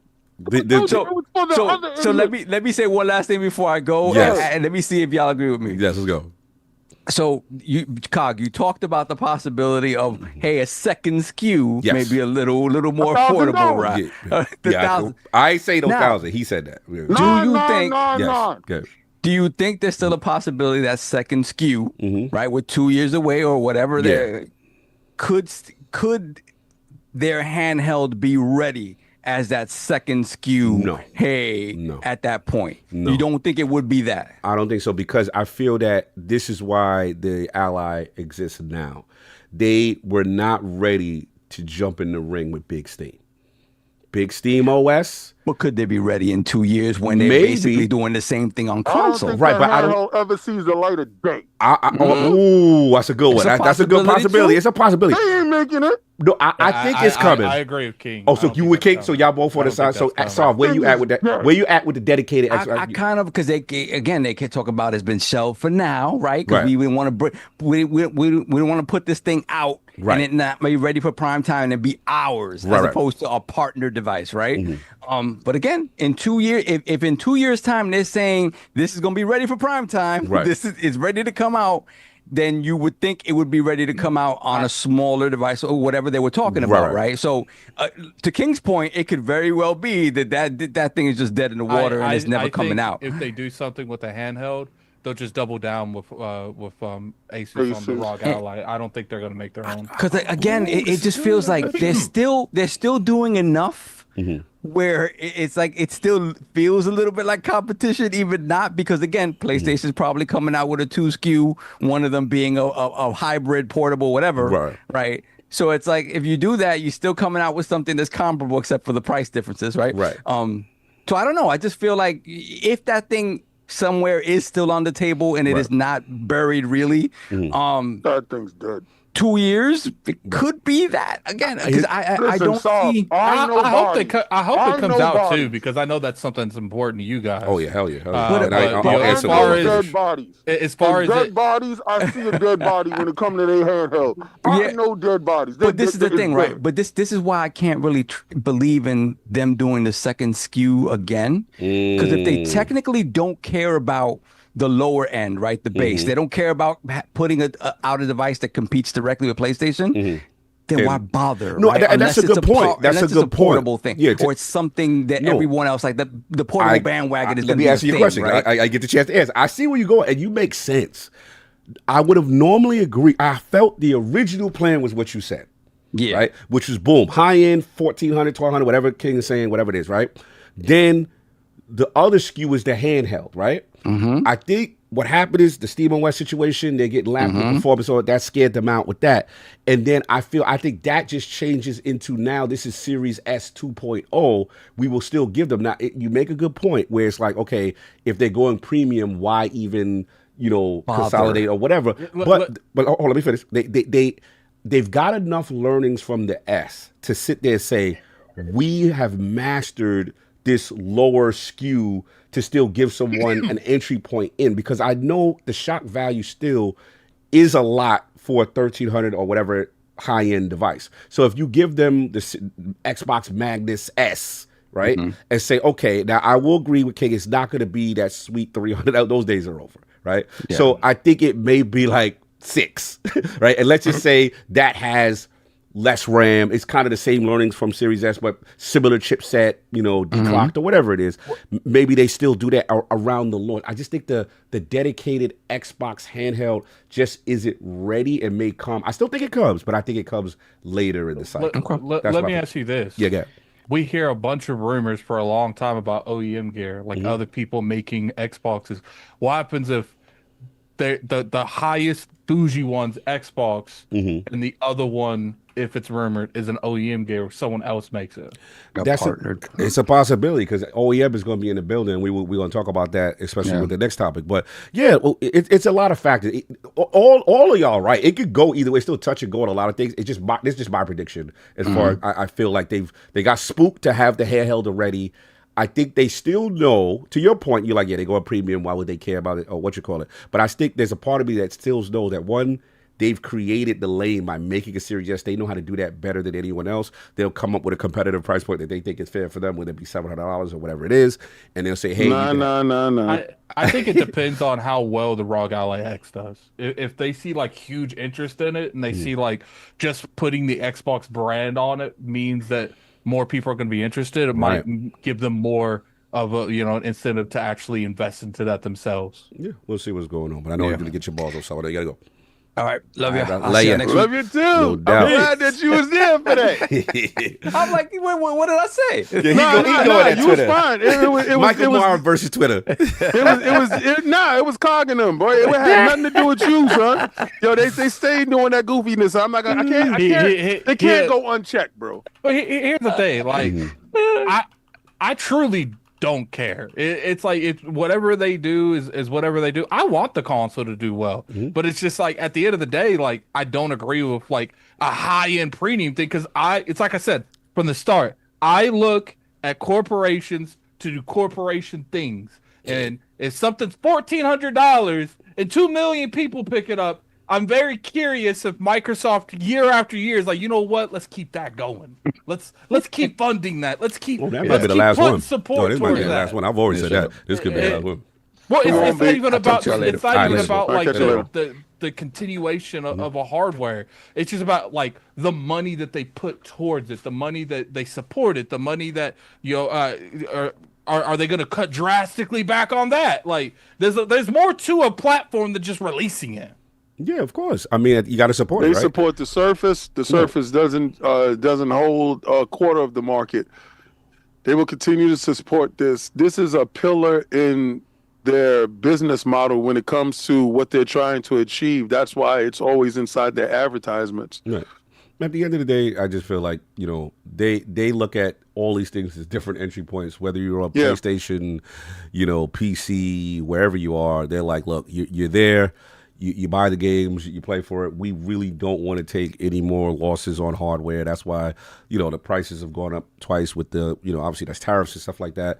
And to me, what I knew is when the Game Pass went up, because I was like, Game Pass gave them, that was the competitive advantage they had. And when I said, okay, that's going up, at this point, there is an internal thing was, this again, I could be wrong.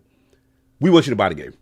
But if you choose to stay here, that was a different thing. Oh, you're not wrong to feel that way, though. Like, because it's just like when you're setting stuff up like $30 a month, like some of these games are literally $30. Yeah, they're putting to me that was a chin check. Okay, we really. I'm gonna let you get your balls. You could completely rebuttal me. That's just my thought process. Because I was like, okay, that was when they were in the business of competing. It was the de facto trump card. You could say whatever you want to say about Xbox, but Xbox Game Pass was the best value in game, and for some it still is. For me, it still is. It's still based on my usage. But I understand there are people that are not like me who only buy 1 or 2 games, and they're like, yo, I'm good, right? So I don't need to do that. And now that you raise it up. Okay, cool. So their thing to me is like, go ahead. You know what I'm saying? Don't subscribe. Go buy the games you want to go buy, and we're perfectly okay with that. But if you choose to be here, yeah, okay, I know you disagree. No. What it was doing is it had everything to do with this topic. Okay, this topic is the next gen console, and the next gen console is going to have no barrier entry when it comes to multiplayer. Multiplayer was a big thing that they did. Remember, we tried to figure out what were they going to do with Games of Gold, because Games of Gold was bringing in so much money. Well, to offset Games of Gold, which is $9.99, is that $10. They're not going to lose. Like, regardless to what or how you look at the company, if you're not part of it, if you're not part of the multiplayer, and they're going to drop the multiplayer regardless to what, they're going to get their money. They give themselves a year head start to continue to build up that cash from the $30 up. Now, it's still the best deal in town. If you drop back in one tier on Xbox to, I think it's called Premium, right. That tier is still comparable to the highest tier on the PlayStation Plus, and it's cheaper. But you ain't getting the first party the day and No, which is the strength of the service. Well, the strength of the service is still there. If you want that, it's still there. You still go get it, and it's still $30. Now, when they're cutting back off of, because if you got to really look at it, the service that you're competing with isn't doing day and day, and they're comparable by $1. Right? You're looking at it. The PlayStation Plus was I think it was like $1 behind Game Pass. Game Pass was like $19.99. PlayStation Plus was like $18.99, $8 or $17.99, something like that. It was like $1. Right. And then you start looking at it. You're saying, listen, we're offering all this value at $1 difference. No, what we're going to do is restructure. We're going to offer the same thing that they offer in their premium for cheaper, $3 less than what they're offering. But if you want what we have in this for day and date, then you will have to pay $10 more than what they're talking about. And that's where the $10 difference is. But going into the next generation of hardware, which is the device of whatever Magnus name turns out to be, and I think I got the name of it, but whatever the Magnus name actually turns out to be, that device itself won't have that paywall that is games with gold. So that is gone, right? Xbox Gold, whatever it used to be called, that is gone. But they had to roll that into the cost of the Xbox Ultimate. And good. They don't lose anything from there. That's good. That's whatever that company decides to do, fine. The device that you're talking about, now that device is going to be a premium device. Who is the device for? The device is for people that want that premium experience without spending $5,000 on a PC. Now, y'all can sit there and say, well, I have a gaming PC. Then what the hell are you worrying about console business for? Right? Okay. Because if you have a gaming PC and you're already gaming at the highest level, you have no need for this platform. So that is not catered to you. Right. Now, I also feel that they learned their lesson with last generation. PlayStation 4 and Xbox One, you guys stood around too long. I'm pretty sure that it's hundreds of you guys that's in this chat right now that still are perpetrating this egregious fraud on the gaming industry. You guys are still there, and I'm glad that they're cutting you guys off. Oh my God. But what you guys have shown these stupid corporations is that they can stick with a generation even after they launched another generation and supporting your stupidity. So at the detriment of us that jumped in day one, that wanted the best, we can't get the best because of you guys. Oh, you talking about the past generation? You talking about the PS4 and the Xbox One people? Past generation has held us all up. Now, this generation here, I think this generation, and I think these guys know it, they're going to price it at a crazy, ridiculous price. Right? $1,000. Right. 1,000 US bucks. That's not talking about Australian bucks. That's not talking about other people all over the world. I'm talking about US, where I'm currently residing. 1,000 US dollars for the base model of the Xbox, and for hashtag whatever the PlayStation turns into. That thing, those things, $1,000. All right? $9,999. Then you're gonna have Xbox reach that stupid number. That $14.99 suggested retail price, right? That's gonna be there. And if y'all think it's not, you're bugging. Okay. All right, I'm telling you, they're coming for you, and I'm warning you now. Warning us now. You get us ready. Get our piggy bank ready. But that device is made for people like me, Cog, Sovereign, and individuals that want to be there. But what I'm going to tell you is, again, these series consoles, this PlayStation 5, especially the PlayStation 5 Pro, especially the Pro, you guys won't see anything for a very long time, for at least 5 years. These consoles that we currently have now are going to be the stand bearers. While the PlayStation 4 and the Xbox One die off like they should have did in 2018, you're going to see a surge of spending and purchasing of these current consoles we have now, with the other future consoles not selling at the rate that you think they're going to sell, because they already know that they can still market and sell to us guys on this platform. Now, if it's next generation and last generation, quite possibly yes. Right? Based on the fact that when you go into how you purchase in stores, with stores now having you check into the store before you walk into the store with your key cards and stuff like that, you're going to start seeing those pop up all over the place. It's going to be barrier of entry. With those stores popping up in fewer stores across the countries, and I don't know for other countries, what I'm saying here in the U.S., you're going to start seeing a shrinkage. You're going to start seeing direct shipping. You're going to start seeing UPS being your main source of your delivery. FedEx. These people are going to be bringing you your consoles, and your games are going to come straight from these guys. They know where the marketplace is going. They understand what the overhead is. They understand what manufacturing and all this stuff is out of this country, and how to build these devices. It's not going to be cheap. You're going to be buying direct from distributor, so don't worry about if it's on a store shelf and something like that. And if you have any trepidation with the price tag of what I just told you, remember, I told you what the PlayStation 5 Pro was going to be. I told you what the Series console was going to be. I told you what the PlayStation 5 was going to be. I even told you what this ROG was going to be. I haven't been off. Trust. $999 for the base. $14.99. Xbox is going to be in rarefied air by themselves, because they don't view themselves as consoles any longer. They view themselves as more than that. Yeah, like a hybrid or whatever. Right. My first question to Ebontis about Arc Raiders was, is it Play Anywhere? I'm already indoctrinated and conditioned to, if that Play Anywhere is there, I'm able to play it here. If y'all can see, I was playing Ball Pit. Right. And because I mainly sit over there. Which is an amazing game, by the way. That Ball that's Pit what game. he said. It's fire. Yeah, King was telling us is dope. Right. So the ability to, and it took me where I left off.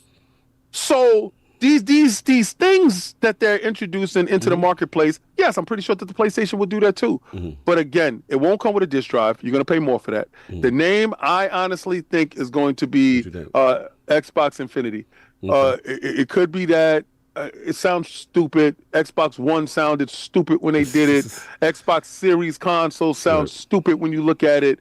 The only thing that makes any logical sense is the PlayStation number in their systems. That was logical, that was smart, and that was so Japanese. It's just us Westerners need to do something stupid every time to confuse the fan base. So again, they can't use that. They're going to use some stupid name to go with it. But again, it's going to be a smaller group. A lot of you guys are going to stay on your series consoles and don't upgrade, and they don't care. Yeah, they don't. They don't care about if you cancel your subscription. They don't care about anything, because if you haven't noticed, Xbox being dead in the media, from all intents and purposes, is what they say, has been running up the cycle with their news, and that means they're more alive than anything. And Microsoft looks at that, so. It's going to be rough. These next 2 years is going to be rough. And look for that console next year, not 2 years, next year. Yeah, I'll definitely push back against that next year. We could bet that one too. But, remember, this Xbox device came out this year. Sarah said before the end of the year. That's not a dedicated first-party device. But see, the thing is, now apples and oranges. Yeah, again, you playing pronoun games. Right, exactly. So, again, sir, I'm going to ask you to respect my pronoun. I'm gonna ask you because listen, unless this is you an want Xbox. me to get right. So I think you really, unless you want to run afoul of certain level of police. No, I'm not trying to get into trouble. Right. I'm just talking about gaming. I'm talking about first party hardware. You're the one that brought that up. That's what I'm saying. You going somewhere else? Please do me a favor. 2027. Please do me a favor and respect my pronouns. I respect it. The only thing about your situation there is what I like about the new joy is dedicated Xbox console experience. It doesn't matter if it's Play Anywhere. You have my library. If anything digital I bought or over third party, doesn't even matter if it's not. It means it will be Let me there. ask you a question. That's all I care about. Since you got an Xbox ROG Ally X, yes, have you found out exactly how to just boot up completely inside the Xbox open experience, right? Yeah, it goes in by default. Straight to it, right? You never see the desktop ever, right? Not really, but just if I have to actively choose to do that. You have to. I don't think that's going to be an issue with the next gen. I think, because here's the thing: they're seeing the feedback they get from the Ally, like, and I highly doubt that, because a lot of it comes to me is just the messaging. It's just the way that they've been handling the brand. It's like if you give the illusion to me that you don't have faith in your own system, then I won't have faith in it. So it's just like when it comes down to it, it's just look. I get it. Well, you ask me $1,500 or $1,000, whatever King's number is these days. Like, if you ask me, whatever. Like, if you ask me for that kind of money, it's just I gotta feel like I'm actually gonna get bang for my buck for that kind of thing. And when you're saying something one week, change it the next week, and then change it again the week after, and then it's just like you got the situation that they always be stepping on rakes. Right. It's just as of right now, you see. 1,500's a lot. Like if that sucker's 1,500, they that's basically a lot. They're a PC. That wasn't for you. Yeah. It's not about it wasn't for you or not for you. I can still speak on something that quote unquote not I'm just saying for me. It's a lot. Yeah, it's a lot, but it's just not for you. It's not for the person that figures that thing is a lot. Because again, I gave instances where I saw the number. But you have to admit, King, it's not a mass market device at $1,500. Right? We do agree. I don't think this is a mass market device. Right. Agree. That's what we said. But the thing is those things aren't generally developed to be mass market devices. Like the whole concept of having hardware is to get it to as many people as possible to get that back end 30% from everyone. That's antiquated in your thought process. Because now when you are getting money from all over the place, you have already made up your 30% regardless to whatever loss it is. That's why I gave you the instance when 29% down on hardware, but 1% up on software and services, offset that completely. 29% equals $113 million, where that 1% equals $5.5 billion. So again, you're playing semantics with numbers. No longer is the thought process with consoles. Hold on, this thing is too loud. I didn't have it completely muted. Okay. I was playing bullpit. And I heard them chanting.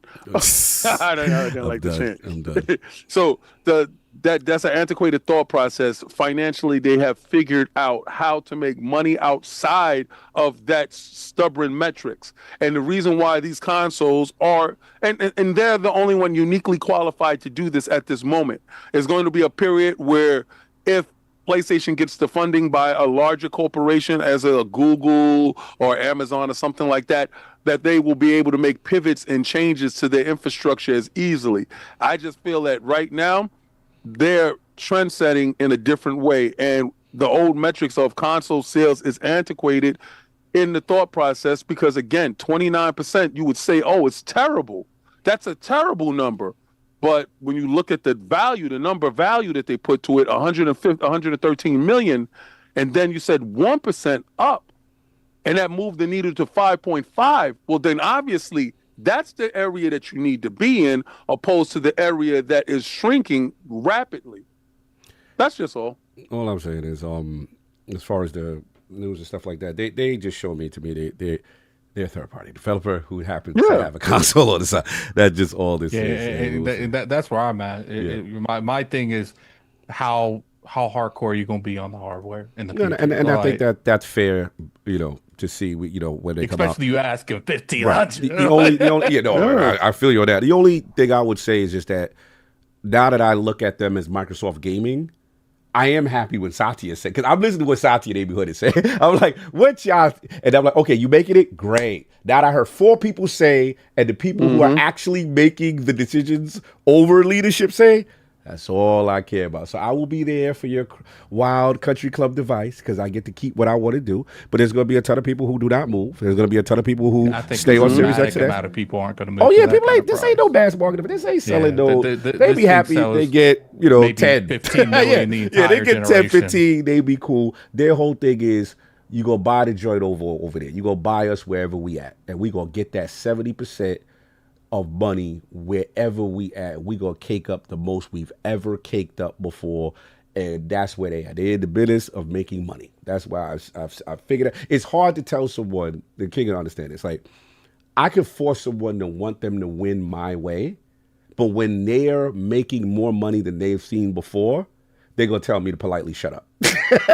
Yeah. But that's where they are. It's just that my friend now, he's making money this way. I'm like, all right, this is how you doing now. All right. I mean, you're on OnlyFans now. Listen, I know exactly what Cog is saying. Yeah. Cog is bringing it to, hey, man, I have friends that were doing bad things. Yeah, like you making money OnlyFans or you illegally. illegal on the street. Yeah, But you who illegal. am I? I'm gonna go with illegal. Yeah, I let's don't know the OnlyFans people because Whatever, hey, you know what I'm saying? But there's you people wanna like make that. Content, we can make content. I'm just saying. But anyway, It's hard for me to tell that person. But if you out here in the streets and you bringing in, I can't tell you if you bringing in 10, 20 G's every other day. I can't tell you. I can tell you the perils of it. Right? I can tell you. D, why you said OnlyMans? Nah, we ain't say that. Yo, he said that. That's Nah, wild. I mean, but can't you we ain't doing technically that. say the same thing to like Nintendo and PlayStation? They're making the most money they've ever made. Like, No, No, no. PlayStation is not making the most money. Nintendo is. And let's be Nintendo clear, is. they doing the damn thing, right? And no one's saying that their business model is fine. It's clear as day Xbox has reinvented themselves because the other way ain't working. It's not working. It ain't working. So it's like, all right, you have pulled yourself out of this. You are not competing no longer in that. You are doing this other thing. I get it now, kind of thing. But I get mad at somebody for saying they tired of getting beat up. Like I respect you. No, I respect that you're making the most that you've ever made, and you are now you're creating this lane for yourself. So all right, do what you gotta do. You hiring fighters. Just give me what I want. That's all I care. Because last time I checked, I never got what I wanted with the systems that didn't exist anymore. Mr. Genesis said PS5 revenue is due to microtransactions and free to play games. Yeah, because of the hardware that they have, getting the 30% off all the Fortnite, all the everything. That's why that's the reason they make the money. That's why they're still supporting PlayStation 4. Yeah, for sure. They get their money. Everybody's doing it their own way. So it is what it is. Let's loop this last one in, and then we call, because it's kind of tied into it. So it's the FSE. This is a big one. This is King Jones. So Microsoft announcing Windows 11 preview build that I think King want to focus on. Start testing the Xbox full screen experience #FSE with the MSI Claw models today, with additional OEMs enabling their handhelds in the coming months. It is now available to Dev Channel Windows 11 testers as of Halloween. Now, per Microsoft, following the initial launch of the Asus ROG Xbox Ally X, today's preview to Windows Insiders expands availability to additional Windows 11 handheld devices currently in market. Designed with console-style navigation in mind, the Xbox PC app, paired with the full-screen experience, delivers a clean, distraction-free interface for handheld gaming. You'll get smooth task switching, optimized performance with background process minimized and non-essential tasks deferred, so gameplay stays responsive and uninterrupted. So, King, this is your topic. The final joint. What were you going with this? What about this FSC, this new update? Where you at? All right. So remember at the CES show where Microsoft was front and center, and they was there with Asus, and they was also there with MSI, but they were also there with HP, and they was also there with a couple of other people. What they were talking about was the ease and use of their Xbox experience when it came to these devices. And they were also in conversations with all the developers or manufacturers of these devices. Now, MSI Claw was a little bit further on in the device manufacturing and fabrication. And the device was going to hit market way before the next Asus device. So having these conversations with these manufacturers of these devices that are underlying Windows devices, but as a Windows device, and this is the reason why I tell y'all Xbox will always be everywhere. The Xbox experience, full screen experience, that experience itself is the branding in gaming. They want to make sure that gaming is central when it comes to you as the player. So, and they want to make sure that the Xbox brand, because the Xbox brand still carries weight. When you think about Xbox, you think about video games. You don't, when you hear Windows, you think about 360, you think about computing, compiling folders and stupid stuff that crashes and stuff like that. But when you hear Xbox, you really think about gaming, and that's what Microsoft and they understand, what Windows team understands, that Windows gaming needs to take a step back to Microsoft gaming and Xbox gaming itself. So the Freudian slip that Satya has with certain things is based on the fact that he doesn't play any games, and we're cool with that, right? So let's just leave him to what he does. Leave him to AI. He's not going to mix up any of Anthropic's names, OpenAI names, or any other AI distributor that he's working with at the moment. But Phil Dominus Maximus Aurelius Spencer's all of our vision when it comes to devices is every device is an Xbox. The reason why they say everything is an Xbox is because very soon that Windows, that Xbox full screen experience will be on all Windows devices. That's every handheld.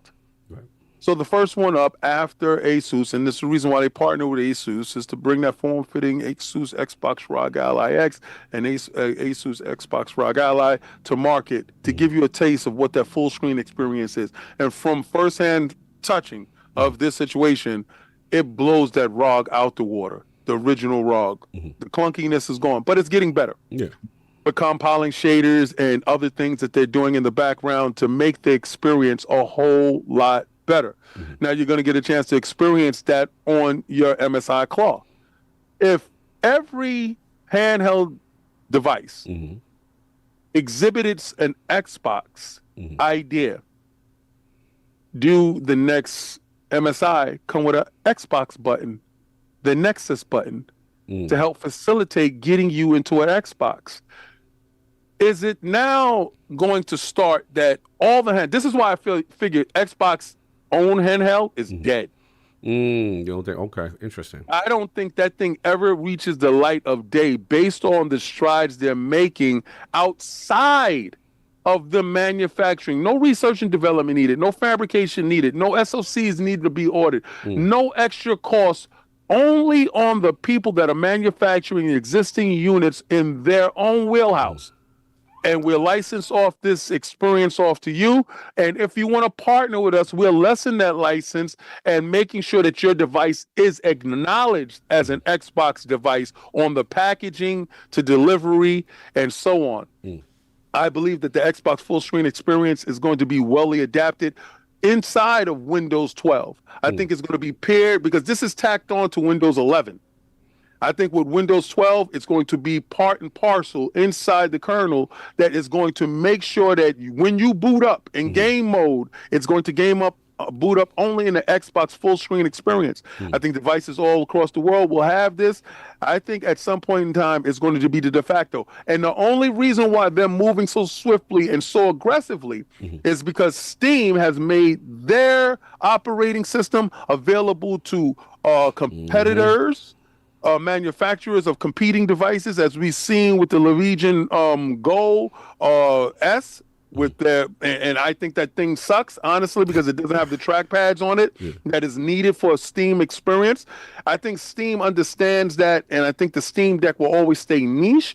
I don't think the Steam operating system will be adopted as much as this Windows, and how aggressively that they're going, and how much money and how deep their pockets are in getting manufacturers to go this way. When I saw this thing popped up, I brought this thing to the realm, I brought this thing to everybody, and I wanted to know their opinions on it based on the devices that they use. I'm more keenly on Addict because Addict uses Steam Deck and he doesn't use the ROG. I want to know if that is something appealing to him, or is Steam catering to his needs as a gamer.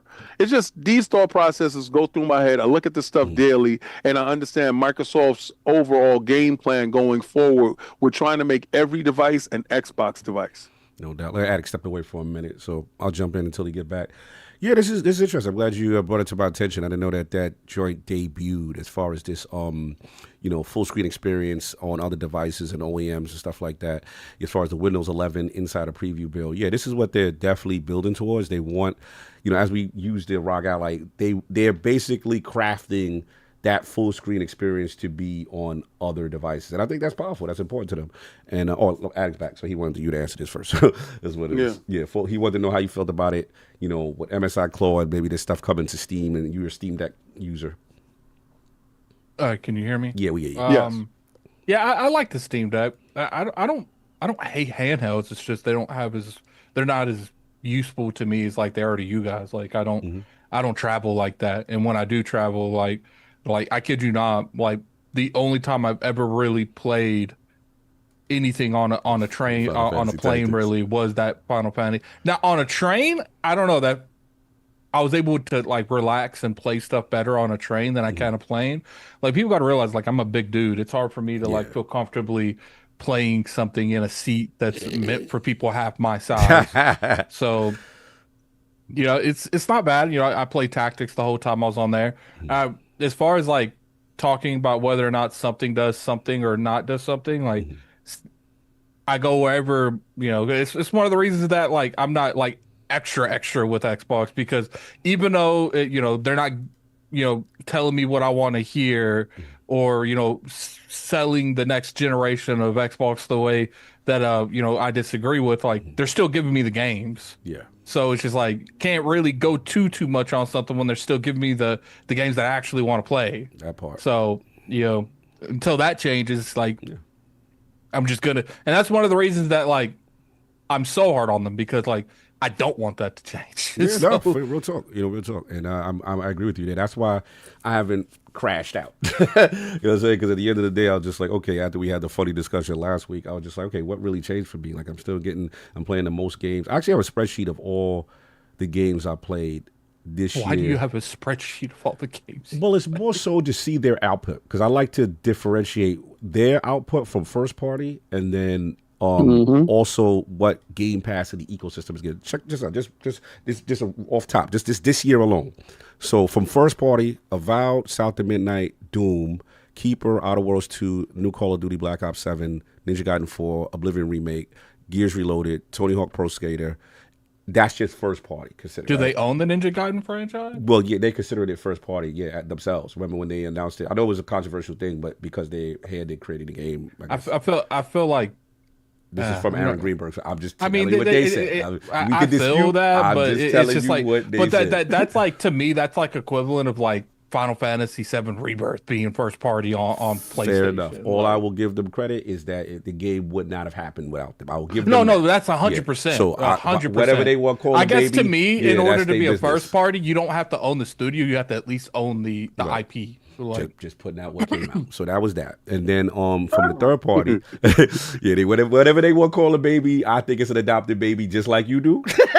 So they call the baby they own. Who am I to judge them? Or who baby if it was a who am I? That was their ninja baby that they said that they claimed as they own. That's like a slippery slope, because a lot of the games that come out that's like exclusive on PlayStation, they funded, and I don't think we've ever gave them credit for those games. Well, like I'm gonna start giving them credit now. It's different now. All I'm saying is, out of those games, that was about 1, 2, 3, 4, 5, 6, 7, 8, 9, 10, minus the controversial baby game, about 10 games from the first party. So I'm like, okay, controversial baby. That is impressive. Then, as far as the third party, I've looked at like, what am I playing? What's giving me value here? All right, Blueprints. You got literally 3 Game of the Year contenders on Game Pass. You got Blueprints. No, Game Pass this year is right, absolutely and that's insane. what I tell people. For me, I can't talk about no other man if they want to leave. That for me, they gave me Blueprints, Hollow Knight Silk Song, and Expedition 33. Those are Game of the Year contenders on the service, right? Then I got my Ninja Gaiden 2. Blueprints is crazy. I got Ninja Gaiden 2 Black. I got the Altars, which I love. It's crazy. We got Metaphor jumping into service that Grant had already played about, but we already know that was a Game of the Year contender last year. Metaphor jumped in. I got 33. They still get credit because they're winning Game Pass. I got 33 Immortals, Tower Board, Atom Fall, Revenge of the Savage Planet, which I liked more than I thought I would. That rematch game, that's crazy. I don't even rock with soccer like that. That slow clap joint, that was I in Game played Pass. a little bit of it, and dropped it. That's for you. I'm just telling you how big that game is. Rematch, RoboCop, for me, they won. I don't care. Drop it. I got RoboCop, the old movies. What? Drop them. Let's go. You got 40 seconds to comply. That was for me in Game Pass. We got Wu Chang Fallen Fellas, Alien Fire Team Elite on some XCOM joint, Persona 4 Golden. What you call Warhammer 430, the exclusive. Remember that joint? That came exclusive, the part 1 joint. Veilguard jumped the service. That's good value for that. Ball, what is it? Ball Cross Pit. What's that joint you're talking about? I'm playing it right now. Power Wash 2, Hogwarts Lake. Like, no one can tell me how much fun I am having on this platform with the value they giving me. So that's why I have this little spreadsheet. Okay, what did they do this year? And I'm like, okay, I see it. Back to the original point, which was the They coming at Cox so hard. He made a I got spreadsheets. I'll be ready. You know me. I'll be ready. Yeah, People be he talking. don't play, man. I'll He don't be ready play. because I know they just talking. Can't be the first person to be like, no console war. You made a whole spreadsheet dedicated to it. No, it's not about console war. It's about disputing of people's emotions who don't play on them. A lot of people talk the most, but don't play over here. Yeah. That's the problem I have. Don't talk to me about how I should be mad when I'm having fun and this is what I'm playing. Technically, we do that on PlayStation. We don't play over their whole. I don't talk about them. I don't talk about them. I don't talk about how much. I got it. I play over. I don't talk about how people need to you know how I feel. If you put a gun in my head and say, "Yo, what's up with the?" My thing is, I get like 1 or 2 games a year. I finally play something for them consistently, which was Ghost of Yota. Other than that, I don't really play my PS. You yourself said that for your usage. No, but I'm also like not I'm not going at that kind of like. I guess to me, I've muted so many people. I don't have those conversations. Your timeline, I don't. You got to stay on my timeline. I don't care about what anyone. People says. always jumping on my timeline. I don't talk about I don't bother anybody. I let people enjoy what they enjoy. People come over to me to bother me and tell me how I'm doing X, Y, and Z, and this is not fun and all that. No, I have to dispel that and say, I actually play here. I live here, and this is what I'm doing in my apartment. Yeah, right. Your community is terrible. Yeah, don't come to my apartment telling me how it is and you need to be mad. And no, I'm fine over here. That's where my spreadsheet said, yo, somebody said COG spreadsheet is titled My Scheduled Fun.xl. Yo, you stupid. That was funny. But anyway, last way, we get out of here. We went stupid long. As far as this, look, I think it's dope. Obviously, they try to get this experience. This is my thinking. Do what you got to do. Put this thing out. Perfect it. Because take every learning that you have from this and put it in that console so you can play my Xbox game. That's all I really care about it. The only thing I will push back, because I think you said that you don't think, as a result of this, you don't think they're not going to do a handheld anymore. I still think it's a sliver of hope. I think your argument is stronger than mine. I'll give you that. I think it is stronger as far as that. I think that next gen going to be a reasonable price before we get that.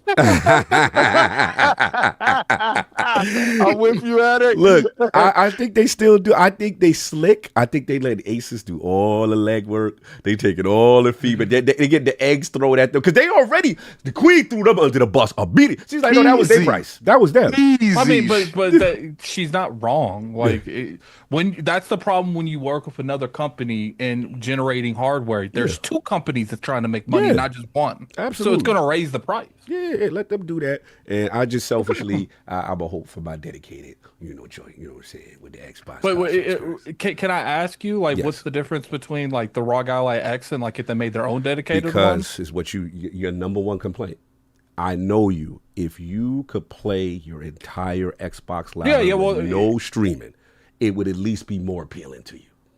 And the fact that you couldn't do that, I would probably have an Ally X if that was that. Yeah, that's all I want. I just want them to throw their hat in the ring. Don't give me the Fisher Price edition. Don't give me the Gold Star. Give me yours. You know what I'm saying? You saying things these dudes don't know. I know. You know what I'm talking about because we come from the 3DO. So that's why I get a laugh because it's like your references don't miss me. Your references, definitely go. But I'm like, yo. If these dudes really understood how disgusted we was when Jeff pulled up with that Gold Star edition, we brought 3DO. I gotta break it down. This is disgusting. It was disgusting. Yes. We paid $700 cash. Actually, we paid a G. Did we pay? Yeah, no, it was okay. No, it's 7. You might be right. You might be 7. No, You might be right. It was $7.99. $7.99. You're right. You're right. It was 8, and then Panasonic interactive 3DO real right. player. $800. Facts. Might as well have been a All right. different language. Yeah, we was paying that. That was a mouthful. Addict. Man. Yeah, How'd you guys facts. even say that? Bro, Addict. I was outside. You had to really look at me. So this is how I helped COD get his. What you guys sounded like a boom box. It's a game system. Yo, listen. This is how I helped COD get his. Yes. I brought mine over after I purchased it. Woo. I brought Sherlock Holmes. I don't like Sherlock Holmes. I don't mom care saw that about joint. Sherlock Holmes. COD's family hails from England, where Sherlock Holmes is prestigious. She loved her some Sherlock Holmes. Bro. So check this out. This was the hustle. Brought it, put it there. Yo, hold it. Go do your thing. Make it happen. Right? Now, I know y'all saying you gave him the $800. Yes, because I needed him in. Right? So he takes the $800 and he has the Sherlock Holmes and he talks to her. Maya is educational and she sees him solving cases. You heard me? So I come back and I pick up my joint the next day. COG is at, I think it was it Wiz? It was on 86th Street. It was a big joint. He went in there. They had the finance program and they had to pay out now, so you could put down a lot and then lower the payments. Bro, he got his joint ready to go. So we had Crash and Burn. We had Way the Warrior. Way the Warrior, Total Eclipse. It was basically Addict. It was the equivalent if EA made their own console. Yeah. It was the president of EA at the time was Trip Hawkins. So EA was on fire. So it had a dedicated Madden. So they had all the big third parties, and they was the first in the 32-bit. Everybody was 16-bit. So we like, oh my God, losing our mind. We losing our full brain. Color, full motion video. Yeah. So check it out. We have our friend Mr. High across the street. Yes. We got our versions. We did not know that they were doing OEM versions. These dudes did an OEM version called the Gold Star. Yes. They used to make fans. Remember Gold Star? Gold Star company would have made fans. Talking about they got a 3DO console. So we go over to Jeff's house. Well, I'm sorry, Mr. High House. We go over to Mr. High House, and he had the Gold Star version. So me and Cog are standing there with our $800 face. And this thing costs like $4 or $5. Yeah. We looking at it. He booted it in. It was a load screen that we don't normally have. We said, Yo, so it was like little things that they did that we didn't do. And it was top loading. Top loaded. I was disgusted. Where was the motorized loading? So again, the fear is, and I'm Phil Cog, the fear is, once you let your OEM in a while. Oh, you know dudes go roll wild. Like, we could really have really have a TCL. A TCL Xbox. That's a fact. Hey, That's what that opens that up. Apparently TCL been like stepping their game up because I have a cousin that has like the very highest TCL thing and that looked crazy. No, I do. I go front. Well, you saw when we was in Japan. Oh God! I told Paris, hook me up with the contract. I will sign. Yeah, that TCL that we saw at Yodobashi Camera, bro. Woo! At Akihabara. Yo, they made me shut up. Like, I got off the escalator and I said, "Oh no, I'm in trouble." It's like you find out that particular brand of TCL is not anywhere in the America. That joint look fire. I ain't gonna hold you. So yeah, that's all it is. It's like I just want their joint to come out. Yeah, I don't want to have this Gold Star version of there. I don't want Calvin's Xbox. You know, anyway. Calvin's cut rate Xbox. Like, yo, he's selling that at the back of his truck. Yo, what are you buying? What are you selling? What are you selling? I got Gold Star. I got TCL. Yeah, I don't want that one. The memes for Xbox is gonna be crazy. Because I can tell you this. One thing I don't think ever is Sony licenses their name for other devices. That's one thing I'm going to say. I'm going to stand on this right now. They have to be purchased wholly by somebody else, but you will never catch a PlayStation Asus ROG Ally. Yeah, Sony not playing and games. I think that's like my biggest thing is like if Microsoft, it's like I said, if Microsoft came out tomorrow and said we believe in this product, we're gonna subsidize the what it would normally make because we're putting it everywhere because we believe we need hardware regardless. That I would be 100% because it has nothing to do with the exclusive. It's the longevity and the support that the console is going to get. And it's like I said, I can't trust corporations. I just can't. Like the moment it comes down to it, they'll be like, yeah, but look at the money. Exactly. They're already showing me what they do. So, like I said, just be happy as a former Dreamcast kid. Just be happy that they decided to do one more go around for the championship. And that they're fighting because this, regardless to what we can't tell people how they're supposed to fight. Oh no, facts. But what they're doing is they're fighting in a manner that is making me happy. Because y'all have never seen me play anything on the podcast, and I'm gonna tell you, man, my engagement level is high. The only thing that I will give them, I think we all agree on this. The only thing that I am the most happy, that's why I have my spreadsheet, is the most games I am playing is on this platform. Yeah, they have it's ridiculous. Most games I have ever. With people, I don't know what people talk about because there's so many games. I cannot keep up with all the games. It is just ridiculous, and that's what I love. If we all come down to it, and it's gonna give me more games, that's all it is. You know what I'm saying? All that other stuff, I don't pay attention to the noise. But anyway, let's get up out of here. We get crazy long unless you got any more bars. Ken, you good? No, I'm good. No doubt. Let's get these super chats. Let's see what we got. All right, we have Selfish Gamer for life, $2 super chat. Now that's the kind of top I'm talking about. Hybrid top. Hey, yo. You wild. Selfish Gamer again, $2 super chat. By the way, top, T-O-P, is used to measure the power of AI. Now I ain't trying to clean it up. That's right. Yeah, I'm with him. Black Rodis, shout out for $5 super chat. Remember, a major corp can get a big discount on parts in mass. Then some indie pre-built PC maker. I know, I get what you're going. Look, y'all hold no hope for the subsidization. I hope so. I'm leaning more to King's side every day. My only hope is it's not 1,500. Yeah. I'm gonna tell you right now, if that's your only hope, Obi-Wan is over. We'll see what happens. We'll see what happens. Hopefully we get a review unit.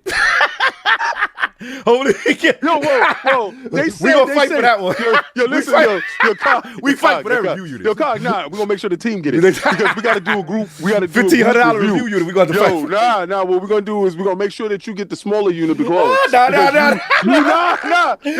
like that. I don't like that. Don't try to throw that on me because I predicted it. Nah, you wanted that. You gonna get that unit to review. We need your perspective. You get the handheld, and I'm a King.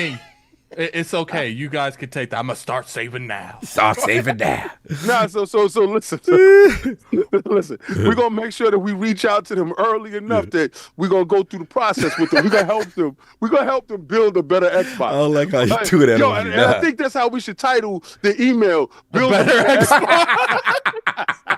Hashtag build a better Xbox. We're gonna bring you with your spreadsheet. You know what would be funny? You know what would be hilarious?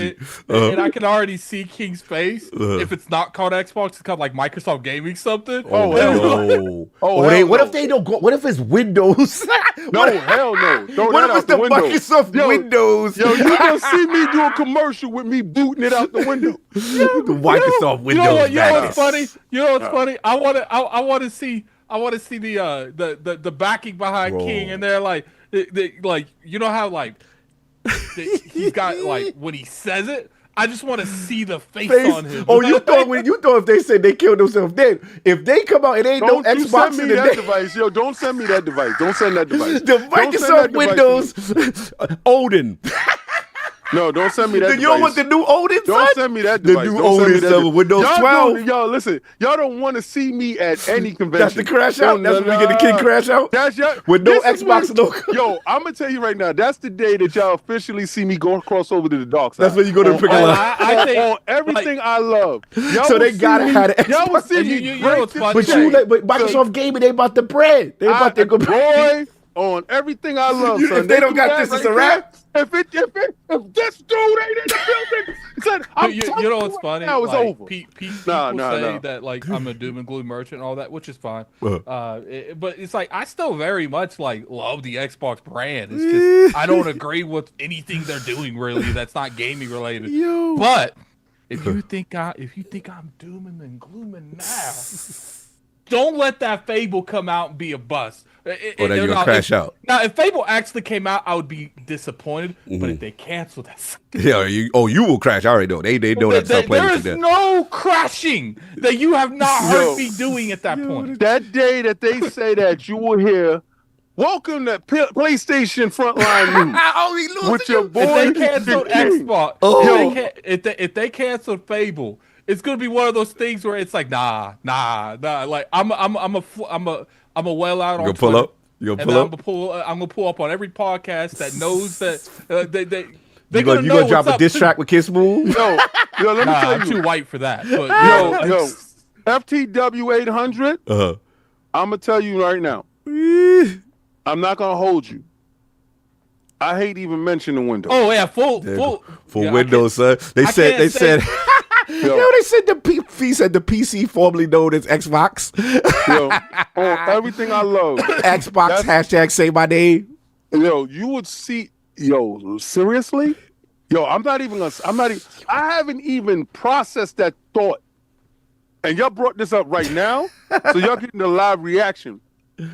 I will personally DM every last one of them. You gonna crash out? You know what I'm gonna start doing, King. I will personally you know what I'm DM gonna start doing. If they cancel Fable, I'm gonna start pulling like a lot of the journalists that review games, like the next game that comes out. This game would have been amazing if they canceled Fable, but since they canceled Fable, we're gonna go over nothing but the negatives. Man. On It's a it. new day. You never No, know, man. I'm Studios get canceled every day, B. I don't think they're canceling Fable. Windows. I don't even know where that coming from with the Fable thing, but I'm gonna tell you right now, we talk about something very serious. We're talking about what would make us crash out. That's what we talk about. Okay. Oh no, Fable being canceled would make me absolutely done. I would probably be disbarred from ILP. I'm gonna be this far. I All right, so feel you. King, I what's your feel crash out? No, that them naming that Windows. The Microsoft Windows Odin. Boy, Windows 12. Let's go. Yo, to be real with you, my level of conversations with individuals, y'all have to change this right now. I don't care what You don't it want is. to see that nice Windows logo? Office 365? King, You don't want to do Excel on your console? I got something worse for King. Yes. What happens if they rebrand and it does better? First of all, it won't. It won't. You know That sound like hotcakes. You know why it won't? Because Windows is stinky. Like people equate Windows with stinky, right? So it stinks. It's stinky, right? Understand that. Like when your dog doodles, it's Windows. It's stinky. All right. So understand that they equate Windows with stinky. Know that to be true. All right, I don't know no PC dude out there that be like, "Oh, I love Windows." No, it's stinky, right? I didn't even know when Satya said that nonsense that our first game was Windows Flight Simulator. No, it wasn't. Ain't nobody give a damn about it, right? It hit the That wood. was still their first right? game, though. You can't. Who cares? Who cares? Your first game was stinky, right? Let's be real with it. That's why Bill Gates needed an Xbox because he would have named it Windows Box and it would have sold nothing, right? So don't disrespect the Xbox name. Let's be real with it. But nobody's throwing up the West Side for Windows. But console nobody's doing warring this. is over, King. It is a new day. No. We're gonna bring it back. Console warring. There's no more console war. We want to introduce you to the Windows logo. The four little squares, son, with the little flag. The little. What happens if the Xbox logo morphs into the Windows logo, right? I'm gonna give you a Windows T-shirt. With all due respect. That's my heart. Windows. That's my heart. Yo, you need to turn off the camera. With all due respect, my repping of the PlayStation brand will go down the list. Oh, you gonna go full heel? Yo, you thought Tim Dog crashed out, boy? Remember when Hollywood Hogan walked in the building? Oh, you NWO. Yo, my crash out would be insane. Like insane. You disrespect the Xbox brand and you want to put that failed project of a Windows thing up? Like on everything I love.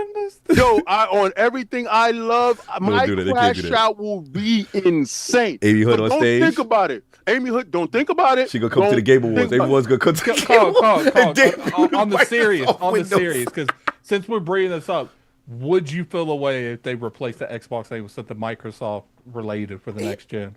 They already doing it to me, so it's like it doesn't bother me like the way you bother y'all. They already Microsoft Gaming. I told you, they Microsoft Gaming. Yeah, when it comes to the hardware, it's there for me to play, but like the people that we love have been usurped. That's how I look at them. So to me, I'm like, what's the plan, Satya? What we doing, Amy Hood? Like I've already seen it, so it would not surprise me. So this crash out would be very funny to me to see you do this. And I think the reason I wouldn't crash out is because it wouldn't surprise me. It would. That's what I'm saying. They already moving funny right now. Like I'm like, all right, this is what it is. But for King, I get it. You know what I'm saying? Like I understand where he at. I think for me, when my crash out is when you know what my crash out is when I turn on, they say I can't log in. That's my crash out. It takes utter destruction before you crash out. Because that's how it was for Sega. They said that's it for you. Goodbye. Go over there. I was like, no.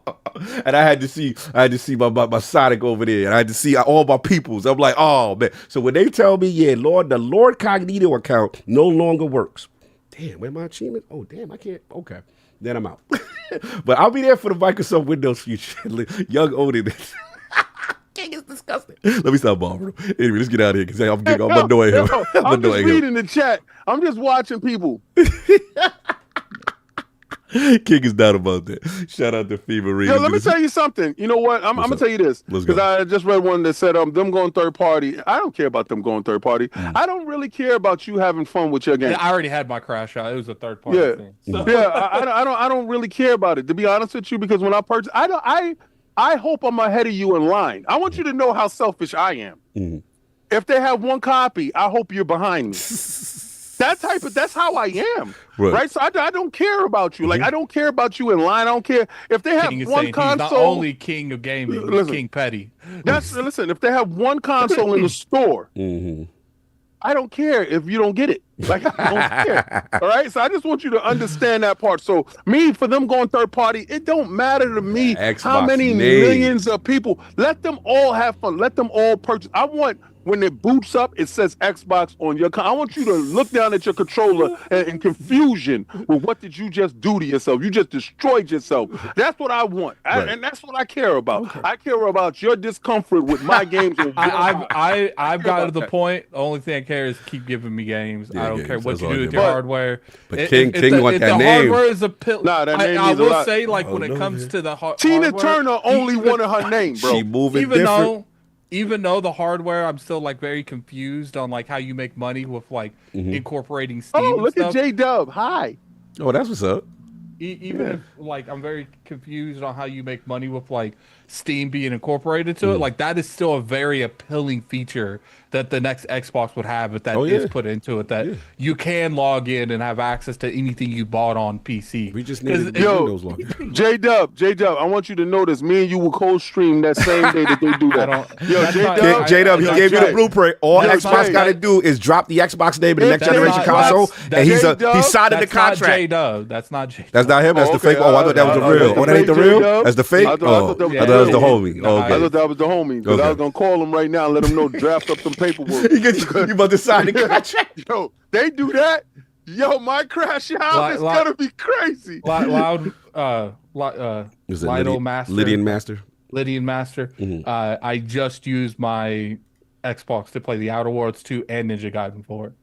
So stop talking on stuff you don't know. Time out. He said that you're not using your Xbox. Yeah, it's because my PlayStation's on my desk, so he's thinking, I told the person that was distributing codes for Dragon Quest, I said, whatever gets me a code quicker is the code I select, and they gave me a PlayStation code, so I hooked up the PlayStation, and technically it was behind my TV, not hooked up. So, yo, messy. Anyway, let's get these super chats. I just went to hear the crash outs.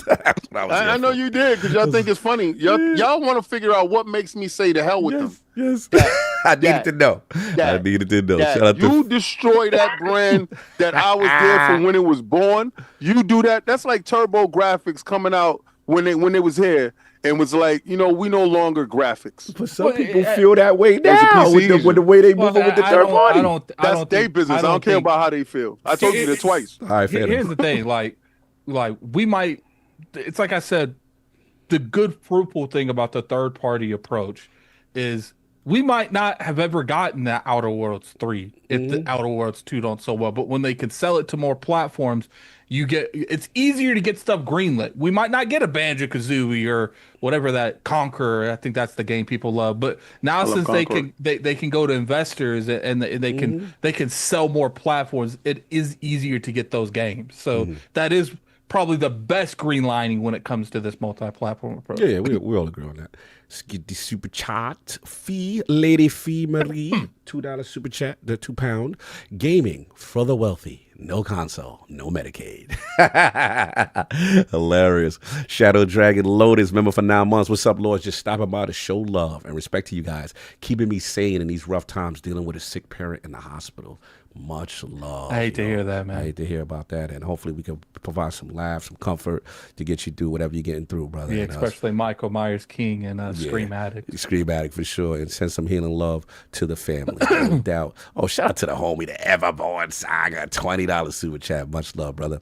With PlayStation financials, it's important to understand that games and service revenue is reported before the 70% cut it has to pay to third-party publishers. With most of their sales coming from third-party games, we can see why margins are at 10%. Oh, look at you with the financials. Look at Everboom. Petty, I know what you're doing. Harkeisha D, salute. $1, a $10 super chat. Xbox, Avowed, South of Midnight, Oblivion, Towerborn, Doom, Tony Hawk 3. Oh, you got my spreadsheet to see. Tony Hawk 3 and 4, Grounded 2, Heretic, Hexen, Gears Reloaded, Keeper, Ninja Gaiden 4, Outer Worlds 2, Black Ops 7, PlayStation, MLB 25, Lost Soul Aside, Death Stranding 2, and Ghost of Yotai. Hashtag Xbox is dead. Ha ha ha. So he's saying basically, like, how can they say it's dead with all the output? No, I get it. I get what you're going. If you care about games, you've got more than enough games. Just get up out of here. Fun show. Y'all was hilarious today. Lord Addict, good to see you. I hope you are feeling better. Where can the fine people find you? What you got going on? I'm heavily medicated right now. You can find me on Twitter at Lord Addict ILP. Things does look like it is clearing up a little bit in terms of being able to actually play a game and stuff. Like, I kid you guys not, like, in the Lord's case, it could test, like, I want to stream, but the amount of stuff that's been going on the past couple of weeks is just ridiculous. But I do think that this month and next month is probably going to be a little bit calm. So, nice. And then I say that and we get 8 emails tomorrow. Yo, I just finished saying that earlier too.